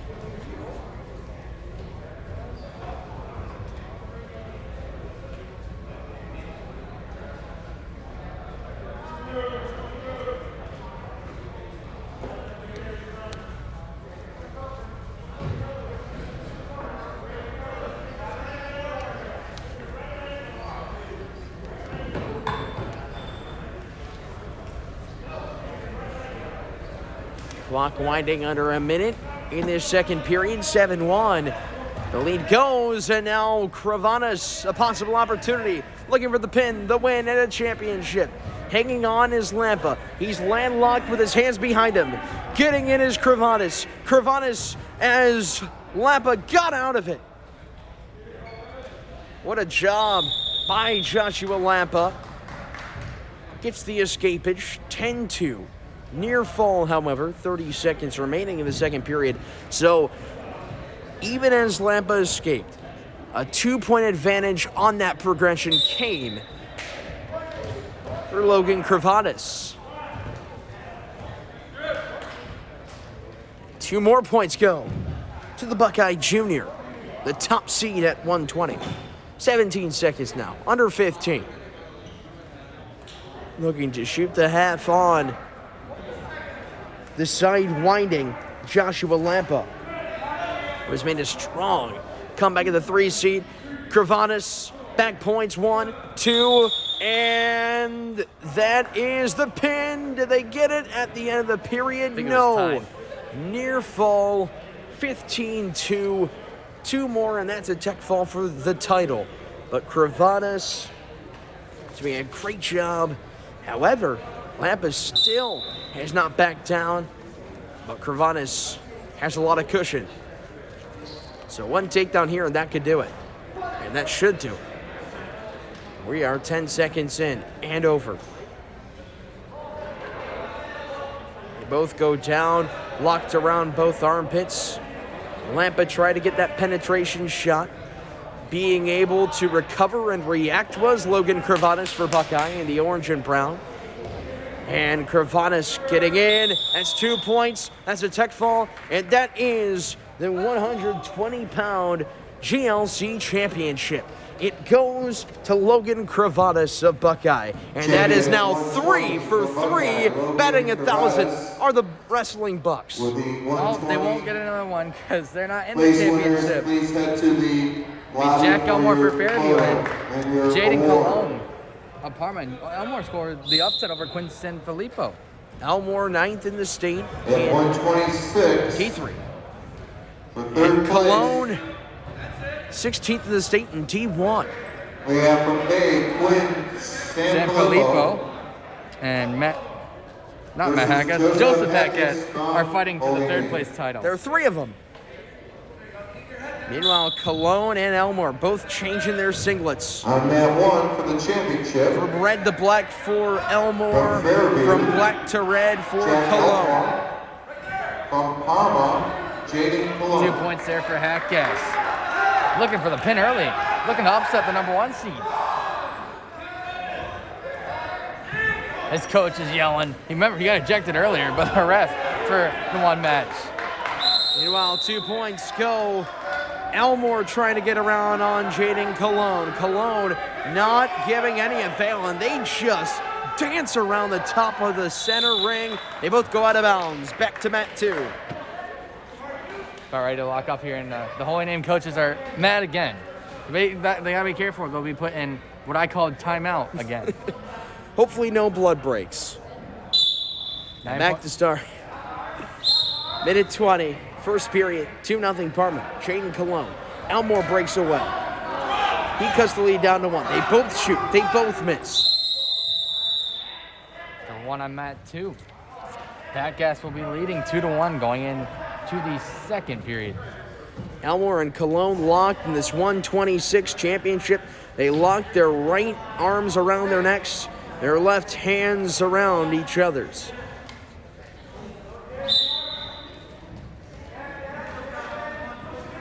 .45 seconds remain in the first period. It's a 2-1 lead for Jayden Cologne of Parma. Same lead goes on mat 2. Elmore was pushed out of bounds. Cologne possibly saved from going down by 1. There's a takedown by Sanfilippo. Trying to turn over Hackas here. Takes a 3-2 lead though with that takedown. Elmore lifted and levitated by Cologne. 25 seconds remaining.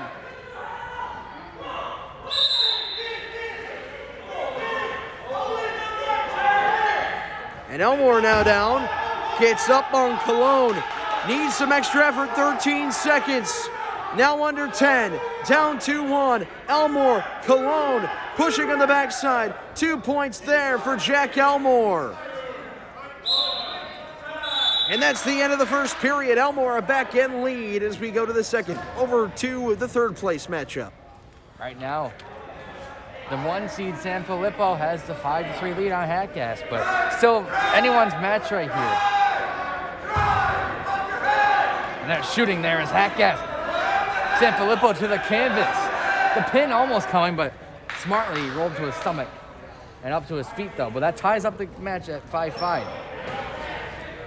Hackas takes down Sanfilippo again, but he reverses it. Counter. Now up 7-5, and we're back underway on mat 1. To start off the second period in the title match, escaping was Jayden Cologne. And Elmore wavered off, and a great escape there. 142 and ticking. Elmore out there for the 4th place Fairview Warriors. Jayden Cologne out there for the 3rd place Parma Redmond. A rejuvenated team Parma Redmond program. And Cologne spun around. And 2 points for Jayden Cologne. Now over to Matt 2. Back to his feet was Hatgas.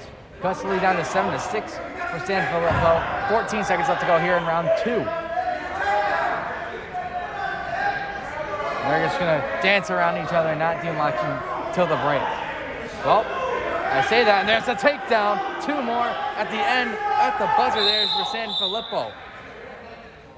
And a big extension of the lead for the top-seeded Quinn San Filippo, who did get knocked out by Jack Elmore, who right now in the championship match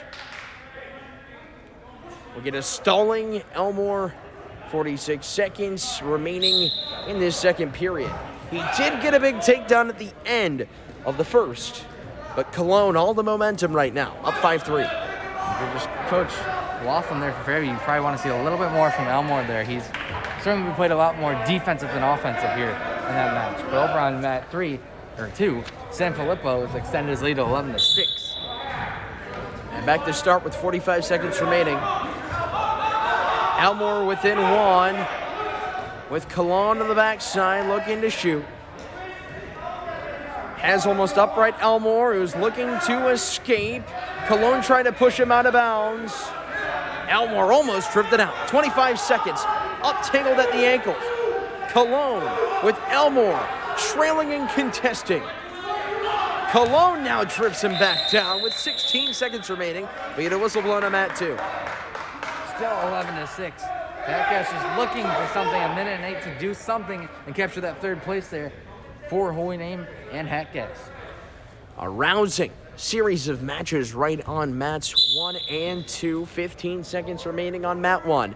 A minute 05 remaining in mat 2. Elmore now 7 seconds. Looking to get Cologne down. 1 more push and he can get him on the backside. 3 seconds. Now Cologne supine with 1. And 2 points go to Jack Elmore. San Filippo trying to take down Hatgas now, trying to roll in. Only needs to stall for about 40 seconds here. 35 left to go. San Filippo, 30 seconds away from capturing the 3rd place title. He definitely wanted that first number 1 seed, but he's still a podium finisher. Hatgas trying to muscle to his feet. 20 seconds left. He needs a takedown here on San Filippo. Gets a point, down by 4. He needs a takedown and an ear call or something. 10 seconds left from deciding the 3rd place finisher. Hatgas to his knees and good block there by San Filippo. 5 seconds, gets to his feet. Takedown there, and that will do it. Your 3rd place champion in the 126 weight class will be Quinn San Filippo, the senior from Bay, and the number 1 seed.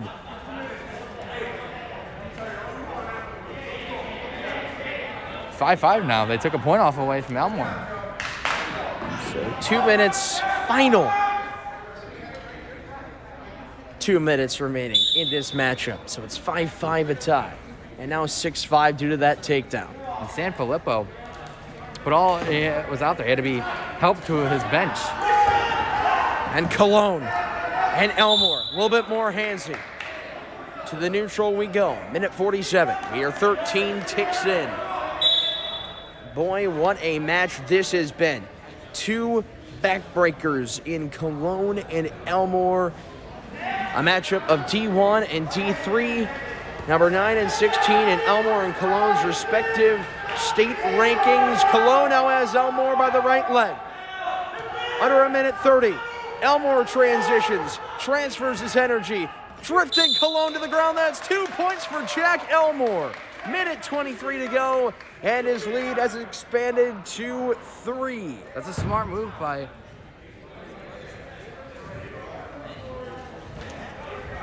Cologne. I don't know why I blanked out there. He was trying to get out of bounds, but Elmore just got that last second takedown at the very last possible moment to extend his lead. And Cologne, he's done a good job at going to the outside, and there he is with an escape. So lead down to 2. 114. Elmore looking with the ankle pick. Now they both scrounge to the ground. back upright. Cologne out of bounds. And the Parma Redmond Cologne goes out of the barrier. So he limits any damage that Elmore can put forth. Final minute in this match. Cologne needs a takedown or something just to get back on the offensive. Takedown ties it, and he has a chance to take the lead off of it as well. The 126-pound weight class on the line. The GLC title. Jack Elmore, his first year in the GLC. Back to the neutral position we go with 43 seconds remaining in this title match. That's a good idea by Cologne to try that takedown. Almost got it, but it was a good block by Elmore. Cologne slices after the right leg, shot after Jack Elmore, who now thrusts his hips to the midsection of Cologne. 30 seconds remaining, out of bounds. And both coaches for Fairview and Parma, respectively, firing up their pupils. Two fine wrestlers, 20 seconds remaining. Elmore, 2 more points. 10-6. That would have been a big escape for Cologne there, but he just couldn't get out. And let's get the last second. Elmore, good awareness just to throw him down and get those 2 points. 18 seconds remain at the stoppage. We'll have 132 coming up next. Elmore for Fairview, leading Cologne for Parma by 4. They both collapse to the mat. 10 seconds remaining. Elmore can close this out, but Cologne needs to find something. Down to 3 seconds, limiting an escape. Down to 1. A 4 seed, Jack Elmore for Fairview, has just won the GLC at 126.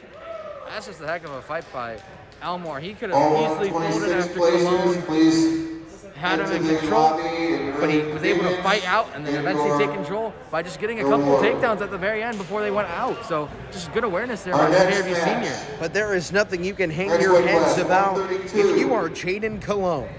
He took down Hapkins in the semis, and his work cut out for him against Elmore, and that is a great fight. Now we go to 132. Matt 1, Dominic Bird, and Francisco Velez for Parma and Holy Name, respectively. In the third place bracket, we have Nolan Martin, a Buckeye, a sophomore. And from Normandy, Jacob Lampa. And Jacob Lampa of Normandy.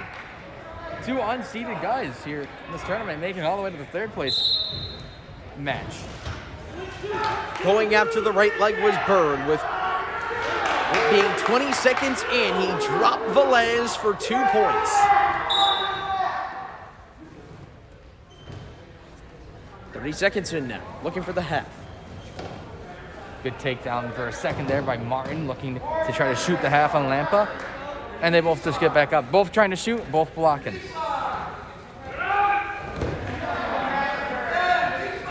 Another drop of Velez by Bird, and he does it once more. 50 seconds into the match. And they go out of bounds. Back over to the second match. Still 0-0 with 30 seconds left. Both are trying to shoot, and just neither can seem to find the hit. They're just doing a good job of playing defensive here.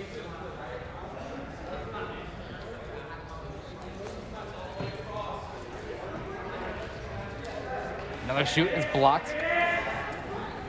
But Martin finally takes down Lampa to the campus. And with 3 seconds left, he's likely going to take that 2-0 advantage in the second. A minute in. Now and it's a 2-0 lead for Dominic Bird over Frankie Velez.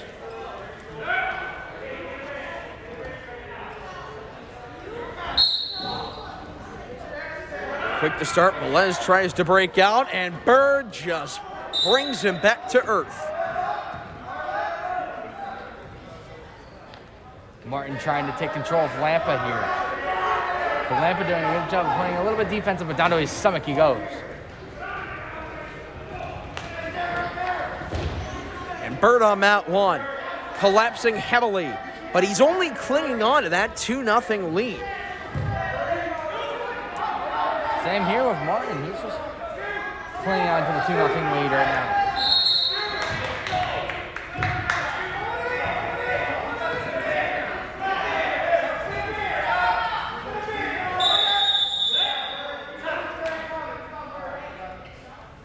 stalemate there. We've broken up in the third place match. Still, it's 2-0 in both matches right now. Really nothing offensively happening for both. Well, we might see a cradle here in Mat 1. 10 seconds remaining. Bird, just one more little inch of momentum. Velez trying to break out. Bird has to go back to that full frontal half Nelson. Final seconds here. We go to the second period in the 132 title. Under a minute here in the second period in the third place match. And right now, it's Martin holding the slight advantage there over Lampa.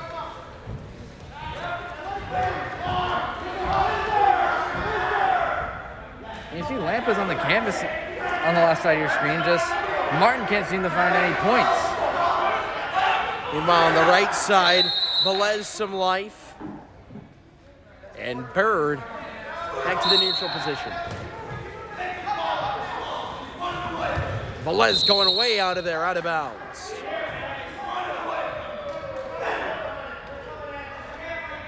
The Holy Name coaching staff not happy. Well, they haven't been happy the entire day. Resulting in one timeout. Minute 30 in the second period in the championship game on the right side. After 2 here on the third place match, Nolan Martin holding a slim 2-point lead over Jacob Lampa.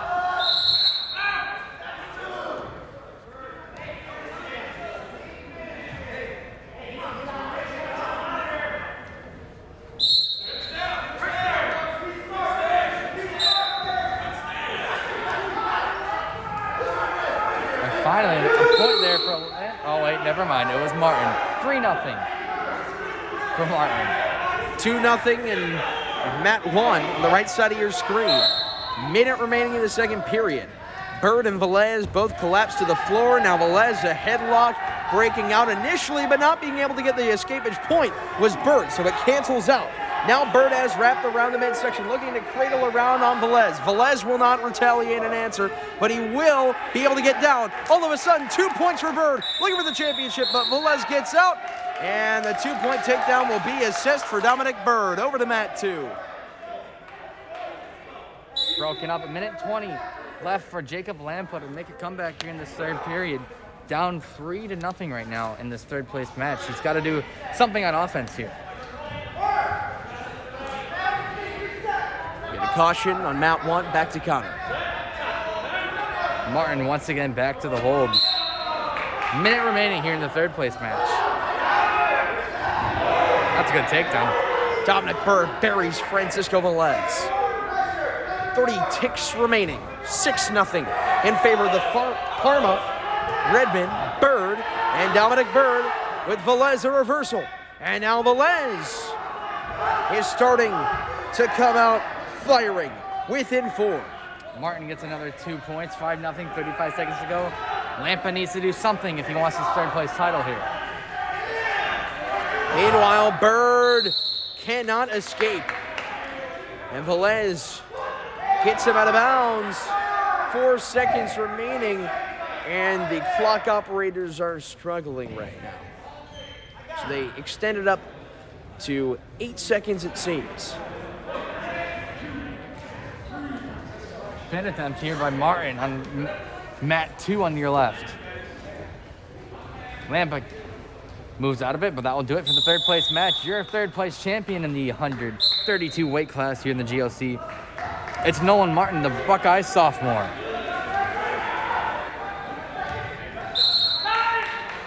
And a harmless end to the second period.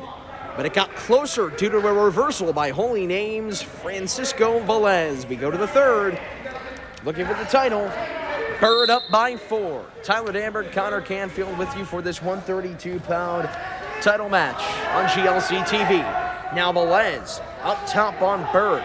Wrapped around with his right leg. Bird just scavenging. And we will get an unnecessary roughness, it seems.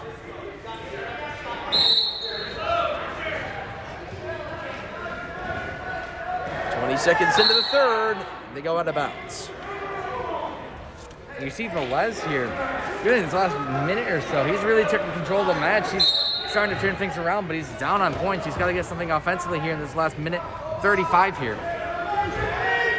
Swirling around was Velez. They both get up right harmlessly. Under a minute and a half in this final period.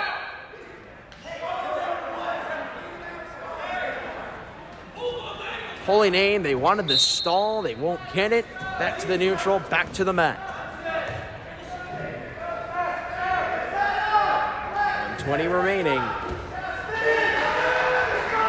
Velez lifted by Bird, but a great job by Francisco Velez to get his left foot down. Now, still no call. Velez rotating.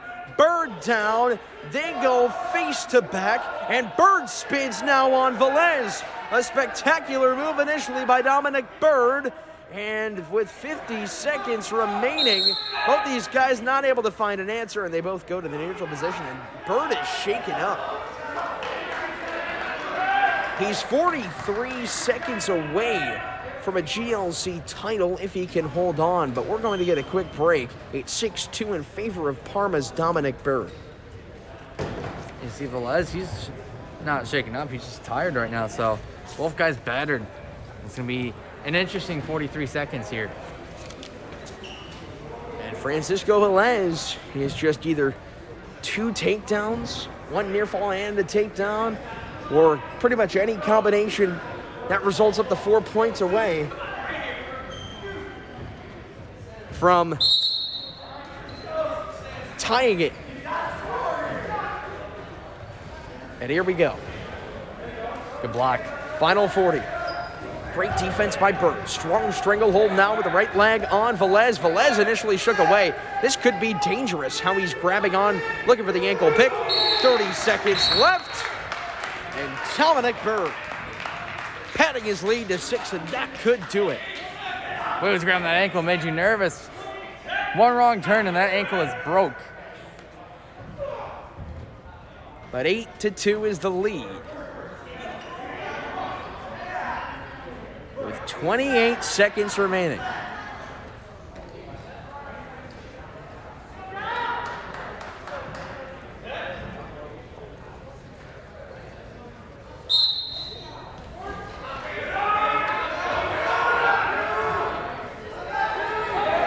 Freebird uncaging his wings. 15 seconds. But an escape goes to Velez. Velez now somersaults to the top right side of the mat. Lead down to 5 with 11 seconds remaining. And Bird can soar to the 132 GLC Championship.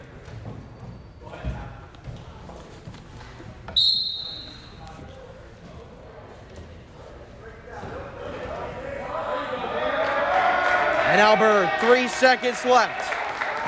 His Parma teammates cheering him on despite a valiant fight by Velez. Dominic Bird wins 8-3 in 3 full periods, and that will do it. GLC champion for the Redmen, their first of the night. I'm at 1 for the championship from Buckeye, Aiden. And from Holy Name, Michael Hackett. Third place match here to your left. We see Artie Orvik of Parma along with Artie Orvik. Jack Young of Bay. And from Bay Village. And I'm out 1 for the championship. Eddie Nietenbach and Michael Hatgis. So battle of 1 and 2. Nietenbach for Buckeye. He's out there. And then Hatgis for Holy Name. 2 points already for Nietenbach. Buckeye looking. They've been on a drought here of 2 championships they weren't in. They're looking for their 4th of the day. Key point there. They were not in. So this is their 4th Buck out there representing them in the championship. Hatgis has cut the lead down to 1. Over to mat 2, where we've got another good consolation 3rd place matchup. Pin coming early.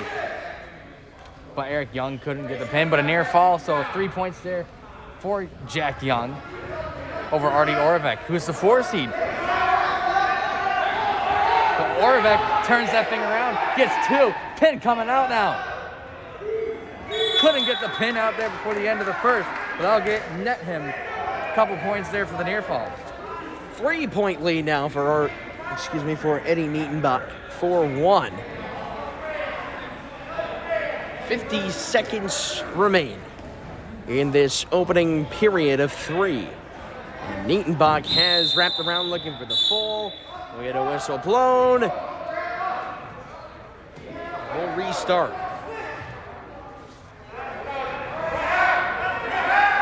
Young trying to turn away Artie Oravec, but Oravec gets him back down to the canvas, looking for the pin.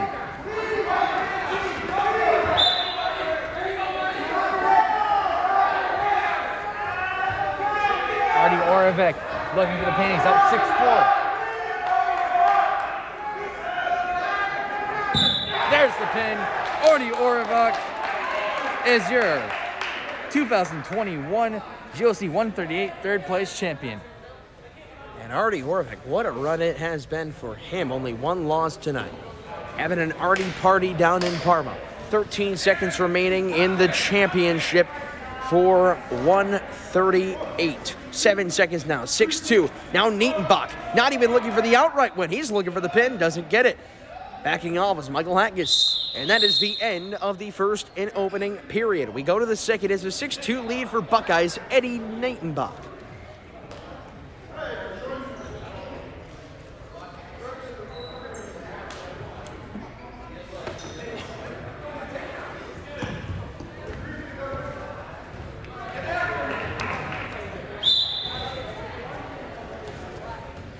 And back to the brink, 9-2 lead for Nietenbach after he did get a near fall.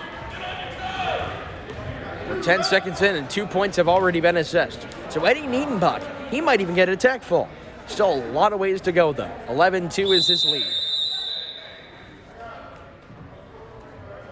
And sportsmanlike conduct on Eddie Nietenbach. So 1 point goes to cut the lead down to 8.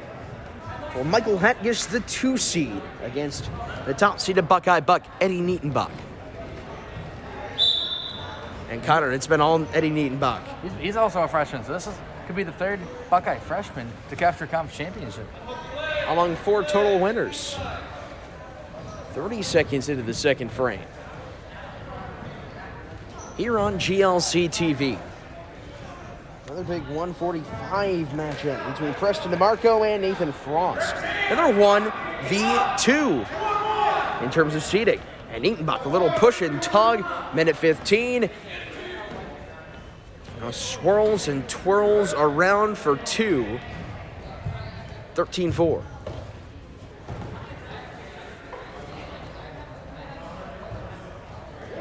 The rotation. Just twisting around. Had the shoulders down initially and possibly a back point. But not enough for a near fall. Out of bounds with 51 seconds remaining in period 2 of 3. I think Nietenbach just wants that pin right now. He could go for the tag fall, get a couple more points. I think he's just looking for the pin. We saw him try to do it at the end of the first period. But Michael Hatkus did not give in. Something that we've seen from most of these second place finishers. Not saying that Hatkus will finish second place, still a lot of match left, and he gets an escape point. So brick by brick for the sophomore Hatkus against the freshman Nietenbach, who's still maintaining an 8-point lead with under 30 seconds remaining in the second period. And now he looks to shoot the half. Right on the backside, 2 more points off a takedown, 10-point lead now with under 20 seconds remaining. And if Hatkus is just able to survive to the third period, just look for those 5 points for that tech fall there for Nietenbach. He can easily do it. Under 5 seconds. Under 1. We go to the third period. Hatkus forces. Does not relent. 2 more. Quick to start. Neutral position. 10-point lead for the top-seeded Eddie Nietenbach. And Nietenbach aggressively grabbing 2 more points. And 3 more. Pretty much got the championship locked in the bag. Just need 3 more to officially secure it. He's got a minute 38 to do it in time.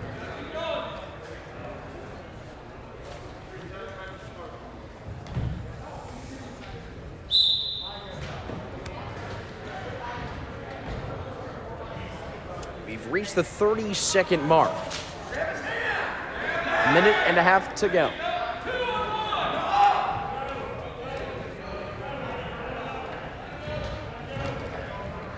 Edenbach contesting, shoving down the neck of Hatkiss, who you can see is writhing in sweat, but bathing in escapes. And he's got another.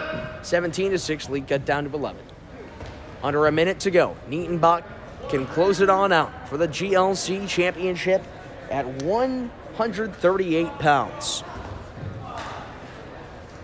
And his lead has been extended to 19 points to 7. And there it is. He just needs one more. And that will do it. 40 seconds remaining. Nietenbach waving off, allowing the escape. 13-point lead now. 21-8. You can tell Nietenbach wants the win. Under 30 seconds remaining. But not only that, he wants the pin. Out of bounds they go with 25.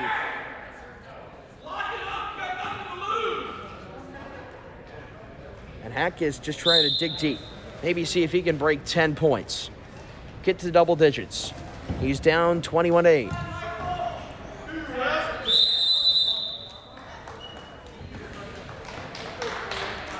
Champion, 12 seconds remaining, and Eddie Nietenbach has done it again for the Bucks. Go right to the line and get your award in your photo. At 145. Now coming up in the Championship 145. match. I'm at Cole 1 Garlic for Fairview and Preston DeMarco. Abadiah And for Abazid, Normandy, the Rocky River will battle in the third place match. The Battle of 210 Wager, whatever you want to call it. For third place. Coming up in the third place match. And From Oida Fairview, Abazid, Cole, a Carolina. senior, last GLC And from championship. Rocky River, He can do it to get the third place. Buckeye will send out at 145. Abazid. Preston DeMarco, who has beaten his opponents in a total differential of 155, and Frost for Normandy a differential of 133. And we're underway to start both matches on all 2 mats. Karlak and Abazid right now just feeling each other out early on, halfway through the first round. Karlak looking to get the second podium finish for Fairview here after Jack Elmore caught his first title there for Fairview, while Buckeye is looking for their 5th title overall in the first place. Out of bounds in mat 1, as Nathan Frost was showing some life.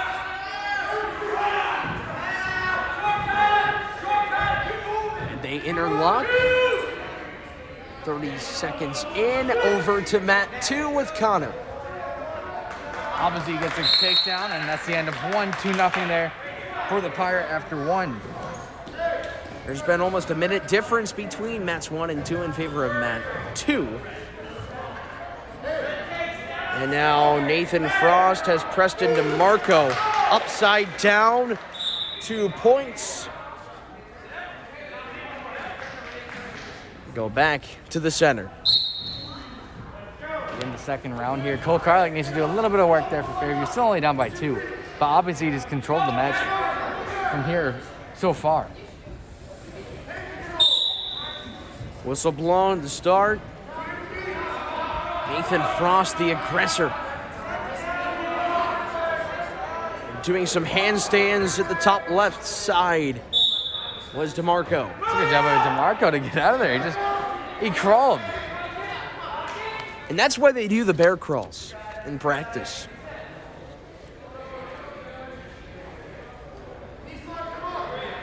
Abazid still controlling this. Hasn't gained any more points, but hasn't allowed Cole Karlak to get to his feet. Cole Karlak repping our neighborhood. Lives a couple houses behind me. But now Karlak turns this thing around on Abazid gets 2. Knocks this one up at 2 with a minute to go here in the second round.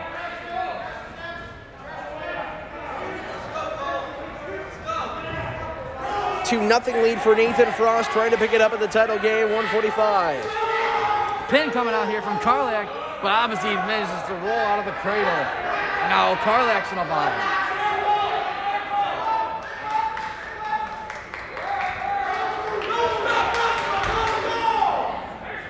And both Mets starting to get a little bit more upped the ante. 2-2 tie in Mat 1, 4-4 tie in Mat 2. 5 seconds remaining on Mat 1 with Frost, and behind that's the end of 1 on mat number 2. Abazid, Karlak. Here comes the pin from Abazid. Couldn't get it. Karlak trying to survive. This will be 2 there for Abazid, and he'll go into the third with a 6-4 advantage, I want to say. Be interesting if they give him the near fall. I thought he held up the 2 at the end, but they haven't given him the other 2. So as of now, it's 6-4, obviously. Back to start off the second period on mat number 1. Preston DeMarco for Buckeye in the brown and orange, and Nathan Frost in the black and gray. They're tied up, and now a 1-point advantage goes to Nate Frost, who escapes.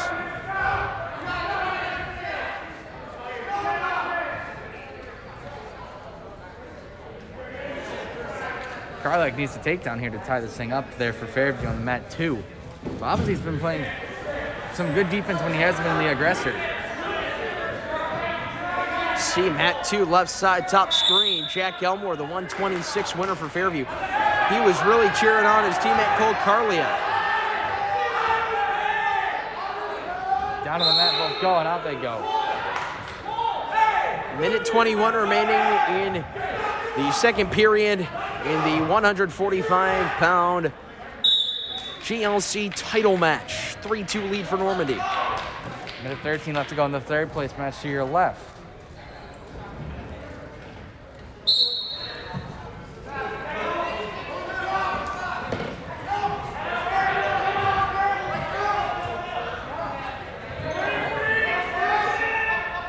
Almost an 8/10 seconds difference between the mat 1 clock and the mat 2 clock. 54 seconds remaining and 55. Under a minute left to go here in this third place one in the third round, however, so Karlak needs to do something here soon. Or obviously he's got this third place title locked.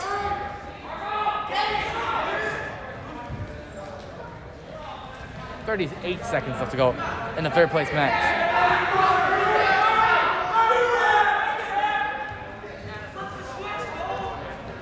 Here's coaches telling him to flip the switch. 25 seconds left. 30 left to play in the second period.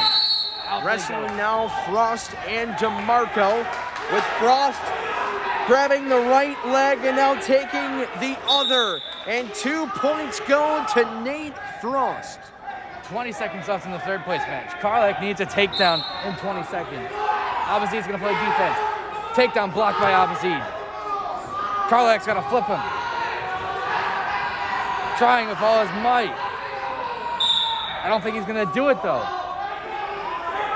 Abazid's just gonna hold out.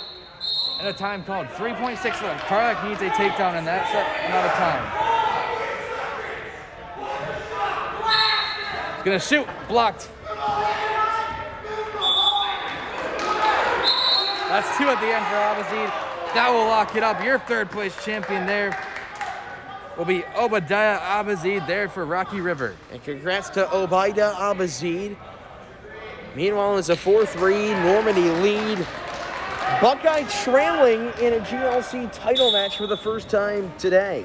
And it's now 5-3 in favor of Frost. Under 2 minutes to go. And here is the third and final frame. Comes down to this one. Frost trying to shoot. He bit, and being able to recover was DeMarco. Now DeMarco doing almost what looks like a headstand with Frost going right in the penetration area.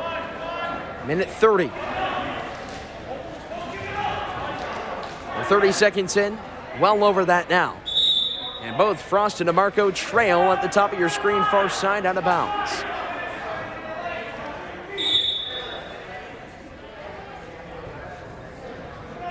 Minute 19.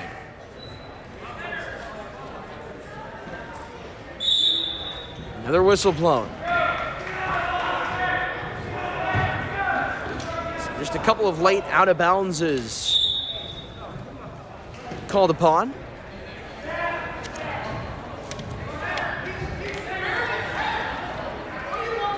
The Normandy head coach fired up after some arguably missed calls.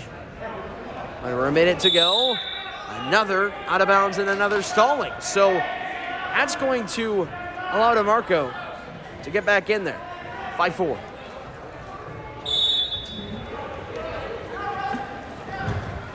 Frost tries to nab the left leg. 50 seconds to go in the match.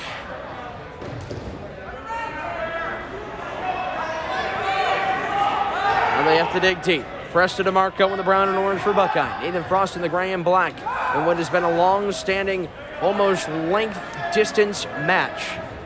30 seconds now to go and under. 5-4 lead for Normandy. That's Nathan Frost at 145. Also at 145, Preston DeMarco. Frost now turns around, losing his headgear, losing momentum. Now spinning around, 15 seconds to go. That's a lead extension for Frost. He's up 7-4, final 10 seconds. DeMarco needs an near fall. Doesn't look like he will get it. 3 seconds, trying to shift rotation, and Frost closes it under, and that will be the first time Buckeye is defeated in the GLC title matchup. And at 145, it's Nathan Frost who takes it for Normandy.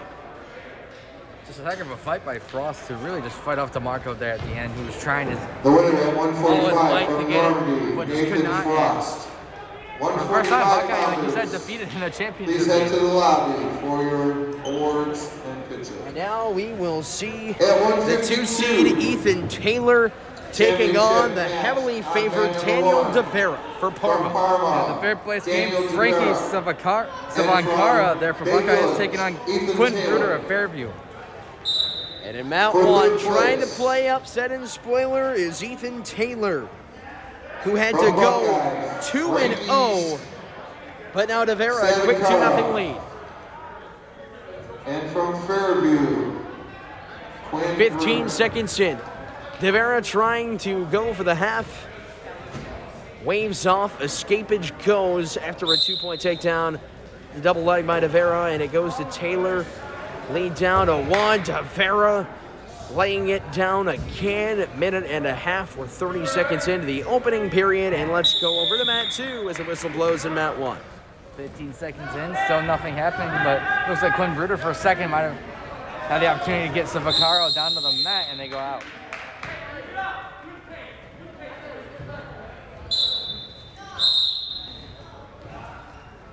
This is Quinn Bruder's first year here in high school, freshman.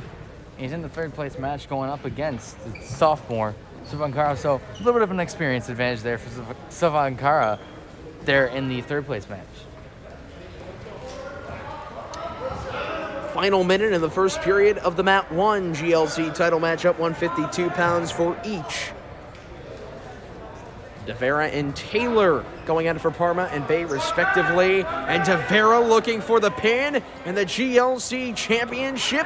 But Taylor is able to fight his way through. And to the front he goes. A near fall assist to DeVera, and he leads 7-1. After one, it's still a 0-0 deadlock in the third place match, as Frankie Savankara and Quinn Bruder cannot find an advantage over each other. They're just playing some great defense and blocking right now. 35 seconds remaining in the opening period. A new period out there after almost no stoppages in mat 2. As Connor just mentioned, still scoreless there. 7-1 in favor of Parma's Daniel DeVera. Buckeye strikes first as Savankara gets a escapage point. DeVera tried to cradle in mat 1. Back to mat 2. Just locked up once again. Neither can find the advantage. Only Savankara really just got that escapage point. That's all we've seen so far.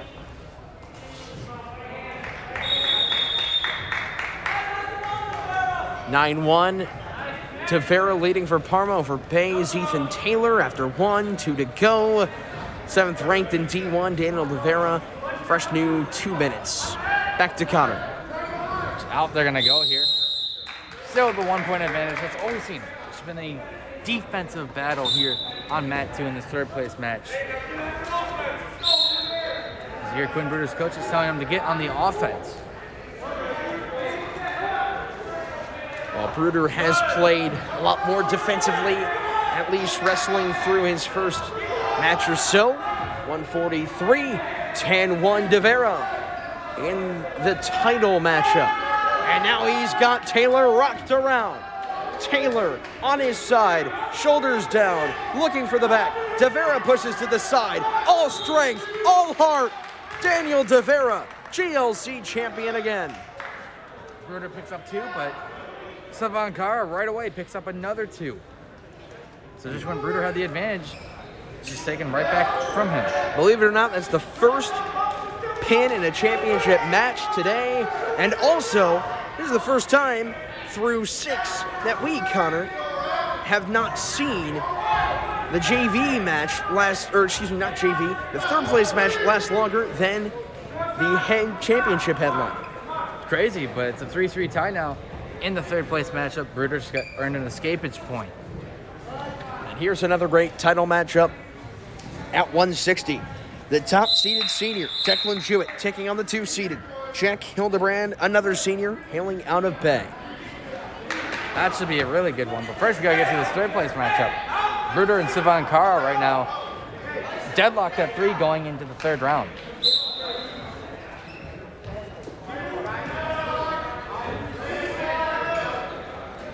Savankara starts out with position to start out, but Bruder has a chance to turn this thing around.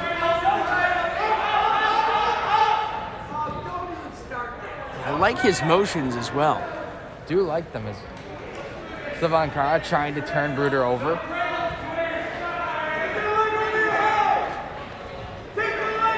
Trying to perhaps try for a cradle.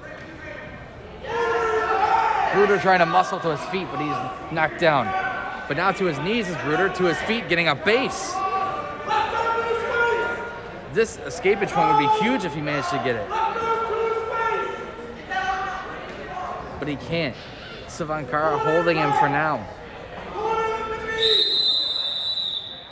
And a stoppage called.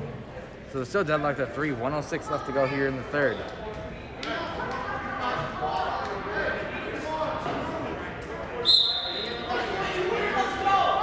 Bruder to his feet. Now turning it around. Go back to his feet, but a point there for Quinn Bruder. 145 wrestlers, please the lead go right to the back. lobby. Now Bruder has to play defense for 50 seconds. Trying to muscle Savankara down. And out they go. 46 seconds left. This thing is going to come down to the wire. They're both plunging their ways forward. Fairview looking for another podium finish. Buckeye looking just to add to their podium finishes. Fairview had a chance at the 3rd place match last time, but Cole Carla couldn't get it done. Jack Elmore for them won the 126 class. Now Bruder turning around Savankara. 25 seconds left. Trying to flip him over again.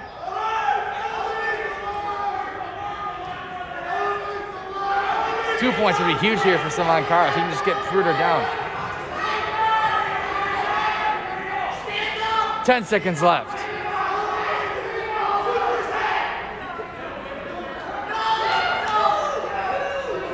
Two seconds. Nothing's happening. And that will do it. Savankara just couldn't get it at the end. Quinn Bruder is your 3rd place champion in the 152 weight class. Talk about sweating it out. Bruder, Savankara, what a fight between the two. From Parma, Daniel Tavera. All 152-pounder place winners, please go to the lobby to get your award.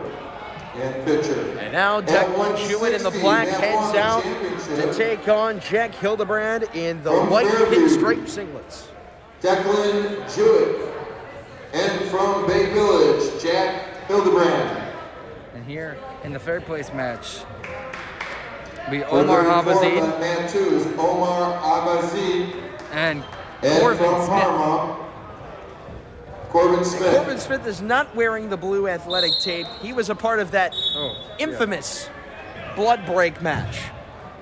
At We're about ready 5. to go. Almost lasted 45 minutes. Jewett and Hildebrand exchanging blows. Hands to the face. Jewett shoots. Jewett fires, and Jewett scores. He's up 2-0. Well, we see a lot of offense here on Matt to our right. To our left, a whole lot of nothing. They're just trying to feel each other out right now. Hildebrand trying to swirl around on Jewett. Jewett tangles him with that left leg, has it pinned right to the hamstring. Back over to Matt 2. Same as before. They're trying to feel each other out. We've seen a lot of this on Matt too, where it's just a lot of defensive battles here compared to your Matt. And now Jewett has Hildebrand cradled around. A minute in. Jewett looking for the GLC title. Hildebrand is going to wave her off, and he goes out of bounds. So Jewett did allow some escaping room for Hildebrand, but he stepped out of bounds. Still a 0-0 deadlock after the end of one here in the third place match between Abazid and Corvin Smith. Still have a minute to go in the first period Coaches, in map please 1. look in your area, make sure everybody has a Jewett mask trying to on shoot and the half. whatever. He's quick You are to in the always stands, begin you that have mask penetration. on. Please keep your mask up, wrestlers. The second period about to begin on mat 2. Abazid turns over Smith for the moment, but Smith trying to get back to his feet. Now he's got Abazid in a headlock. And Declan Jewett wins the GLC title at 160 pounds. An annihilation of Jack Hildebrand. There's a pin there. Corvin Smith, I think, God, Abazid doesn't like it. He's not happy, but Corvin Smith is your third place finisher, so 2 quick pins there in both sides. And Declan Jewett just adds to a heck of a legacy here at Fairview High School. And now we're going to see Maisie and Badiou of Bay and Buckeye respectively, but can't say enough about how Champion Declan Jewett has helped 160 transcend the Fairview from program. Fairview. But these are 2 powerhouses right now going at it.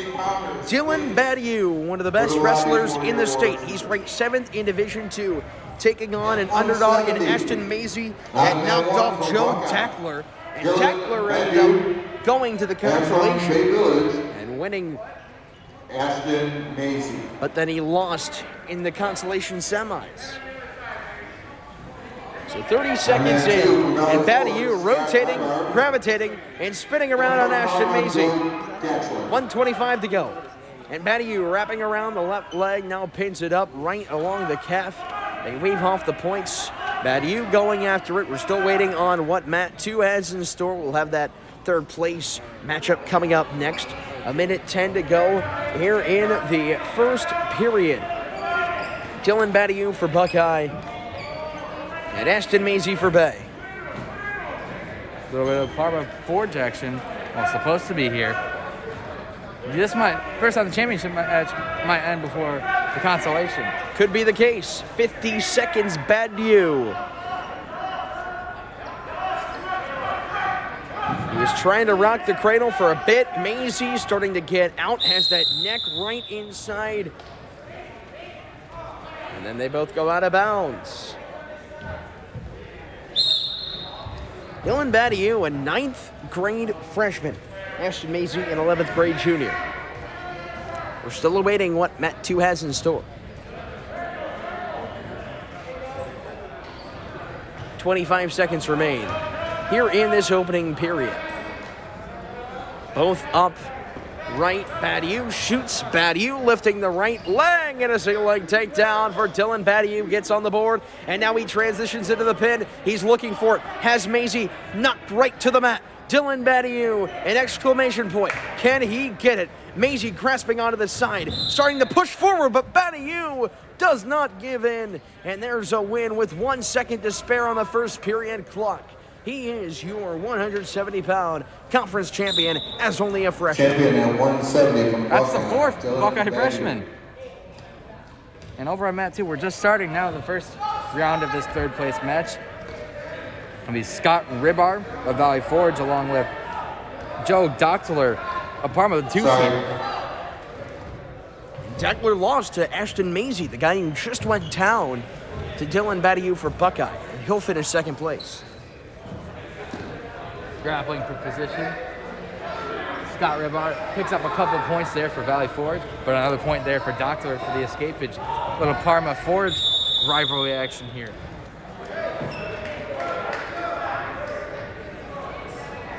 Ribar's got the home court advantage, the home mat advantage. Home mat, yes. The court's under, the mat's on top right now. You can say it applies to both. 2-1 early on. Scott Ribar currently up with 10 seconds to go here in this second round. We'll have 182 left after this. Couple points there for Parma. And that will do it after 1. So Joe Dochtler able to get a couple points at the end and go up 3-2 after 1. Great job by Dochtler.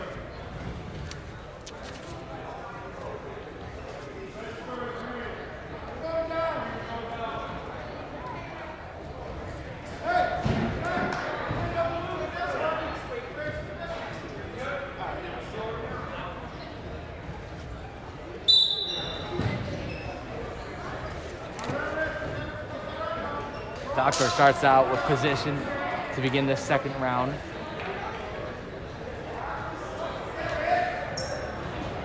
He's currently got Ribar on his stomach looking to flip him over for that pin.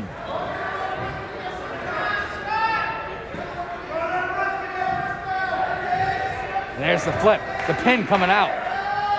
Well, Ribar, good job to flip back to his stomach.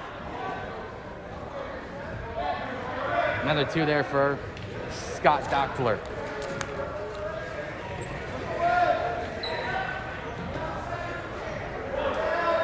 Back he goes, and there's the pin. Your third place finisher in the 170-pound division is Joe Dochtler, the 2 seed, the senior from Parma. At 182, I'm at 1. Ready to go for 182. Isaac Paxton for Fairview. Timothy Paxton. And Joe Maitland for Buckeye. Maitland From Buckeye, once. Joe Maitland. Paxton had to go On the mat length 2. of the distance, but he did have From a Bay bye in the Village. first round. Mo Hoffman. And from Rocky River, Johnny Beebe. Johnny Beebe is going to go up against Mo Ottman of Bay in the third place match. See Beebe switch the trunks there. See, we're going to 170 pounders the should white. be in the lobby for your awards. A picture. See in that first place match, Fairview's gone perfect in championship matches so far, but Buckeye's got the most first places, so They've gone 3-1. who knows how that works out. Who's And trending 2 right? points go to Paxton. 20 seconds into the first matchup, and we're well into the BB contest with Othman. Just grappling with each other in his first 30 seconds or so. 2 combined points between these 2 matches, and Isaac Paxton has been the only scorer on a takedown in the first 10. Ottman there went for the shoot, but he decided to back off at the end. Because Johnny Beebe probably would have blocked him. Beebe goes for the takedown, but Ottman blocks him. Still scoreless in first. With a minute 15 and mat 1, Isaac Paxton leveled to the ground. 2 points on the wraparound for Joe Maitland. Couple of late points there for Johnny Beebe. Gives him the 2-0 advantage going into round 2. And Maitland, we'll see what he does here. It looks like he might get Paxton into the cradle. He's leveled from the side. He's got Paxton wrapped around. Paxton just grabbing on, and Isaac Paxton looking. He's got maybe one more for the reversal. His teammates really cheering him on. He's looking to really just rock his arm and hook it around Joe Maitland. And Paxton starting to get some momentum. Now he turns around with 37 seconds. Now he's got 2 back points. Looking for the pin. Maitland to his last hope. And Isaac Paxton takes it at 182. Who was yelling more in that sequence, Darren Laughlin or Declan Jewett there? You be the judge. Back to mat 2. BB still holds the 2-point advantage on Hoffman, and out of bounds they go.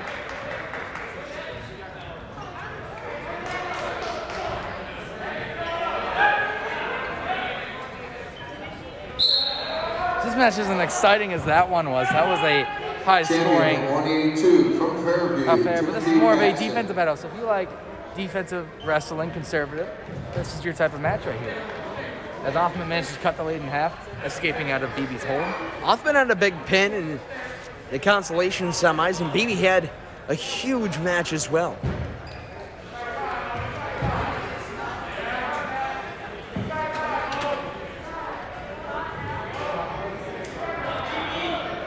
BB and Hoffman locking up for position. Neither can get it right now, though.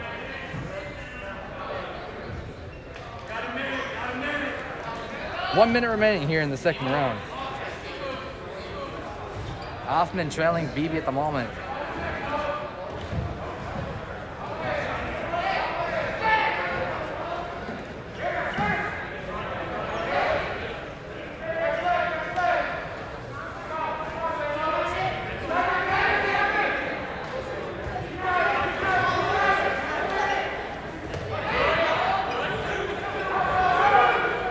BB lets Hoffman get back to his feet. It's 4-2 now. BB goes for the shoot. Had it blocked, though, by Hoffman.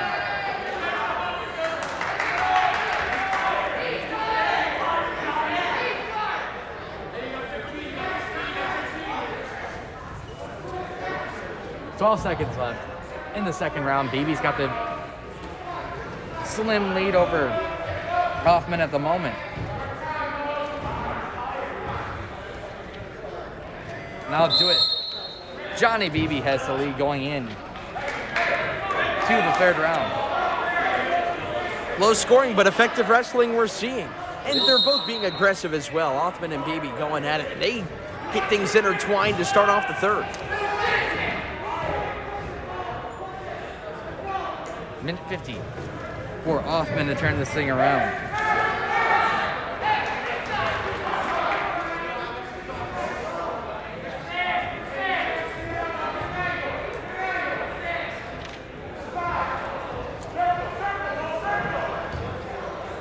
Minute 30 remaining. They're still just grappling for position, trying to find the opening.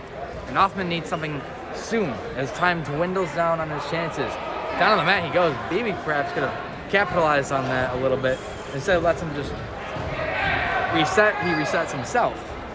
And they just go grappling once again. BB just playing defensive. Hoffman almost started to lift BB off his feet. But BB takes him down to the mat. Now looking to get around his back. 2 points there for Johnny BB. A minute left, but also Hoffman picks up a point on the escapage. BB trying to drive. Another 2 there for him. 8-3. 50 seconds left to go. Another escapage point, though. So for every 2 points Johnny BB gets, he just Hoffman gets another escape, but that's not going to be enough.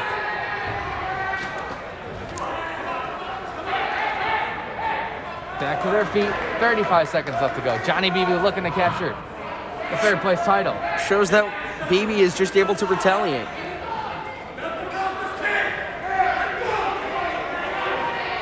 "25 seconds. Hoffman needs something soon.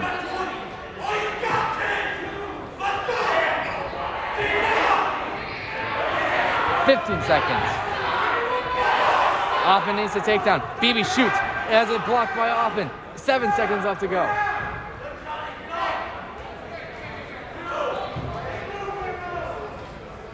That will do it. Johnny BB is your third place finisher in the 180-pound class, the 882. And he did not have to shoot there. That could have been bad. He was up by 4 at 15 seconds. was able to still be able to hold off anything, but he went and he stopped it. Now, an even more important 2 title matches for the Bay Rockets. They've got the 2 top seeds in Griffin Novotny at 195 and Mason Cover at 220. From Parma, They need Novotny and Cover to at least try and get 1 win between the 2. Novotny, a top seed, taking on Caleb Chipkiss, who had a pin over over Tyler Germ of Parma in the semis. Tyler Germ and Diego Coriano here are in the 3rd place match, with Germ so far having the early control, trying to roll over Coriano. Still 30 seconds left with no score, though, in the mat 2.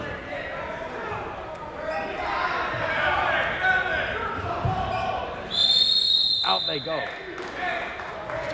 Over to mat 1, 140 remaining in the opening period. It's a 2-0 lead. He also went out of bounds, just like what happened between Germ and Coriano in mat 2. Minute and a half. Novotny had cradled around for a second. He had it going on Chipkiss. Now Chipkiss on the bottom. Novotny, the cherry on top. Minute 15. At the end of 1 here, Tyler Germ will have the 2-point advantage going into the 2nd. And Coriano's limping a little bit as he goes down to a knee. Looking to shoot the half is Bayes Griffin Novotny. Under a minute remaining here in this first of 3 at least periods. Now Novotny in the home stretch. Locked around on Chipkiss. Back down. Half Nelson, 40 seconds. That'll be a 3-point near fall. 35 seconds remaining. As close as you can get without finishing it. Back to mat 2. Right now, Germ picked up another couple points. He's got a 5-0 lead over Coriano here. Coriano needs something to happen soon. And the time taken. And Coriano is down and hurt. Final 7 seconds remaining. They held up the near fall. It's 4-0 still. 3 seconds now. And that will be the end of the first. We go to the second. A 4-0 lead for Griffin Novotny.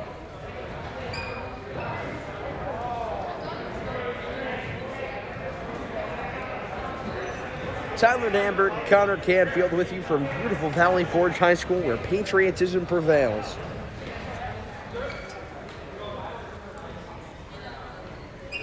Right in front of us is the banner. Coaches, just a reminder, at the conclusion of wrestling, To start off the second period. turn in your ballot. Novotny, Most 2 valuable points. Wrestler and Coach of the Year after we have completed wrestling. Now there's Griffin Novotny again, wrapping around. Lifted on the shoulders. Carry on. Diego Coriano is still on the mat. He gets up. Really can't put any weight on it. I think he's probably going to be done. Looks like he's still going to try and be out there. Meanwhile, mat 1, 6-0 Griffin Novotny lead for Bay over Buckeyes. Caleb Chipkiss, the junior. Novotny is senior. Whistle blown, potentially dangerous. Move was called, minute 15 here in the second period. Tyler Germ wins on injury default there as Coriano just couldn't put really any weight on it. It just would have been smart to go out there and try to wrestle it anymore. And you can just see the warrior showing inside, and Coriano tried to stay out there. You can see his knee keeps buckling, and he's wearing that right knee brace. It looks like a prior injury, so we send our best to Diego. A job well done. Congrats to Tyler Germ, 3rd place for Parma on injury default, as Connor just mentioned. So back 6-1 after an escape point. Cut Caleb Chipkiss trailing deficit for Buckeye down to 5. 1 point he does have off the escapage.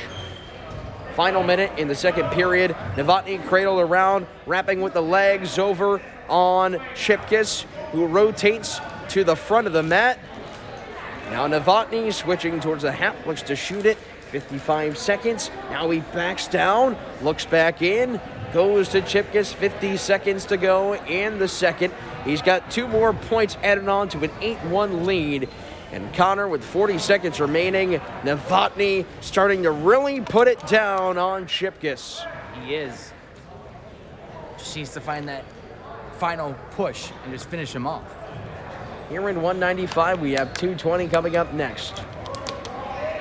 Wrapping around. Griffin Novotny. 20 seconds left to go in the second. Now under 15. Novotny just looking to finish this out. He might end the second period with the pin. Can he do so? 5 seconds. Last gasp for Caleb Chipkiss, and that will end the second period. We go to the third and final fray. An 8-1 lead for Bay's Griffin Novotny at 195.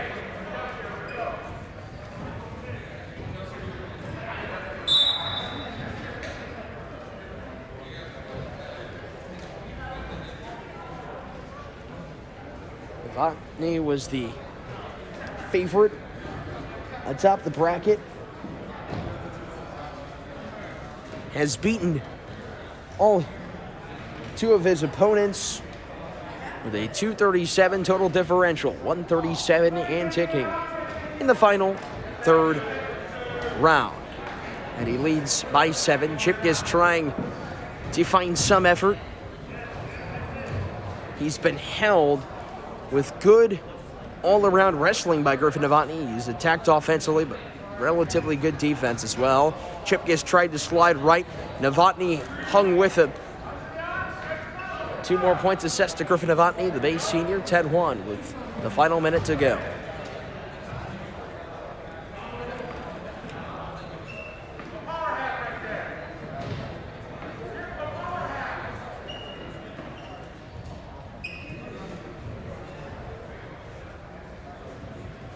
Under 50 seconds.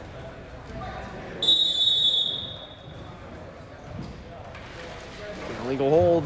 And 46 seconds remaining in the match. Griffin Novotny has been cruising over Caleb Chipkiss.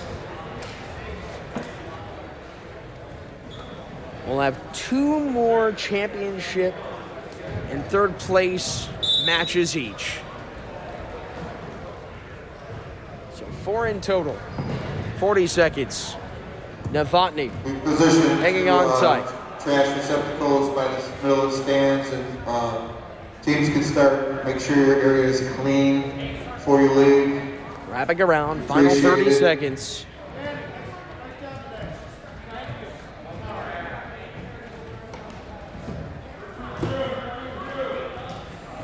$15 seconds for Novotny. And he will be Great Lakes Conference champion at 195.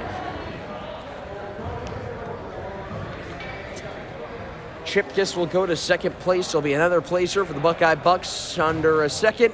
And Griffin Novotny, the first Bay Rocket to win gold. What a dominating performance there by Novotny. Just didn't let Chipkiss really do anything. He just can cruise to that match right there. A rotation of domination there for Griffin Novotny.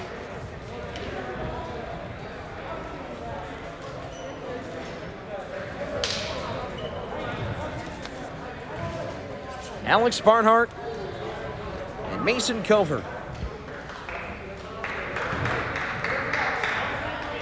To start things off, Cover, the top seed. Alex Barnhart, the second seed. Winner at 195. And John Sadaiku From Bay Village. and Aiden Leslie of Parma fighting out for third. Not Ben Leslie, that's our baseball teammate. From Bay Village, Mason Coper. And from Fairview, Cover early Alex on, Barnhart looking for the half.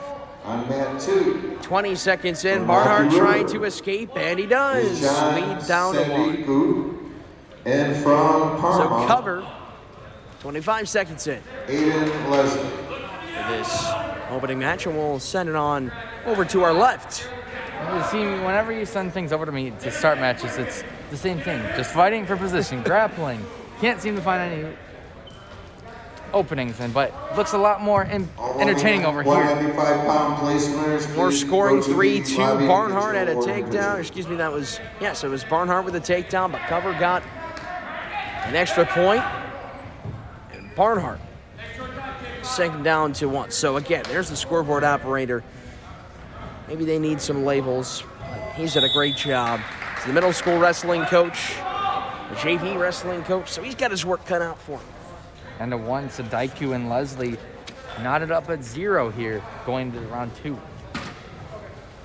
And Cover leading Barnhart 4-2. 40 seconds remaining.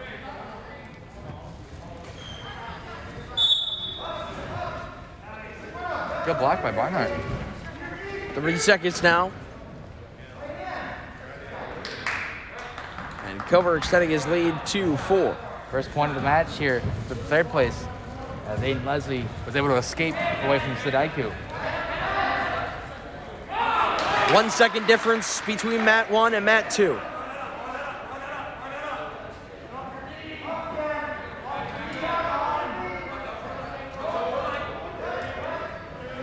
Leslie back up, ties that thing up in the third place match. And after 1 period of wrestling at 2:20 in the championship, Barnhart and Cover. There's a 4-point difference in favor of the Cleveland State recruit, Mason Cover, for pay.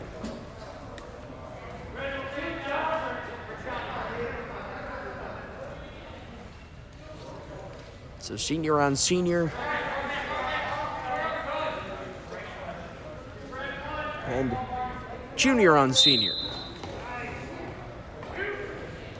Leslie and Sadaiku just fighting for position once again. Still a close match at 2-2. And I see a theme over here. Every time Barney kind of escapes, another 2 gets out of the cover, but he adds another 2, so it's 8-3. So he's starting to pull away in that first place match. It's been Cover. 15 seconds in and a pin. Mason Cover. GLC title. And the Rockets go back to back.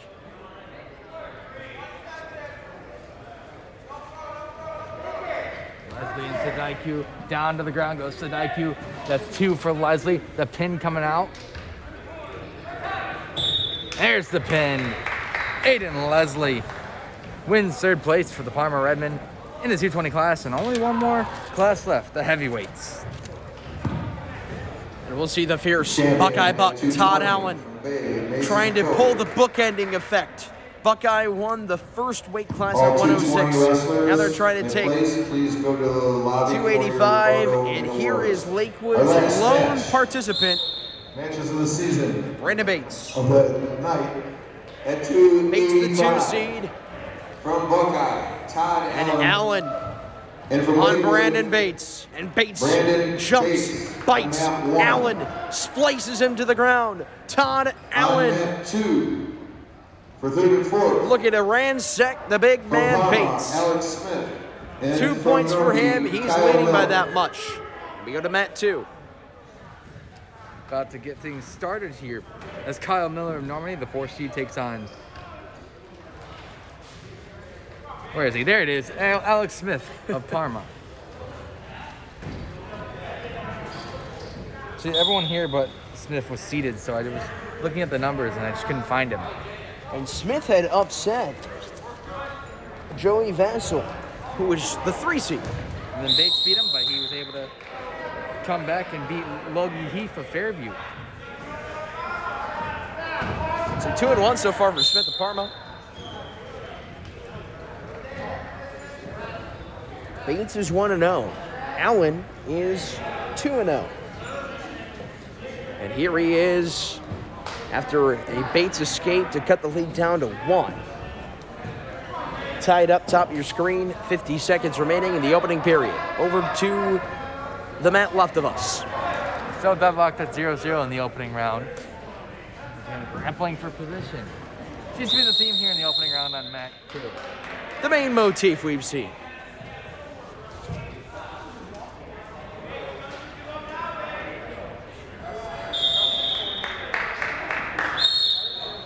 "35 seconds to wrestle in the opening round for the 285 heavyweight division. 2-1 lead for Buckeyes Todd Allen in the brown and orange, and the gold and purple is Lakewood's Brandon Bates. Lakewood, they have pretty much just put everything into Brandon Bates because he's been their lone guy to go up. And Todd Allen sends him down. And Buckeye, the most first place finishes. And as a team, nobody did it better than the Bucks. And Todd Allen, nobody at 285 has been able to wrestle better than him. A 3-0 finish for the 285-pounder Allen. So I've not seen a single point in this third place heavyweight finale. The final match here of today's tournament. Coaches from It's been a heck of a day. Buckeye and Lakewood into Normandy. If you could turn in your slip for Coach of the Year and for MVP Wrestler. Still no points in this game or match so far.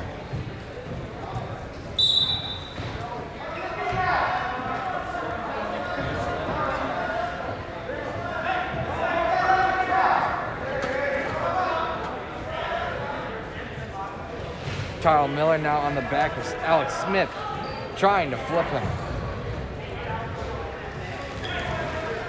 This is where we just see, like you said, not a lot of technique, but a lot of power. Teams that are leaving, please make sure you have your area clean for us. We appreciate it.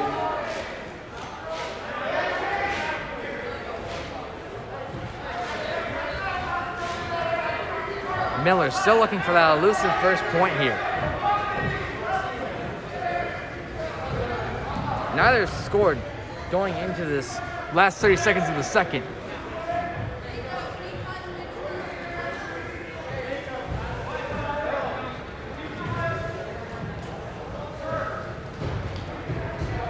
"17 seconds left, still nothing.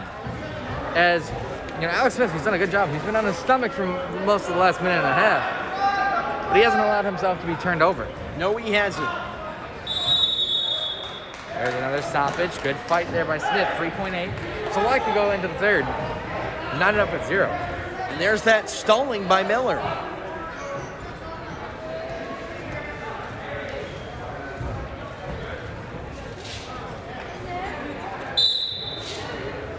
Down to the mat. That's going to do it. Miller got 1 point at the end because of that stalling. Or should I say Smith. So he's got the slim 1-0 advantage going into the third round of this penultimate heavyweight bout, the final bout of the tournament here for the third place title of the GLC. Miller turning over Smith now, trying to get the pin, but alertly right back to his belly was Smith. But Miller gets his first 2 points of the bout, and what a better time to have them than this last 2 minutes.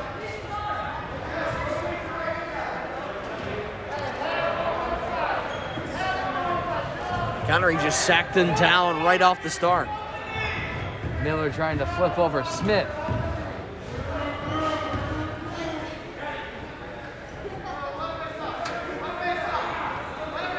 As you hear a groan of pain come from Alex Smith, trying not to be flipped over.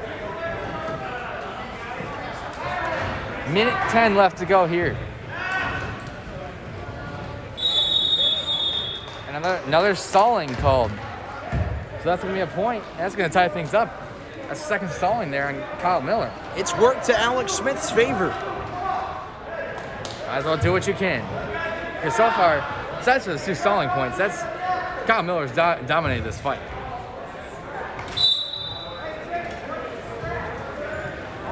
As they lock up once again. Alex Smith picked up another point as well. So 3-2 advantage. Miller now is the one that needs to come from behind. Despite really dominating this entire fight, he's the one behind. Well, Smith escaped out, so now he's got the lead. Didn't catch that. And those 2 stallings are costly, because even if that escaped, he would be up 2-1 if he didn't have those stallings called against him.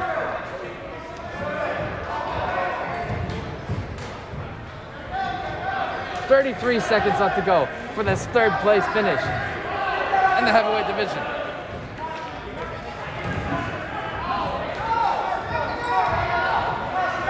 Miller's got to go. Shoots. End up knocking Smith off his feet, but now Smith is in the good position now. Trying to turn over Miller, he would just be, doesn't want to get called for stalling, but he would just be good just to kind of keep him down. 3 seconds left to go.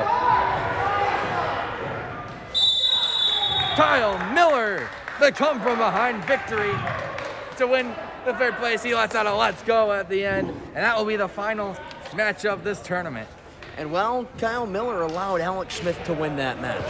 See, you can let the escape out a little bit easier. That's not that big of a miscue, but the two stallings really made its impact. And what a day it was for the GLC Championships. It was. And just a good fight by Alex Smith, really. Was able to keep himself, that could have easily been a blowout there, but he was able to keep himself being rolled over, just stay on his stomach, and he was able to stall and pick up those two stallings. But just got to be smarter there for your Miller. We saw a lot of Buckeye Brown. We saw a lot of Fairview Black. But all in all, Parma, Normandy, Valley Forge, Lakewood, you go down the stretch, Holy Name, and all these competitors, the Bay Rockets had 2 first-place finishes. And we just saw great wrestling. What a day it was. Over 6 full hours of wrestling. Thank you for joining us here on GLC TV. We're going to have first-round girls basketball coverage coming up on Wednesday night. And that one, the GLC game of the night, that'll be Bay versus Buckeye. And then we will have full quarter through final coverage of girls and boys basketball tournaments. But for now, Buckeye dominates the GLC. They stay atop the Great Lakes Conference. For Connor Canfield, I'm Tyler Damberg signing off from Valley Forge High School after one great day of events. Hats off to Chris Medaglia and all the Valley Forge athletics crew. We sign off and say good night and good day, everybody, from Valley Forge.